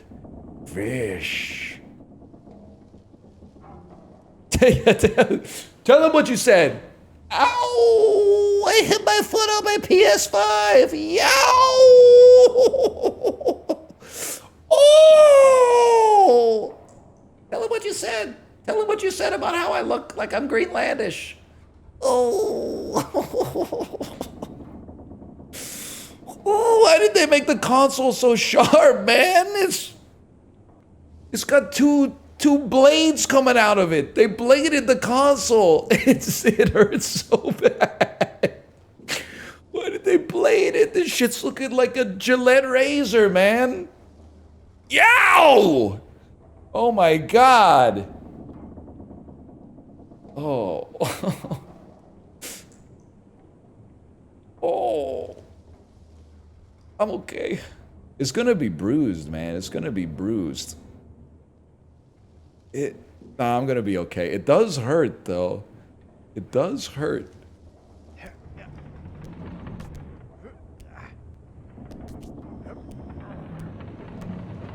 Didn't quite make it, y'all. Fuck.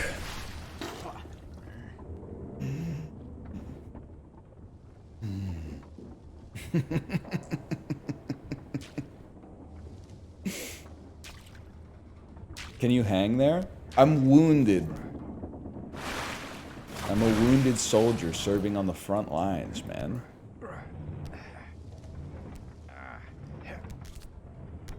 Hold.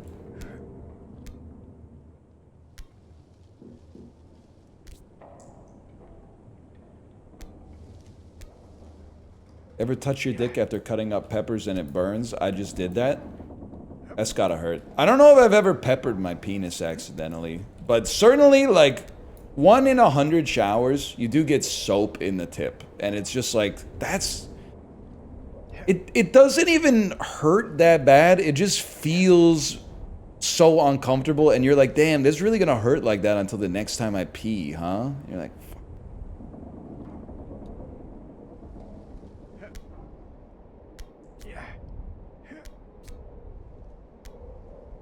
what do you mean it doesn't hurt?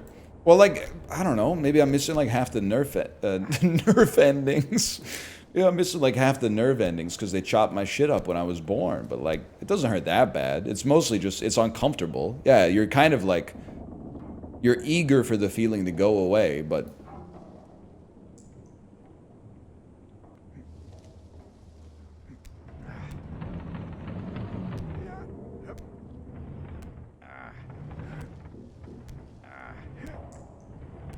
I'm so fucking locked in. Oh, we were right there. We were right there.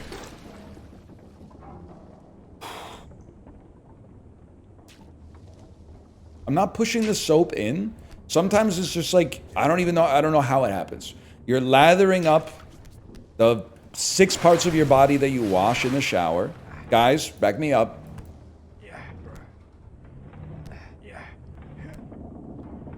+2. Thank you for that. Thank you for your honesty.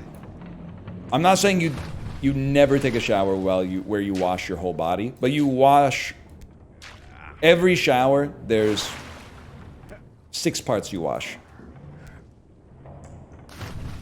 What are they? I mean, it depends. I mean, it's all one big like part, you know, like your whole body's one big part. You definitely wash your ass, your balls, and your cock. And your armpits. And then like your head and face, unless you're doing like a cleanser outside of the shower or something like that.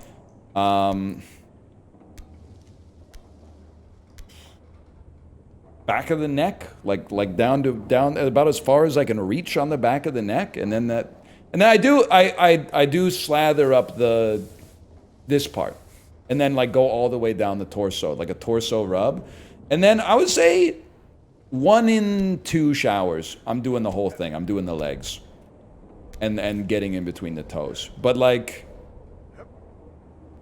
the average shower,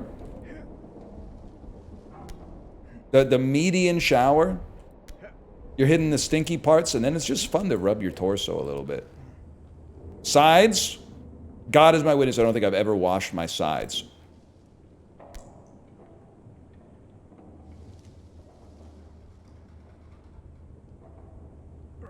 Arms? Ah, not really. Not really.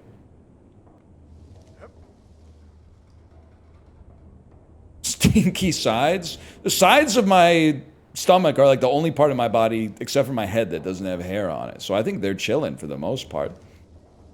They're probably getting a little ambient soap from the rest of the stomach washing, but...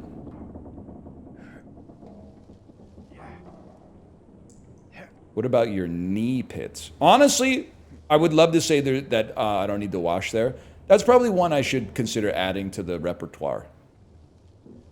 I think the back of the knee makes sense. I think I'm gonna, if I remember, next time I shower, I'm gonna wash the back of my knees, because that's like it's a fold. Feet, I wash the feet. I wash the feet. That's 100%.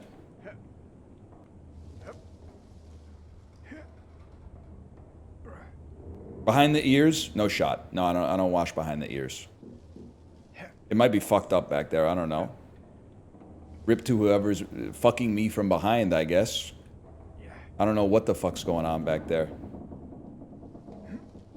If you're hitting it from the back, do not take a picture. I don't want to know. I don't want, out of sight, out of mind, bro.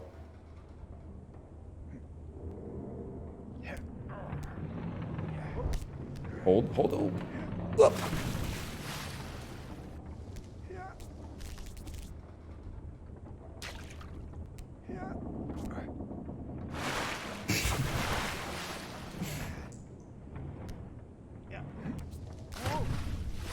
I don't understand why you don't just wash everything. Kaylinator, I'm still beefing with you. I'm beefing with you over some shit you said in Justin's chat.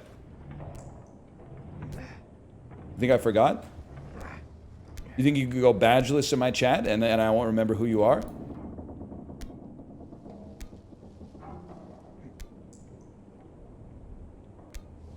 What did they say? I don't know. Some shit about fruit, I think.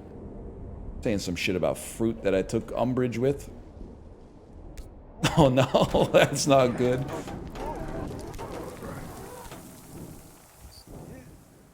That's fool's gold, bro. We're not making it. At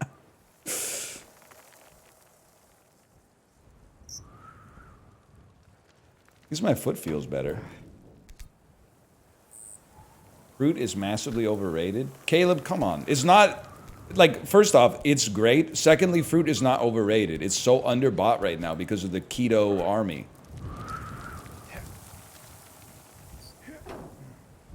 Here's that attention you ordered. Fruit is kind of good. It's not kind of good. It's incredible. Every time I eat a good piece of fruit, I'm like, why did human beings invent candy? This fruit tastes so much better than candy, man.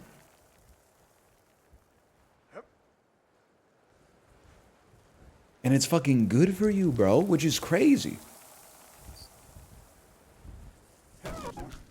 Huge.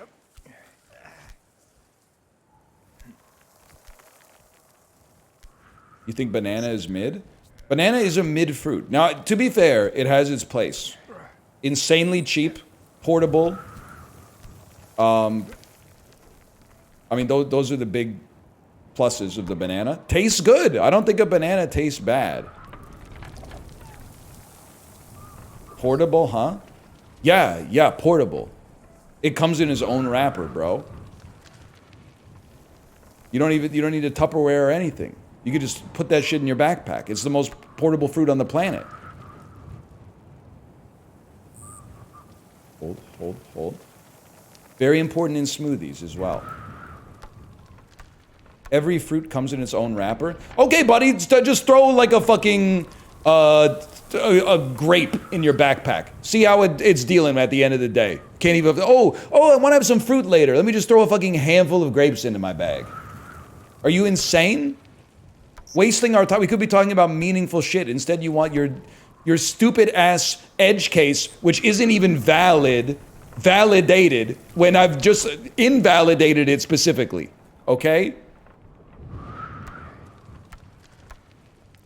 Kind of person that takes any questions as a challenge instead of like the thing that you have to say before you say, have a nice weekend, everybody go home. Making me sick. Anyway. What were the adults talking about? Bananas are fine. And they have a serious use case. Not the best fruit, man. A ripe peach, a ripe nectarine, some fresh pineapple, a mango. Come on. It mogs a banana. And the banana, again, it's got its place. It's easily, probably every year, the banana is the most consumed fruit in my household. By me. Calling it the best fruit is crazy. I mean, if peaches were like 49 cents a pound, bananas are on notice. That's all I'm gonna say. Those fuckers are like $4.99 a pound or some shit like that, pissing me off.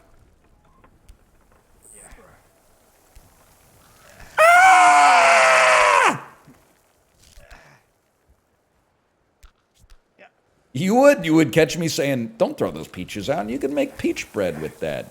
Some annoying shit like that. Look, someone will come over, look at the most fucked up banana in history and be like, you're not going to throw that out, are you? Shit looks like the damn dark saber, bro. Yeah, I was planning on throwing it out. You know, you could keep that in your fridge, and if you got like 6 more fucked up bananas, you could make banana bread, eat 2 slices of it, offer it to everybody that comes over, and then throw that in the garbage when it goes stale.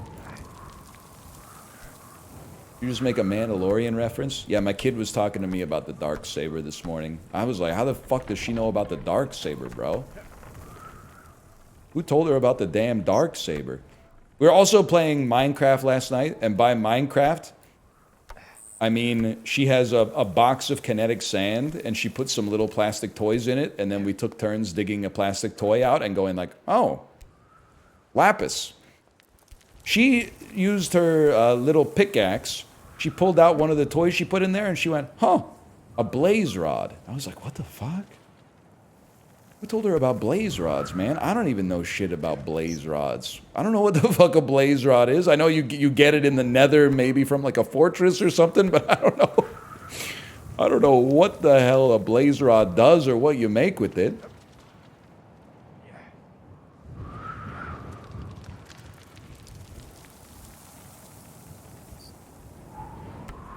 Hold. You use them to make potions? That's way beyond my pay grade in Minecraft, man.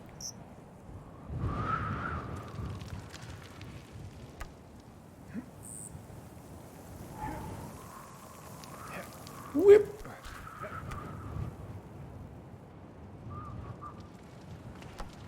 Hold. Hold. Hold. Hold. You played Thaumcraft? Yeah, but I never learned it.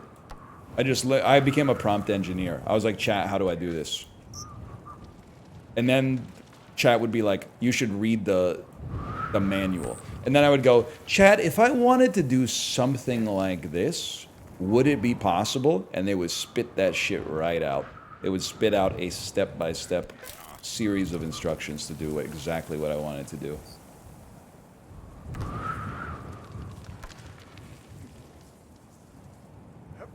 It's that easy. Yeah, chat CBT. Exactly.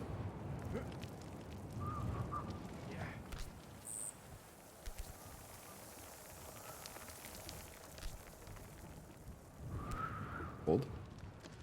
The mouth creeper incident. Lot of you new heads don't know about the mouth creeper incident. Where Mouth set up a meticulous secret farm and base. And then I went to it, and I still don't think it's my fault, but a creeper followed me in and then blew up like half his shit. You know what? Let me take a peek at this one. Librarian got it here. Mouth, why do you have so many creepers in here? Why do I sound like that, man? I think it's because there's no light in the field. It's freaking creeper city. Don't, please don't go near them while they're near my machines. Like, no. One of the funniest things Mouth has ever said is, please don't go near them while they're near my machines. I forgot that line is so fucking good. Please don't go near them when they're near my machines. Oh. Oh, man. Mouth, why do you have so many creepers in here? I think it's because there's no light in the field. It's freaking creeper city. Don't, please don't go near them while they're near my machines. Like, no. I'm so sorry. I fucking hate it. God damn it. But like, what was he? There was creepers everywhere, man. They weren't like boxed in or anything. Why? Yeah. Nephew, you gotta get some torches up, bro. It literally blew up. I love when he says, please don't go near them when they're near my machines. No light in the field. It's freaking creeper city. Don't, please don't go near them while they're near my machines. Like,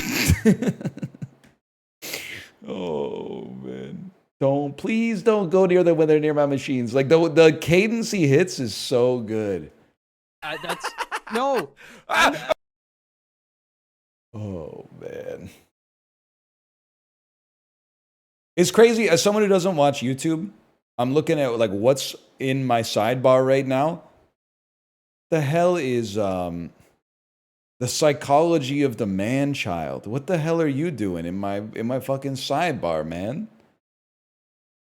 There's some good shit in my sidebar though. I'm not gonna lie to you. An MRRL time. Me and Mark Rutsu. Me and fucking Mark Rutsu. That's fucking right. I skipped 113. I'm a fucking legend. That's never leaving the sidebar. Oh, man. How about this one? You guys know this one? Give it a sec.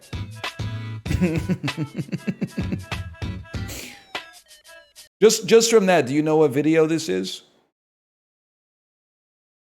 Eli, you got it. Yeah, that's Iron Mike, Eli Porter versus Envy. 6.8 million views 17 years ago.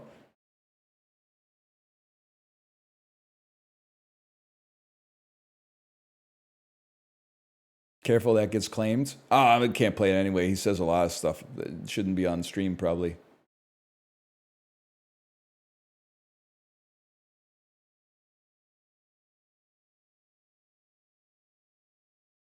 You gonna be on the Mafia-thon? I don't know. I gotta put Kai on. I haven't replied to his messages lately.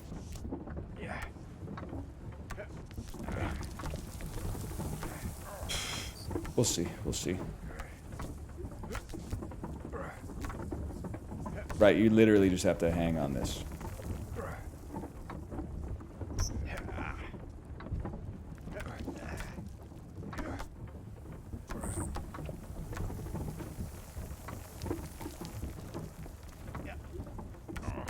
Huge.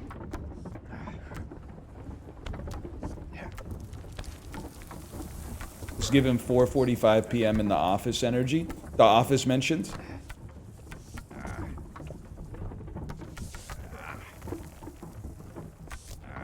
Old. It's only 116 though.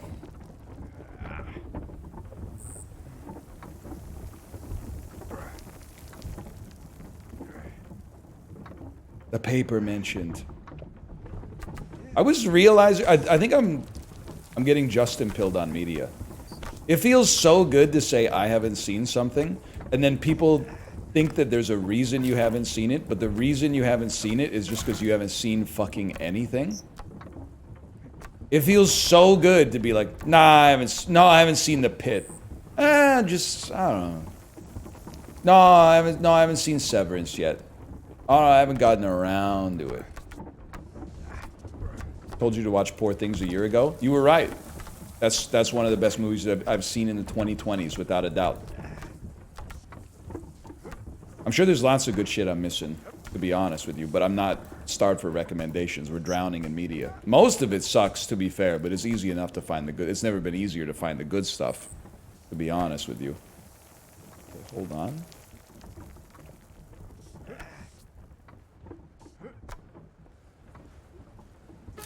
Poor Things sucked. Yeah, sucked at being bad, which means it's good. I agree. If they were trying to make a bad movie, they did a really, really bad job of it, because I loved it. I thought it was incredible.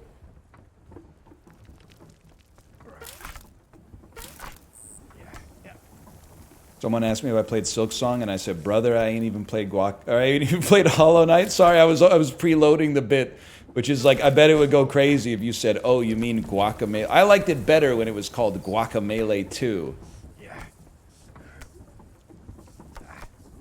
I mean, Hollow Knight's cool, but Hornet isn't even fit to carry Guacamelee's jockstrap, man.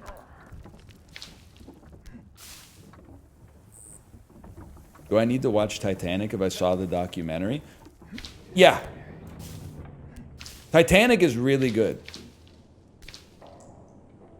I grew up in an era where, like, it was cool to hate on Titanic, because Leonardo DiCaprio was, like, the celebrity that every girl my age had a crush on, basically like my entire life until recently. So it felt so good to be like, this movie sucks, plus it's too long. But then I watched it again as an adult like a couple of years ago, and it's so good. James Cameron does not miss, man. I haven't seen either of the Avatars, but James Cameron, he knows how to make he knows how to make good cinema, man.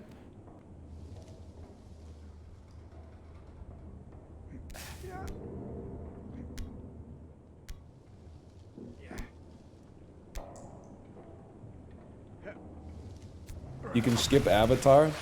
I'm not gonna let you guys trick me twice. First time Avatar came out, you gotta see it. It left theaters. Never watch it. It fucking sucks. I can't believe he's wasting his time making another one. Avatar 2 comes out. You gotta see it. It made like $1.8 billion at the box office. Now it's been out for like a year. Don't watch it. It fucking sucks. You guys got me once. You're not gonna get me again. The third one's gonna come out. It's probably not going to make $1.5 billion, but it's probably going to make like 900 million, 1.1 billion, something like that. When it's out, people are going to be like, this movie's amazing. And then after it is out of theaters, people are going to be like, it's derivative, don't watch it. The playbook's out, man.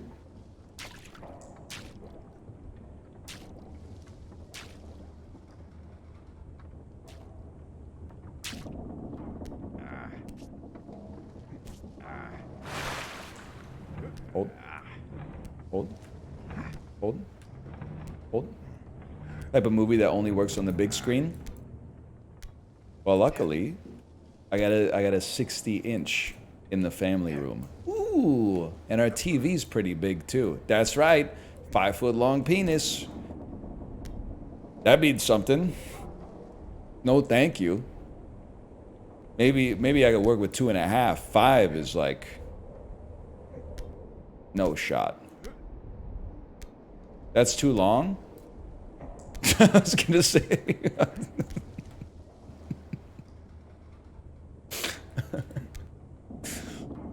I can't tell you what I was gonna say. But she did. Anyway. Okay, here we go. There's a ledge here? Wait, whoa, really? I don't think so, nephew.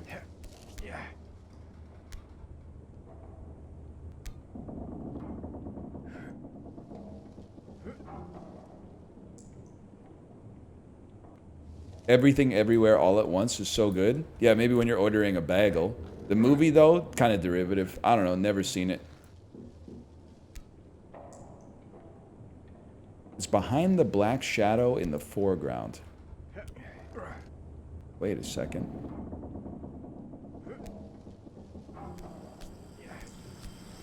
What the fuck? I'm sorry? No. We're not going to be doing that, because that's a cheat. Once we've done this, we can do that, but we're going to do this first. We're not going to do that.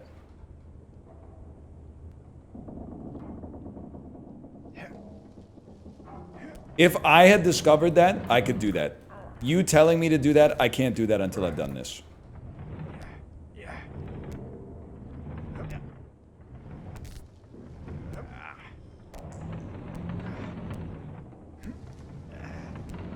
Which is going to happen right fucking now. Right fucking now.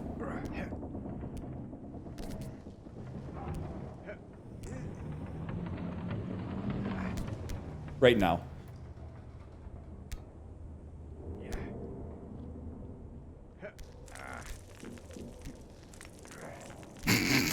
That particle effect is so funny, man.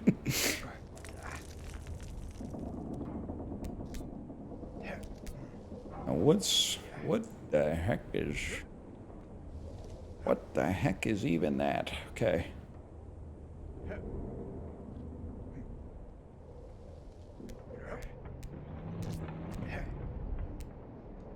Easy enough. You're playing like a man who would start Ertz? It's not... I mean, listen, you're acting like I'm putting no respect on Zach Ertz, okay? I put respect on him. I drafted him. Everybody else took disrespect on him because they didn't draft him. The reason I didn't start him is because I got 2 flex spots, okay? Now, who am I putting in the flex spots? One of them goes to Michael Pittman. I can't sit Michael Pittman. I know he was playing the Jets or the Dolphins last weekend. I can't sit him. He got like 110 yards and a touchdown. I have to play him. He earned it. He played his way onto the squad, man. And then the other flex spot, it has to go to a QB. The QB just has way more point potential than a tight end. Even if it is Bryce Young or Cam Ward.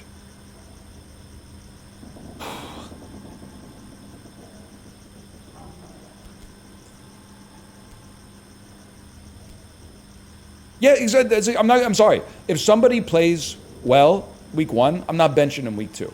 I don't care if they're playing against Denver. Who's your main TE? Trey McBride, bro. In fact, you know who's on the fucking bubble right now?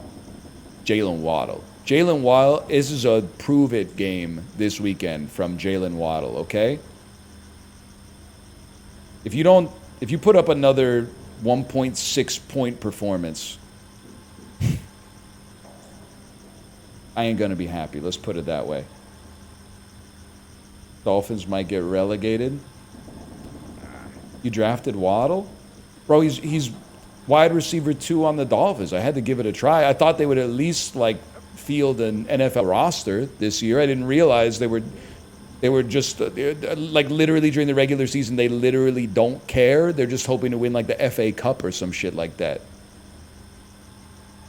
Waddle.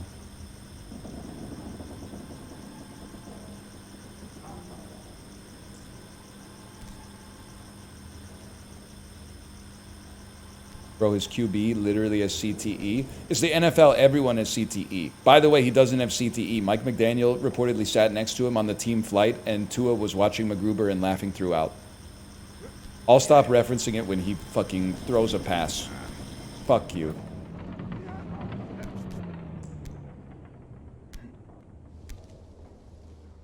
Possibly the funniest sports-related tweet I've ever seen.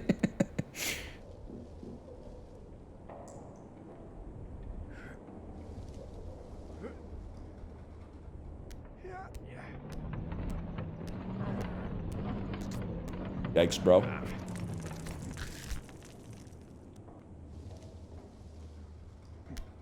Well, we go again. Go again.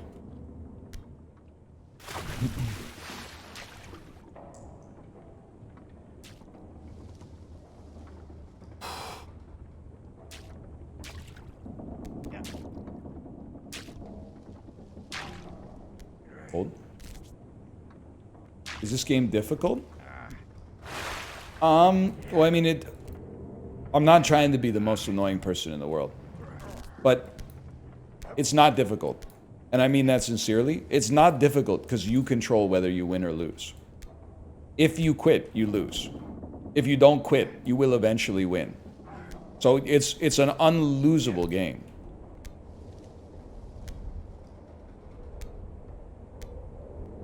That's every game? No, the fuck it isn't. If they get 50 kills before you in Team Slayer, you lose. It pops up a big screen that says you lost. If you make one misclick in Into the Breach, it says campaign failed, bro. In this, it just says you were climbing before, now you're climbing after.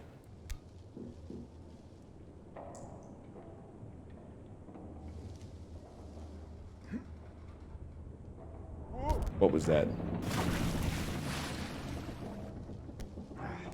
So is it hard? I don't know. Is it hard for you to not give up on something when you face some difficulties? For me, that's just kind of like, this is automatic, but...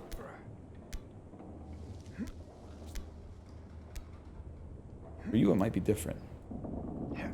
But, hi, Ruka.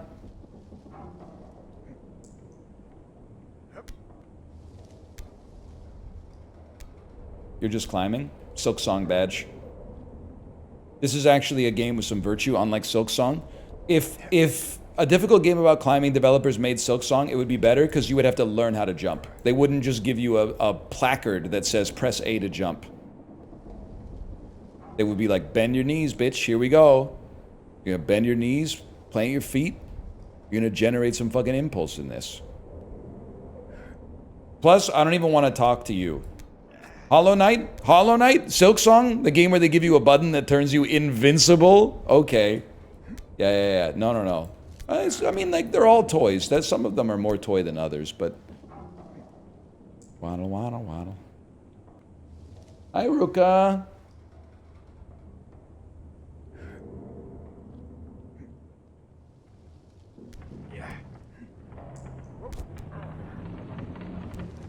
Hold.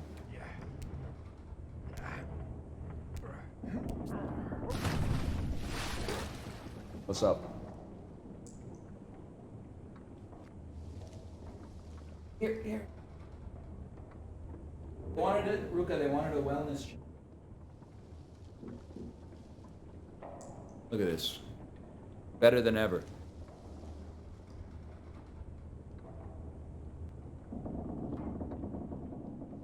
Tell them what you said. Tell them what you said about the cat food. Yeah, it actually tastes disgusting. You were saying, I bet it tastes good if you're a cat. Tell them what it's like. It tastes as bad as it smells. I knew it. I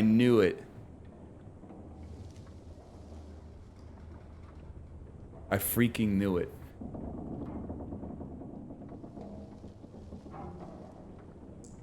Guys, now both cats are trying to get into the wires, man.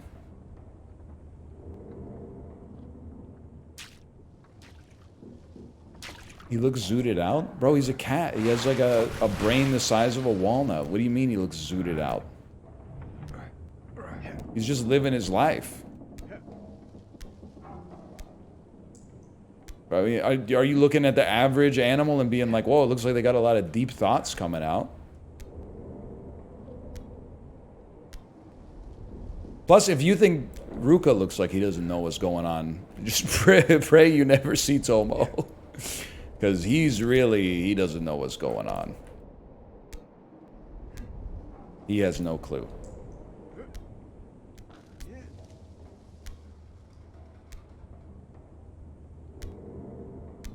Right, Tomo? I said he looked at the wall when I said it. Ruka looked at me and Tomo looked at the wall. Hi, Ruka. Hi, Tomo.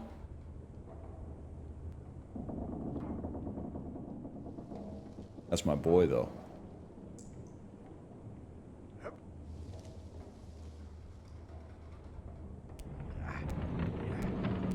Huge.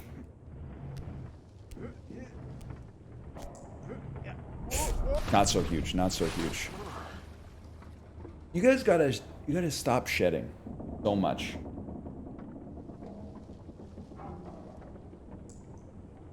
Because the hair gets caught in the stubble.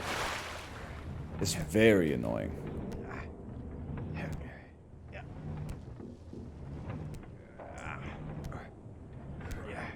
It's the right time for shedding now. I know it's annoying though.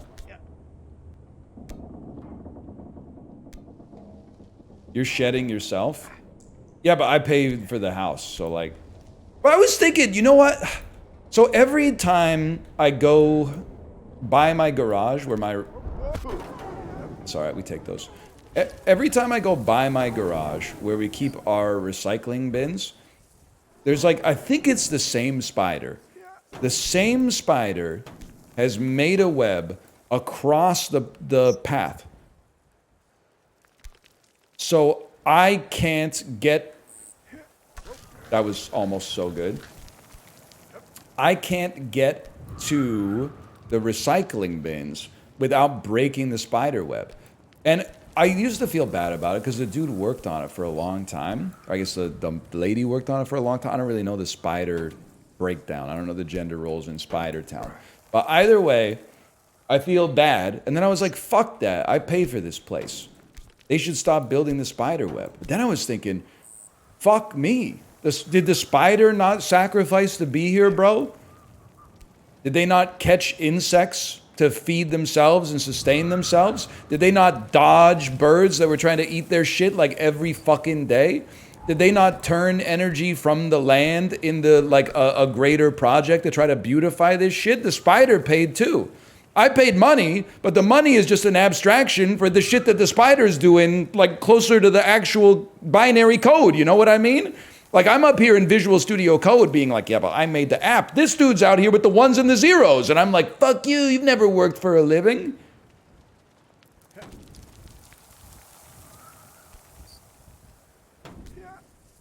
Just things to think about, man. Just things to think about. Get this, there's too much cat hair, man.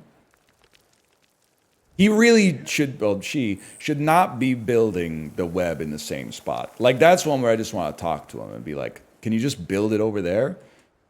Like, we had some in the corner of, like, our garage. I'm not fucking with the spiders that built the web in the corner of the garage. They ain't bothering me. As long as they don't drop on my head or something. Like, it's chill. But, like, the one right by the recycling cans, you gotta move, man.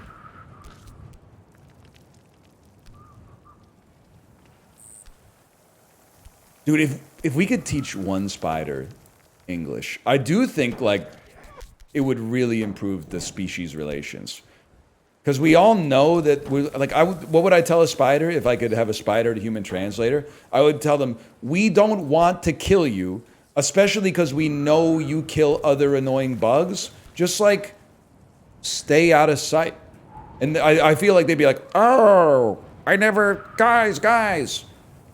We should just, like, be out of sight, and then they won't squash us anymore. Like, it would be huge for spiders and for fucking people, man. It would be, like, huge benefits, huge gains from trade for both humanity and spider kind.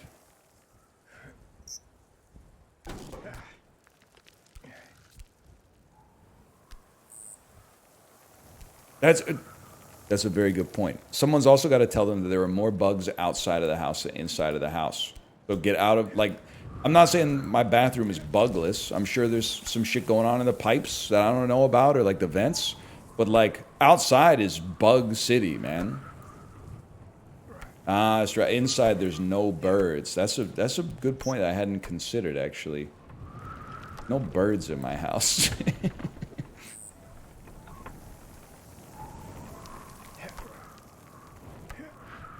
Yes, just to Justin's house. Spiders would be feasting there, man. How many birthday parties on the horizon, King? Year starts, I don't know if you know this, but like when we grew up, people were just having kids.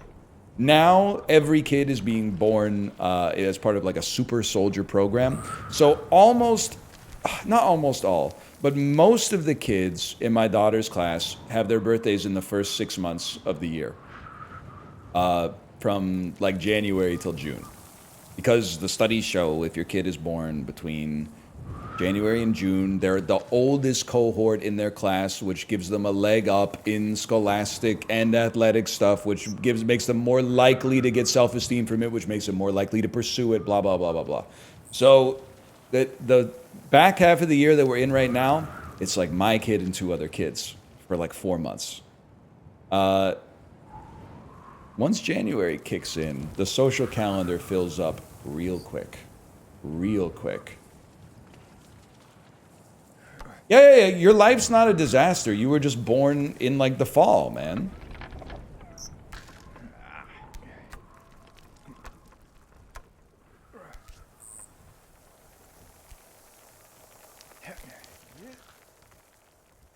Fuck my life.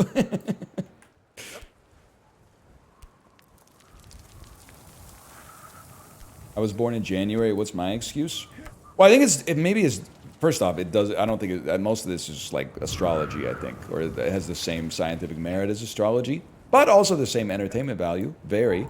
But isn't it different in the U.S. too? Like in Canada, we use the calendar year as the cutoff. So the oldest kids, in theory, would be born. Like if your kid is in a class where it's 2020 birth years, the oldest kid would theoretically be born January 1st. And the youngest kid would be born December 31st. But like 364 days later. But in the US, it's like September, right? So it's maybe you were just born in the wrong country. And I know you're going to type, you don't have to tell me that, brother. No, I hear you.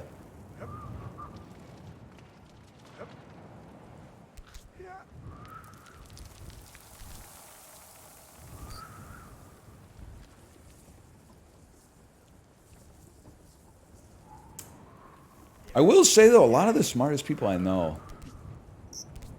in the whole scheme of things, I don't think they're that smart. Like, no disrespect if they're watching, but they're not like, you wouldn't know them, let's put it that way. But they've gone on to careers, you know, that have done well in private industry or, like, very impressive in academia, at least by Canadian standards, which are still pretty good. There's worse standards, I'm sure. Either way, hey, Tomo, what's up? But I got a friend who's really smart. Bro was born January 2nd, but like I'm trying to think about how they did. Like he was born January 2nd, but they started him a year early. So he was like younger than the youngest kid was supposed to be in the class. I think his parents just like wanted him out of the house or something.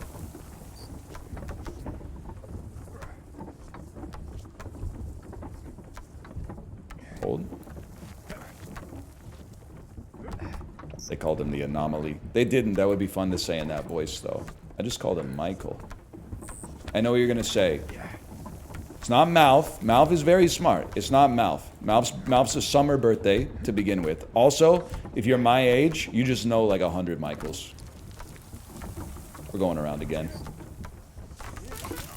No, we're not. We're going back to the wheel.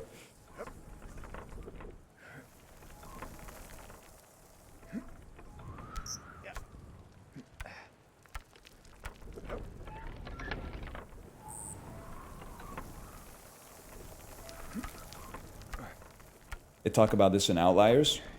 Now, you are not saying Malcolm Gladwell is a genius, but am I getting Malcolm Gladwell confused with all the other guys? Am I getting him confused with Dan Ariely? I thought, didn't he make all that stuff up? I always get Malcolm Gladwell and Phil Spector confused.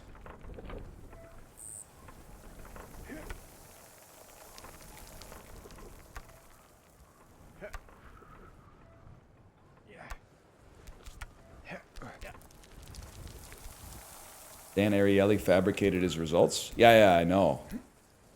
It was nice of him to admit that, like, a year after I bought and read his book. That bitch had been out for, like, 15 years, too, man. It's not like I bought it the day it came out, and then...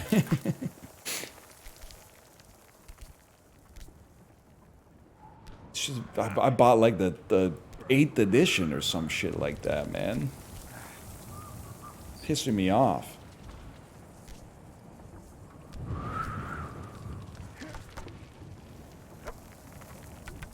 Hold.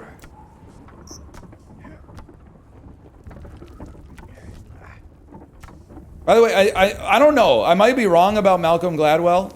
I don't know him personally, but I think a lot of you in chat seem to be getting confused between Malcolm Gladwell and Ghislaine Maxwell.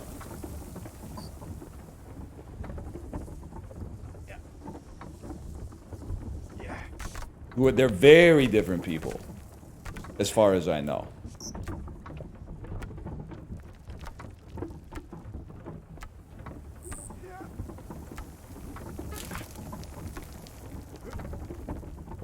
Hold. Hold.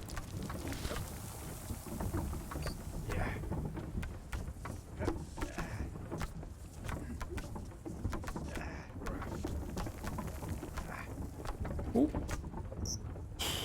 Anyway.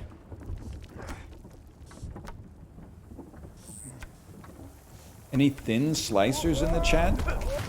That one stung. What do you mean by thin slicers? Single leftover spring roll and a meal replacement for lunch. I am fucked. That's so real, though. Can I also tell you, I don't know how old you are, but I don't think that ever changes. Like, I feel like my recollection of my parents eating when I was a kid is that they had like, there was no disordered eating at all. They had like 3 square meals a day. They had a bowl of fruit they like actually ate fruit from. And they would snack a little bit, but mostly like when they watched a movie and stuff like that. There was never a time where I like walked in on my mom and she was eating like just like a plate of rice or something like that. And I was like, what's going on? And she's like, that's lunch today. They always seem to have something. They always seem to have like a soup or like, they were always making something for lunch. They weren't just eating something. I'm going to make some lunch. You want a grilled cheese? I would have thought, because like right now, I'm like the age my mom was. It's a confusing sentence, but it makes sense. Go with me. I'm like the age my mom was when I was 14. So these are like memories of, they have high degrees of clarity, you know? I would have thought by the time I was the age my mom was when I was 13,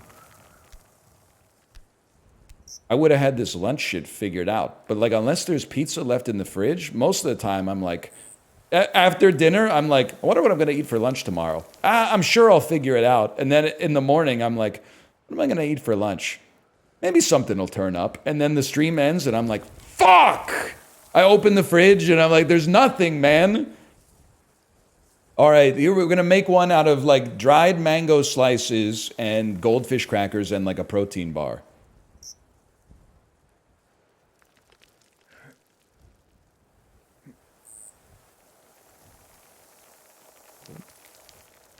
Hold. Yeah. At least you have that, buddy. So Chiblee, I'm gonna crash out. Chiblee, I'm gonna crash out. Chiblee, I'm gonna crash out.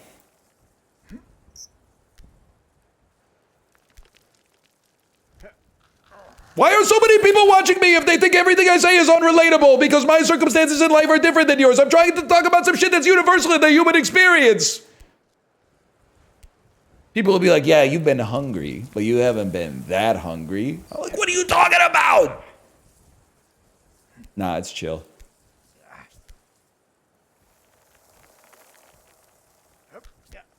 What if we made a social media network, but it was only for shit like a picture of a parking lot, and then like the spots that are open are like numbered, and you go, what spot you taking?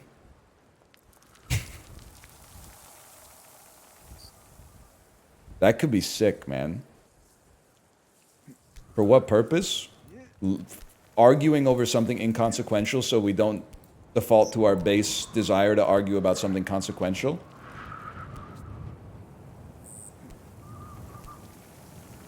I mean, like, if we're talking about, like, parking priorities,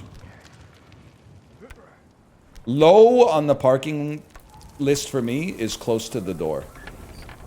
I'm not gonna be a freak and park, like, forever away if there's not many people in the parking lot, but I'm not gonna go, like, elbows up to try to get a spot that's a little bit closer than another one. High on the list, I'll be honest, even if you hate me for saying it, high on the list, easy to back into. Now with the backup camera, slots are all easy to back into, to be honest, but like some of them, there's two cars that are both close to the line that would make the spot like really tight. So you drive a little bit further and you go to the one that's a little easier to back into.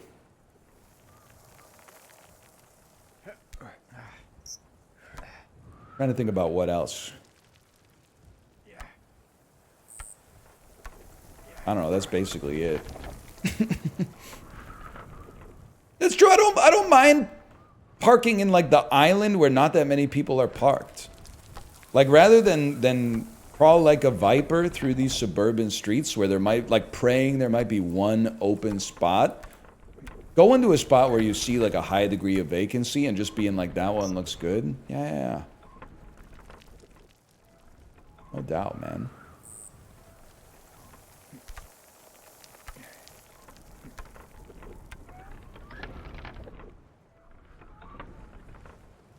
Just got to the Costco, got a spot near the entrance without waiting. First pass, let's go. Buy a couple lottery tickets when you're in there. Lotto Max Jack. No. Chat, is tonight Lotto Max or 649? Any lottery heads in the chat?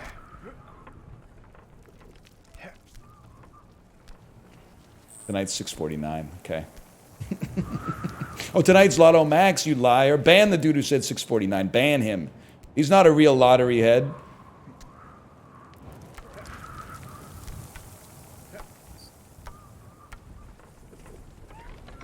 I still think I don't want to make it because it's going to lose a lot of money. But a video series, I don't care if it's been done before. Everything's been done before. A video series where you try to go infinite in the lottery would be so much fun, man. Ghibli, you should do it.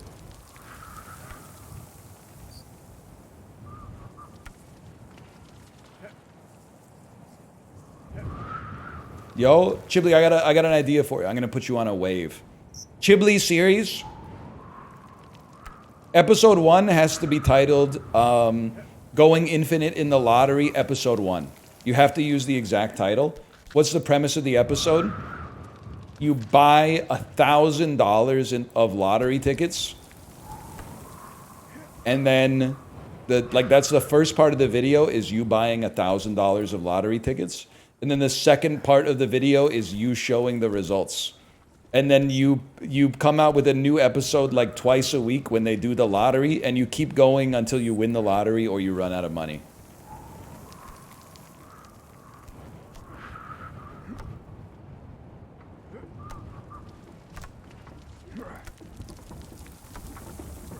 Scratch off is more content. Scratch off could be more content.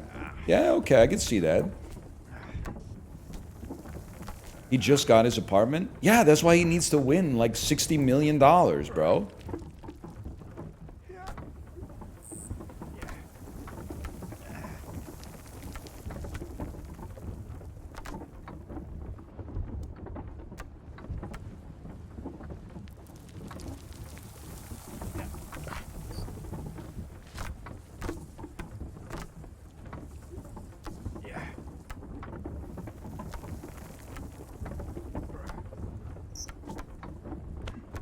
Are you gonna do it, or like you're talking a lot about goldfish or whatever, but are you thinking about it?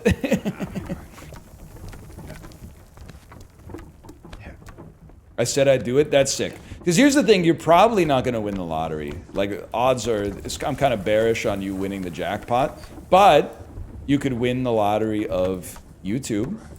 and have like a viral video that then leads to you having an even larger audience than you already do, and then you build on that, and then who knows, man.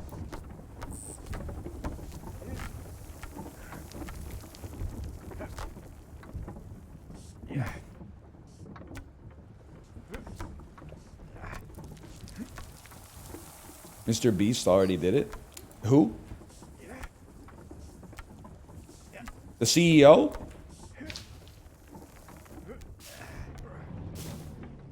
Mr. Beast? I don't know him. I don't know him. Yeah, the guy from the X-Men? The blue guy from the X-Men? We few. We happy few. We band of brothers. For all men who would spill blood with me today are my brother. May they ne'er be so vile, or battle gentle their condition. For all men who weep with me today on St. Crispin's Day. Then the other dude has to go, yeah, it's clobbering time. Some shit like that. That's a fucking...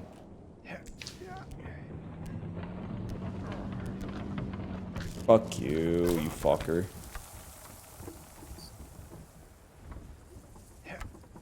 You ever thought about just giving up on the climbing? Nope. And even after you mention it, it still hasn't crossed my mind.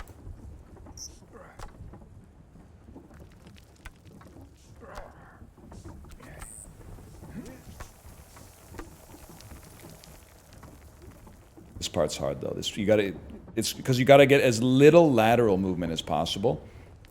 Dan needs your help in the Discord. Like, why am I gonna debase myself by asking a fucked up question like, is it urgent?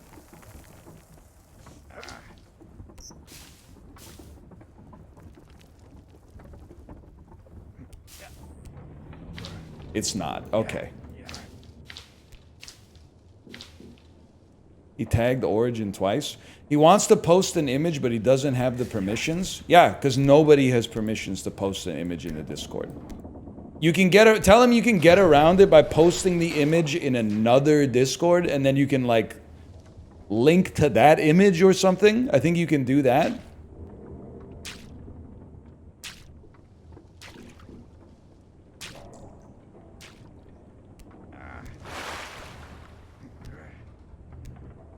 How about an Imgur link?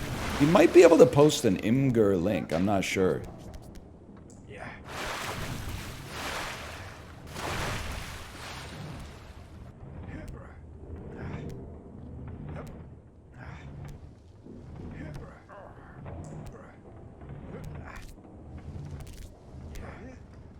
There's a mod in Misk who image posts all the time. Honest to God, you will not catch me in Misk. I do see, the only time I see Misk is when I go into the moderation log and I see what people in Misk got banned for, and I'm like, why are they talking about that in a streamer's Discord? That's crazy. That's insane behavior.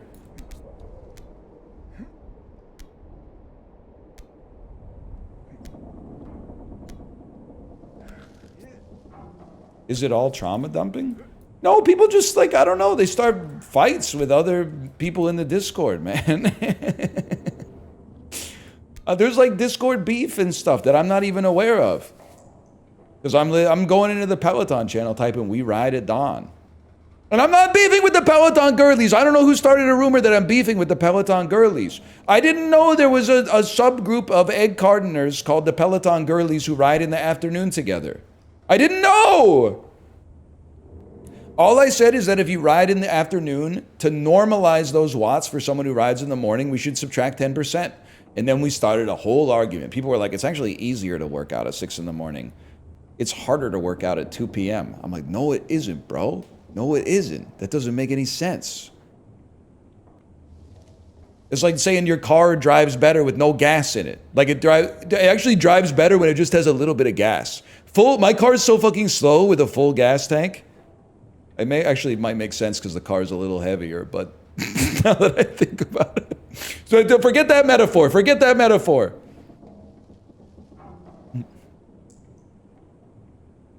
Nah, man. Because when you fill your car up with gas, It drives better when you drive it off the gas station. I don't know. I think it's because like when your gas tank's low, that shit is like sloshing around, so you're not getting like a full stream every time it like injects the fuel into the engine or whatever. I don't really know how cars work.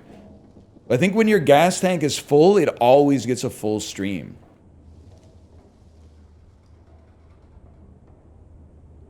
You're actually right and it's pissing me off. What do you think about that, Apollo? He's gonna say some shit like nobody wrote that.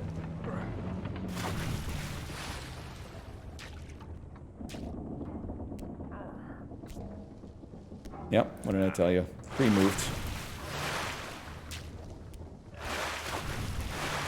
Nobody did though? Oh, back to the well.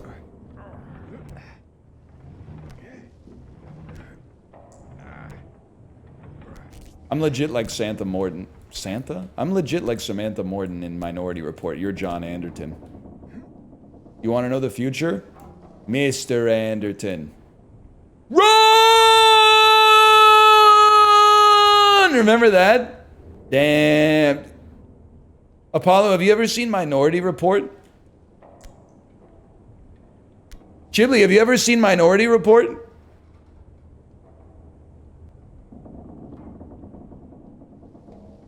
Great. Steven Spielberg, not yet. When you get, watch it this weekend. When you get to that part, you're going to be like, damn, that was a good impression.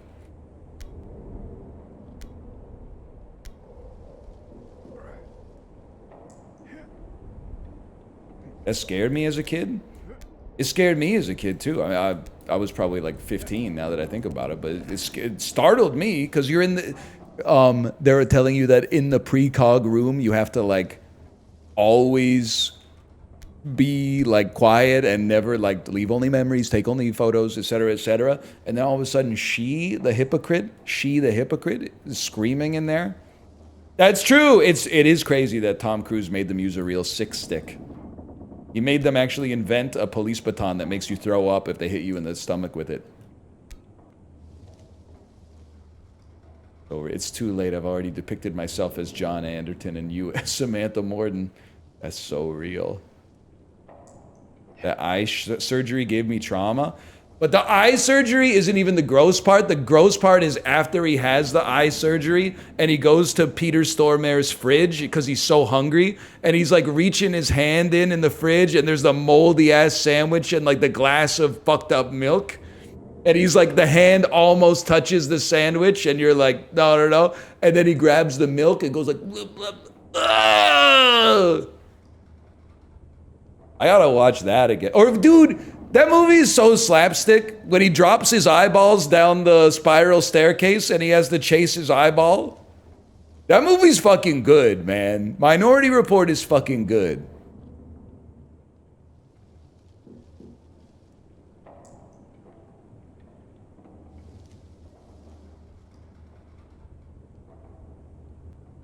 Anyway.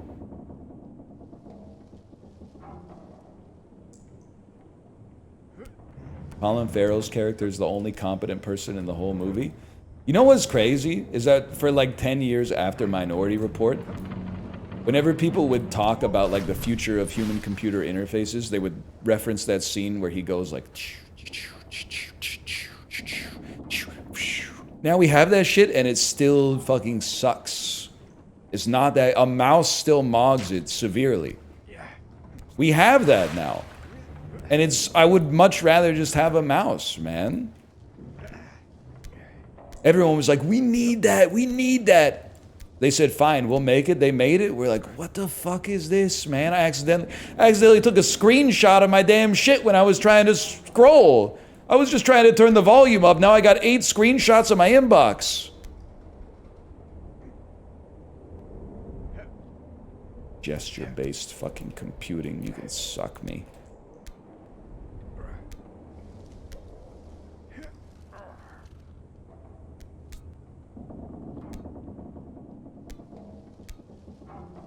Take the shortcut, King. The long way is the short way.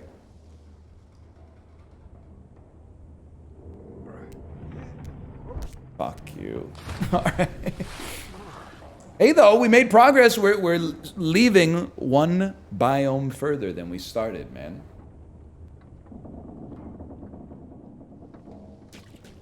Let me slash marker that.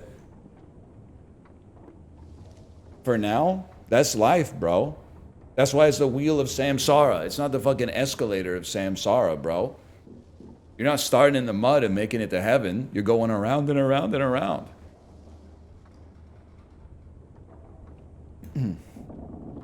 Slash marker. Blaming. All right, later, y'all. I'm gonna send you over to my wife's stream. Enjoy yourself. Have a good time. Have a good weekend. I'll see you next time. Later.